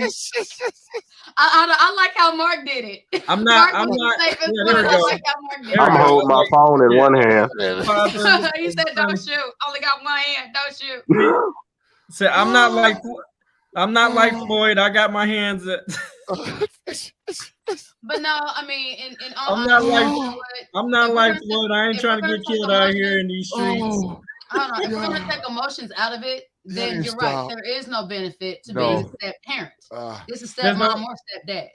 But you know, the main thing behind it is that we're not gonna sit there and do anything without sitting there and making fucking responses off of emotion, regardless of whether you're pussy chasing, dick hounding, it don't matter. Yeah, because that's the real reason why you're there. So we really can't sit there and say something like, "Let's take all emotions out of it." Okay. Because honestly, we wouldn't be there if it was not for some kind of emotion. Okay. All right. You tell him. That was Queen speaking, and she does not watch Lifetime. So, all right. Or Hallmark, or any of them little lovey-dovey bullshit. Okay. I don't even like Disney. Eliza, would you have you gotta like Disney. Right, I was about to say, wait a minute. Okay, she watch scary fucking movies. That's what she be watching. I'm gonna have to live vicariously through y'all because I don't watch fucking Disney. I did that shit as a kid, honestly. Alice in Wonderland fucking traumatized the fuck out of me. After that weird ass fucking cartoon, I said fuck the whole lot. I'm gonna be honest. I feel like you should watch a couple because they're like great. Like you'd be amazed. All right, we got you. I'm worried about you. No, I'm gonna need some titles because I'm not watching. Need you to keep that to yourself. Okay, keep that to your damn self, sir. I have girls. Look, I got kids. I can't. All right. Well, say that. Say that shit. Add that. The new updated stuff. Don't just say that. You be watching that. Make it sound better. Make it sound better. You got girls. He be in the dark. He be like. Gonna have to start singing the Frozen song here in a minute. What you watching? Nothing. I ain't watching nothing. Actually, that damn song is the reason I would not watch Frozen. That song was annoying as fuck, and it was everywhere at the fucking store. That shit pissed me off, You bro. didn't watch that? It was so amazing. Man, fuck all that. Fuck all that. SR, No. Can I get to my So as the host, I'm gonna break it down. Okay. I say no. No. Okay. Not knocking anybody that does or anything, or anybody contributes. The thing is, the reason why I say no, and I also I'm not gonna also want that for my own son, because I want him to invest in him. He should be his own priority as a young man. But if he does it, I'll support it, whatever, But do I want that for him? Absolutely not. But I don't think it's a good idea, because first of all, you don't have rights if the kid is not if that child is not if you didn't do the proper adoption procedures. So you don't have rights to the child. Not only that, but you also have to deal with I call them the sometime dads. They show up sometimes during holidays. Maybe if the child's in the hospital sick, really sick, damn near dying. Right. Sports events, schooling events. Yeah, just they show up for just the shit that makes them look good, that they can put on social media. You have to deal with those fucking people. No, that's the stressful part of it. You also have to be in realization that if it doesn't work out, fuck your attachment to them kids. You know what I'm saying? It doesn't matter, because at the end of the day, they're gonna listen to what mama say, and that's just what it is. Mama rules over everything. You do not have. If she decides to leave, she's taking them kids with her, and fuck your feelings. At the end of the day, and that's just realization. But what I do want people to understand, if you do go into it knowing that it is not a benefit, I want you to be pure in your heart to be there for those kids if that's what you decide to do. Do not go in it looking at for a benefit for you, because there is no benefit for you. You go in the benefit for those particular kids. And you have to understand there are risk factors in that. And you have to be okay with those risk factors. And you also have to be okay with being second. You are not priority. You are second.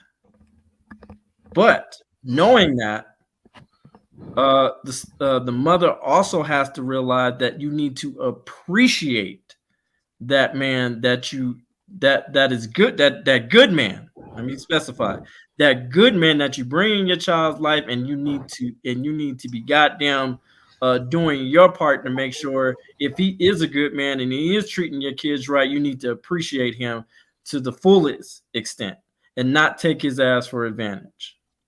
So that's what I will close with. I thank everybody for being on the show. I think this was a pretty long show, but it was definitely a good one. Almost 4 hours. Yeah, man. 4 hours with a bunch of guys and one woman. Road Dogs talk. Shit. I'm about to lose my break. Road and old school. Yeah. Both goddamn fault. Where was Road Dog with the buzzer? Hold on. I guess I need to keep that buzzer going all the way through. Yes, goddamn. Yes. Only on KD, man. Only on KD. I'm just saying, how many times did he cut us off in mid sentence where shit was getting good, but all of a sudden, I'm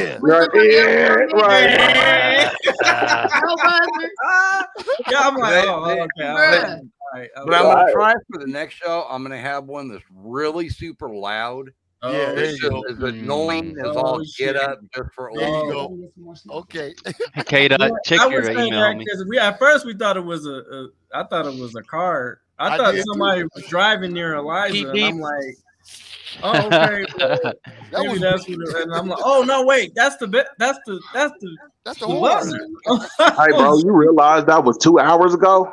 Right. Right, we were supposed to be done. Last time we heard it, it was she was in our car when we first started. She at home too now. And as you notice, the banner right here, hey, support your boy, man. If you love what we do here, hey man, I'm $25. I got you. To the Cash App, DJ Kdot, DJ Kdot 123 at the Cash App. All right, support your boy. Content. But I want everybody to do a shout out. Put my Cash App on this damn banner. We gonna fight. All right. I'm sorry.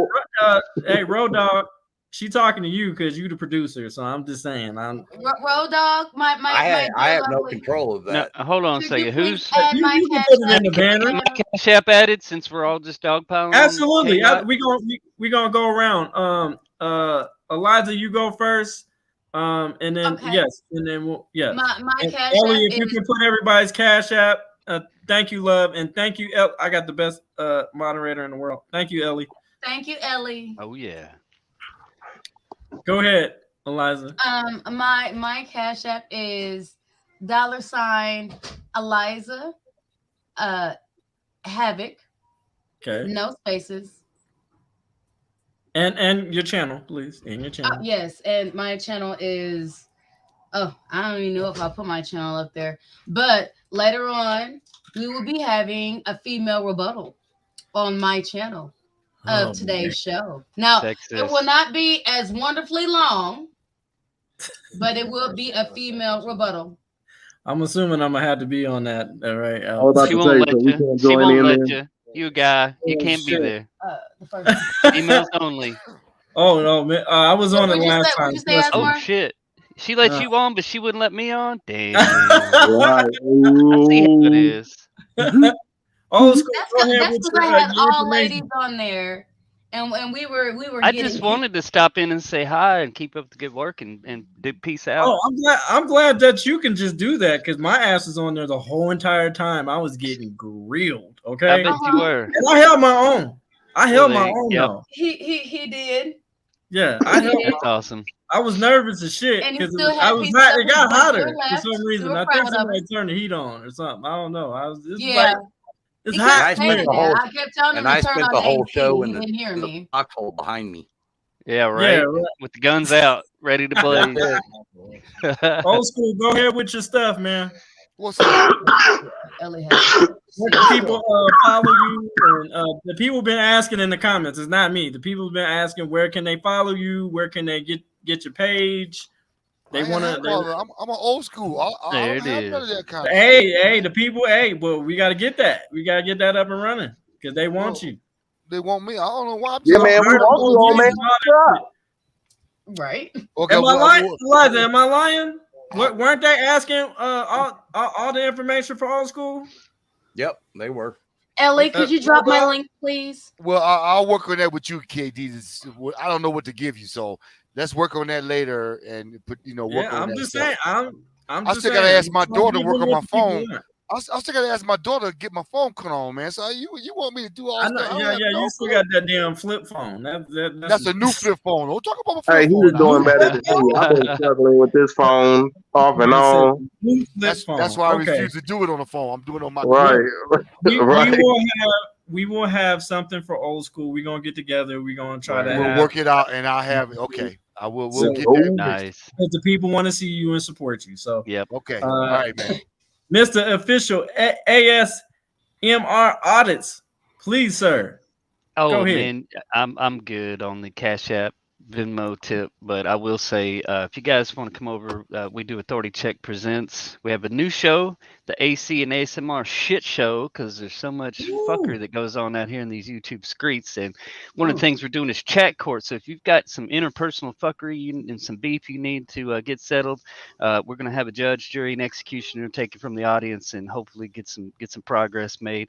But yeah, big shout out. Kdot sent you an email. Liza, always good to see you. Old school man, keep on keeping on. Mr. Wilson, good to see you, sir. Road Dogs, salute.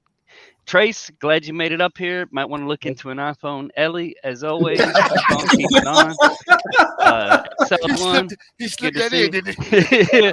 Ron Savon. That was He did that smooth. shit so man. smooth, though. That was so smooth. I want to look inside, bro. Y'all give him a round of applause, y'all. Y'all give him a round of applause. That was I'm just glad to be here, y'all. Y'all be safe Y'all give him out a there. round of applause on that one. That was a good one. He slid That that was one in. good. That was damn good. Mr. Y'all been dogging me all day. I don't appreciate this. You be all right. Not me, man. I wasn't me. Not me. I was just chilling. Yeah, you right. You been on my side. I've been on your side all day. I've been on your side too. You been good. You been good. Right, you right. You right. You been on my side. Man, you don't get the fuck out of here with that bullshit. Mr. Wilson, go ahead. All right. Well, I don't have an iPhone, but I have an Android. So right. Android, team Android. Ditto. Right. Team Hey, Android. I just got the brand new That ain't no S22 damn yesterday. Android. So Android. That is an Android. Okay. No, this brand new, boy. Brand new. How the hell you have a brand new flip phone? I don't ever. They heard, have what them. The fuck? They have them. This is Yeah. sturdy, brother. Yeah. Brand new. I got it from T-Mobile. It cost me $200 instead of $3,000. That I iPhone wouldn't have put no cost me. goddamn two. My phone didn't even cost. Okay, we're not even going. You're lying. Mr. Wilson. Yeah, there you go. I know how much your phone costs. Don't even try it. Mm-hmm. Mr. Wilson, go ahead, sir. well, I don't have a Cash App or nothing like that, so I don't ask for nothing. I mean, I have my name on here for this because I follow, Road Dogg and so many of the other people because on the audits and everything because I enjoy it. But I have a channel that I'm starting up. It's Little Ridge Farm. Sweet. And that's going to be my passion, raising birds and rabbits and stuff for me. And my daughter's going to enjoy it as well. So if anybody wants to, subscribe, it'd be great. Yep. And, we support each other on the YouTube channel. And that's the way I look at it. Don't matter which walk of life you're on. Awesome. All right. I like it. There you go. Yeah, Ellie, if we can drop his link, if possible, if we can find that, drop Little Ridge Farm. I can get it for you. Little Ridge You Farm. drop it? Okay, Road Dogg. Thank you. Road Dogg, go ahead and please announce yours, man, because you got some shit coming out, man. Woo! Go ahead. Yeah. I've got my show is or my channel is Road Dogs Media. I have a talk show that we do Monday, Wednesday, and Friday called the Road and Tow Show. The Road and Tow we already Show. dropped the link. And we actually have a lot of stuff coming up. Yes. As y'all know, I do the show over here with Kdot. But I do have a story that I'm about ready to do a bombshell on a guy here in Van Buren, Arkansas that literally got the crap kicked out of him. He has spent a year in jail where they're hiding all of the evidence. I mean, there's all kinds of stuff going on, and I've got about 60% of the proof. I'm getting together with a guy later this week. I'm hoping we will have him on Road and Tow a week from Monday. Okay. So it's actually the brother of the guy that's in jail. That's going to be a major story when it breaks. Oh, we got to keep up with that. So y'all heard it here first, y'all. So y'all definitely don't want to miss the right. So also, did you want to tell them about Wednesday's show? Yeah, actually, it's still we're kind of being vague with it. But we are going to have a all women's panel on Wednesday. In fact, myself and Toe will be dropping out, going backstage and letting the women have it. It will be. And these women are what? They are all auditors. Oh. Woo! And it's going to be ran by Heather Holt in American Justice of Texas. That's going to be an epic fucking show. I love Heather Yeah, it's Holt. going to be, because I'm not going to give away who's going to be there, but there is some big names coming in the female world of auditing. Female auditors incoming. All right. SR Trace, please. Ellie, he also has a link as well. SR Trace. Hey guys, I don't know about the cash out. I just want to tell you right now, this is my brother for real. You know what I'm saying? Like, we go way back, like Word. 2 flats in a Cadillac. There it is. And I love you very much, even though I give you shit. Yeah. But but go ahead and announce your channel where people can support your music and all. And he does awesome music, by the way, y'all. I mean, he talks about mental health, all those type of things. So, Man, I thought you'd look like Cook Up Boss. Right.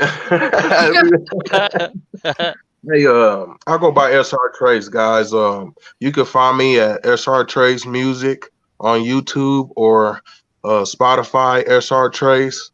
Also, I'm on actually all platforms. SR Trace Music, S.R.Trace.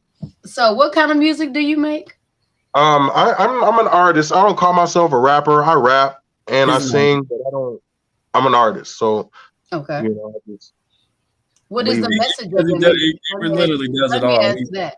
Well, I have several different messages. Like, mostly is mental health, some negative relationships, but either drinking, your partying. your tracks that come up is Complex Love, Showtime, Complex and Love, Mr. right. Chocolate. Right. Yep. So yes, there we go. You're an artist, so that means you come up with a little bit of a country twang for my show. Right. Yeah. Check them out, man. Let me know what you guys think. You know what I mean? The main reason I asked is because I'm very, very specific about the type of music and the type of lyrics and the type of meaning behind the lyrics that I take in. Is it like your TV viewing habits? I'll tell you what, I'm not lying on any of my tracks. I'll tell you it's all from my experiences or my feelings, all put together for me. Like, it's nothing fabricated. Everything's just, you know. Yeah, because I mean, lately we've been dealing with a lot of just constant negativity. And don't get me wrong, if it's a story that's being told, I can sit there and balance it out, not a problem. But if Don't listen to Be Strong. I have a song called Be Strong. Okay. Because I just want to make sure that I wasn't just getting bombarded with negativity. No, not even close. No, not even all close. Right, well, cool. You know what? If it's like it's a good bowl of a good pot, not bowl, but a good pot of gumbo. You know what I'm saying? See, why you gotta bring up gumbo? You know I like. I'm hungry. I like gumbo. Why I'm hungry. I ain't had no gumbo in a minute. I want some gumbo. I was about to make some gumbo. You know about no gumbo. You don't know about no gumbo. Send me a plate. I can't eat gumbo.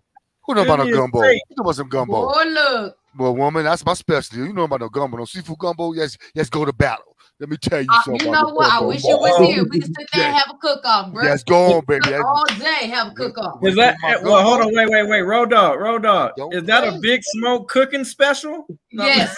I had a phone in the kitchen the whole time. Be sitting there going down. Come on, let's make this happen. Right. I'll break down some gumbo. You talking about some girl, please. And y'all know where y'all can follow me at on this channel right here. Speaking of Big Smoke. Okay, Big Smoke. Motherfucker. Let's go ahead and announce who we're calling out and why. So I recently put a video about Karen Gardner. Yeah, not with a D. Is that Karen Gardner, a recent video update that got beat up by Loveland police. Okay, yeah. Arm broken. I saw that video. Yeah, right. So she was beat up. Broke her arm.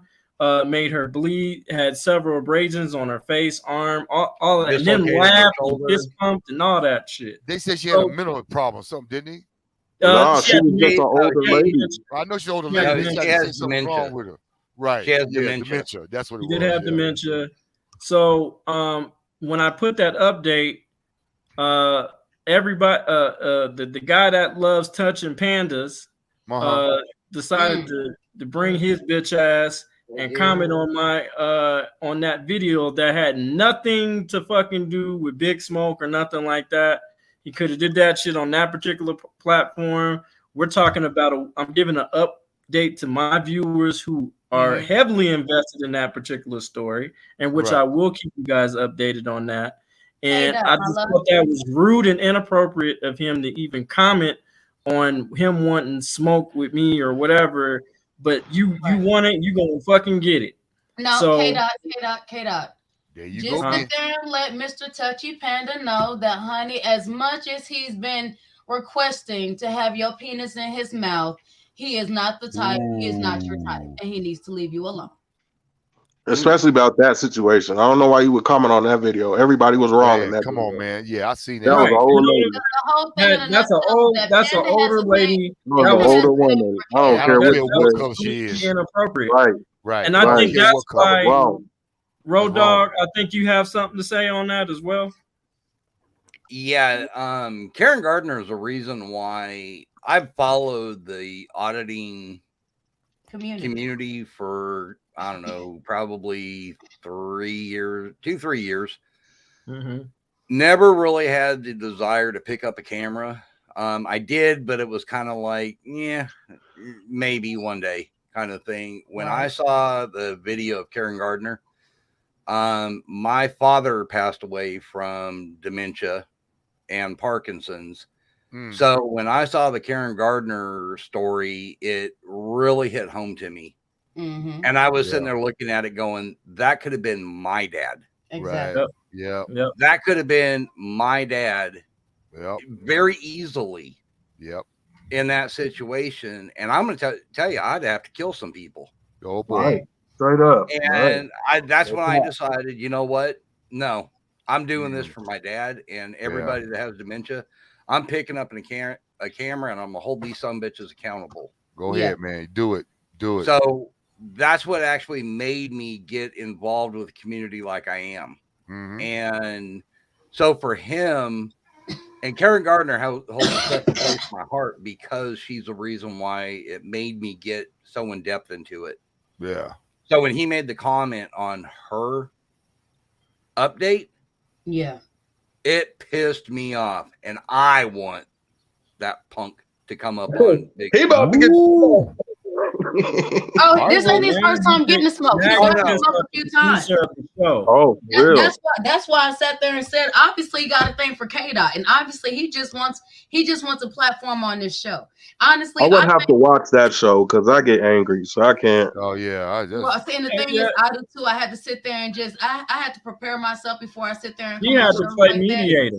Because I had to play mediator. I can easily be triggered, but that cool background. Yep. Yes, I even came that's up with the background for that punk. That's that big smoke. Yeah, big jealous, man. Go on, Road Dog. All right. But my whole thing is, honestly, I think he's like he this man reminds me of my husband's first baby mama. Like, he will sit there and try to cause so much chaos until he gets attention and until he gets told that he's a good boy. Right. You okay, SR? You okay, SR? I'm talking about the My bad, dying over here. You literally remind me of somebody that got a thing for Kdot. Yeah. Act like a female. And that's really bad coming from a female. He acting like a whole bitch. You got I just find it really disrespectful when you comment on something like that.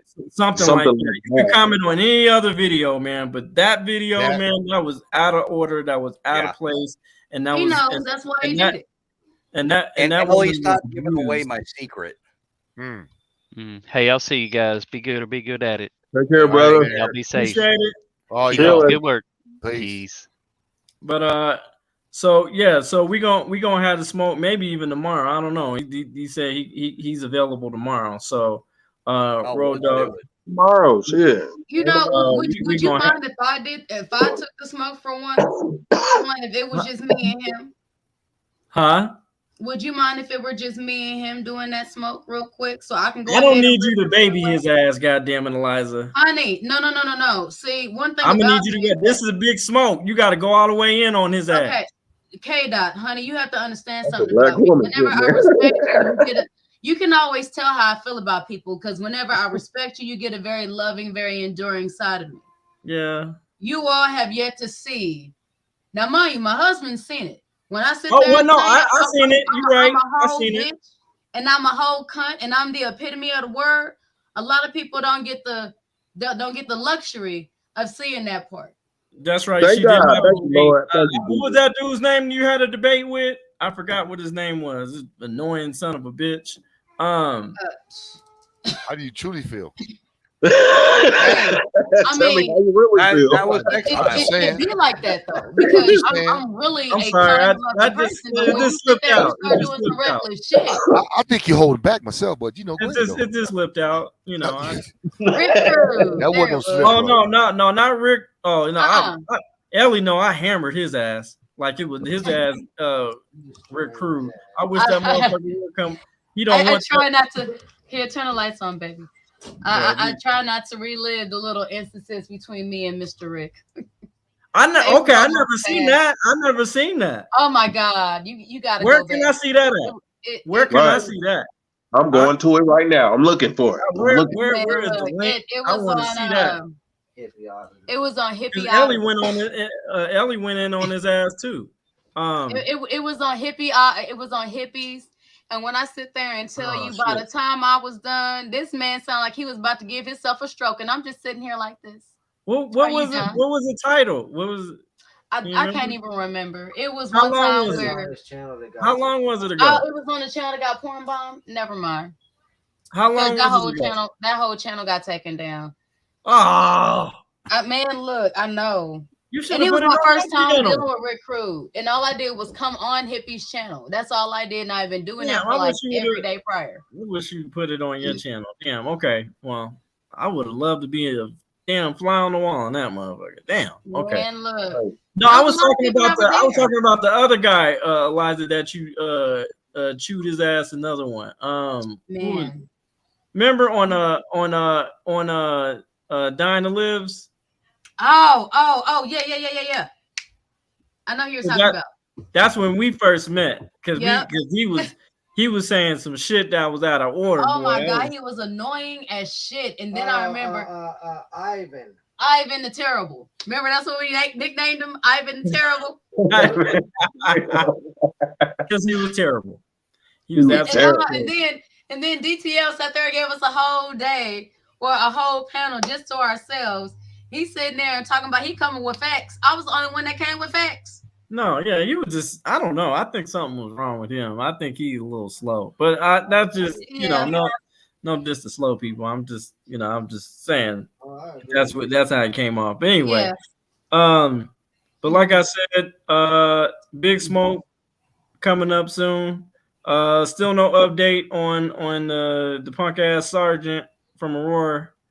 Which is Cody Lanier or whatever the fuck his name is. That punk won't call me back either anymore.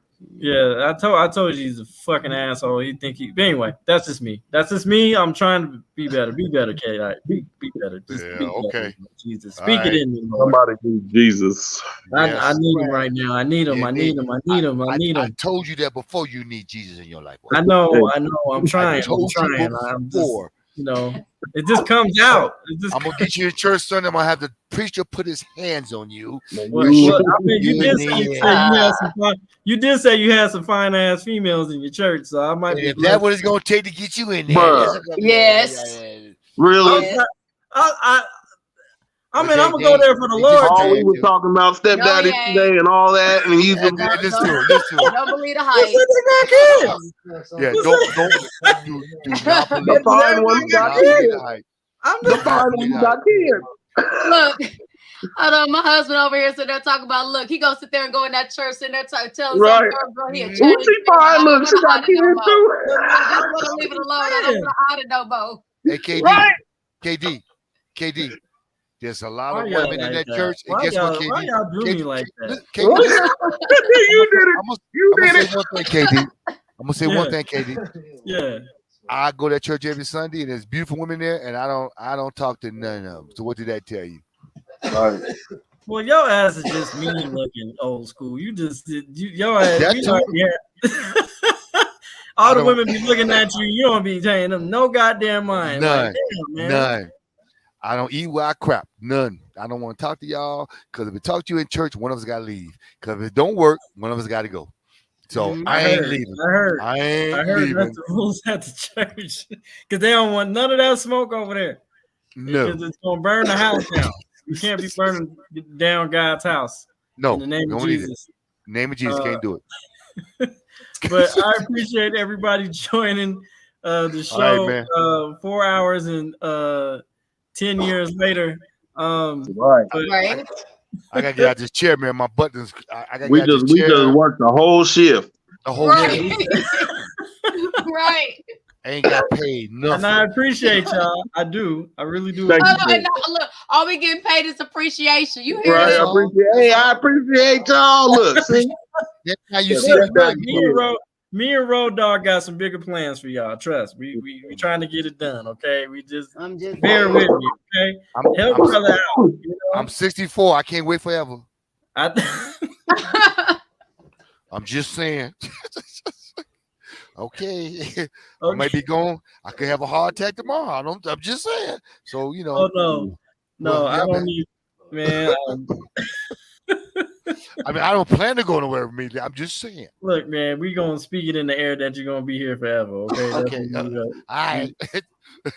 Too many people love old school, man. We gotta have you around, man. We gotta have you around. I'm gonna try to be around a little while, just a little while. Right. Okay. All right. So, like I said, thank you guys for joining. Please, again, go to the my Cash App, DJ Kdot $123. Road Dog. We will try to have all the people. Why don't we have the next panel that we have? We'll have everybody's description and their channel in the description. Okay, we can do that. I think that'll be so Cash App. everybody can just click on, you know, who they want to. We're just gonna have to get old school up to being new school because we need to get him up to date and get him a page going. Right. Get rid of that damn flip phone. I just heard my bones crack. You just said that. Really? Okay. All right, y'all. Well, it is your boy DJ Kdot, and thank you for being on this wonderful show. Shit, forgot what the damn show name was. DJ Kdot and the party. Right. I that's my name. And today's episode is there any benefit to a man for being a stepfather? Right. There you go. Right. And thank you to my beautiful co-host Eliza, the queen of the show. And thank you guys for joining the conversation, relations and relationships. We definitely gonna be talking about some more sexy stuff. Next week's show. We gonna talk about Derek Jackson's punk ass. Woo! Narcissist. We gonna call his bitch ass out. Who? And I hope he watches. And I'm gonna tag his Derek ass in. Jackson, punk bitch ass. You know what Derek Jackson is, that motherfucker, that the Mr. Steal Your Girl. Trust me, the one that shitted on men just to you tell me about him, yeah. Yeah, the big buff dude, you know. Right. Man. I got something for him. Fuck that dude. Yeah. I said it here first. Fuck you, Derek Jackson. You shitted on men, you ruined relationships, all that shit. And the title of that show is Narcissistic Man That Damaged Good Men and Great Women. Yes. All right. So, okay. Sounds good. Yeah. So I am your host, DJ Kdot, and my co-host. Oh, I'm gonna get to that in a minute. Oh, I can't wait to be here for that show. I'm waiting for you to I'm gonna do that again. This your host DJ Kdot the party, and my lovely co-host Eliza Havoc. And this is the conversation. And we out. Bye guys. Bye. Later. Later.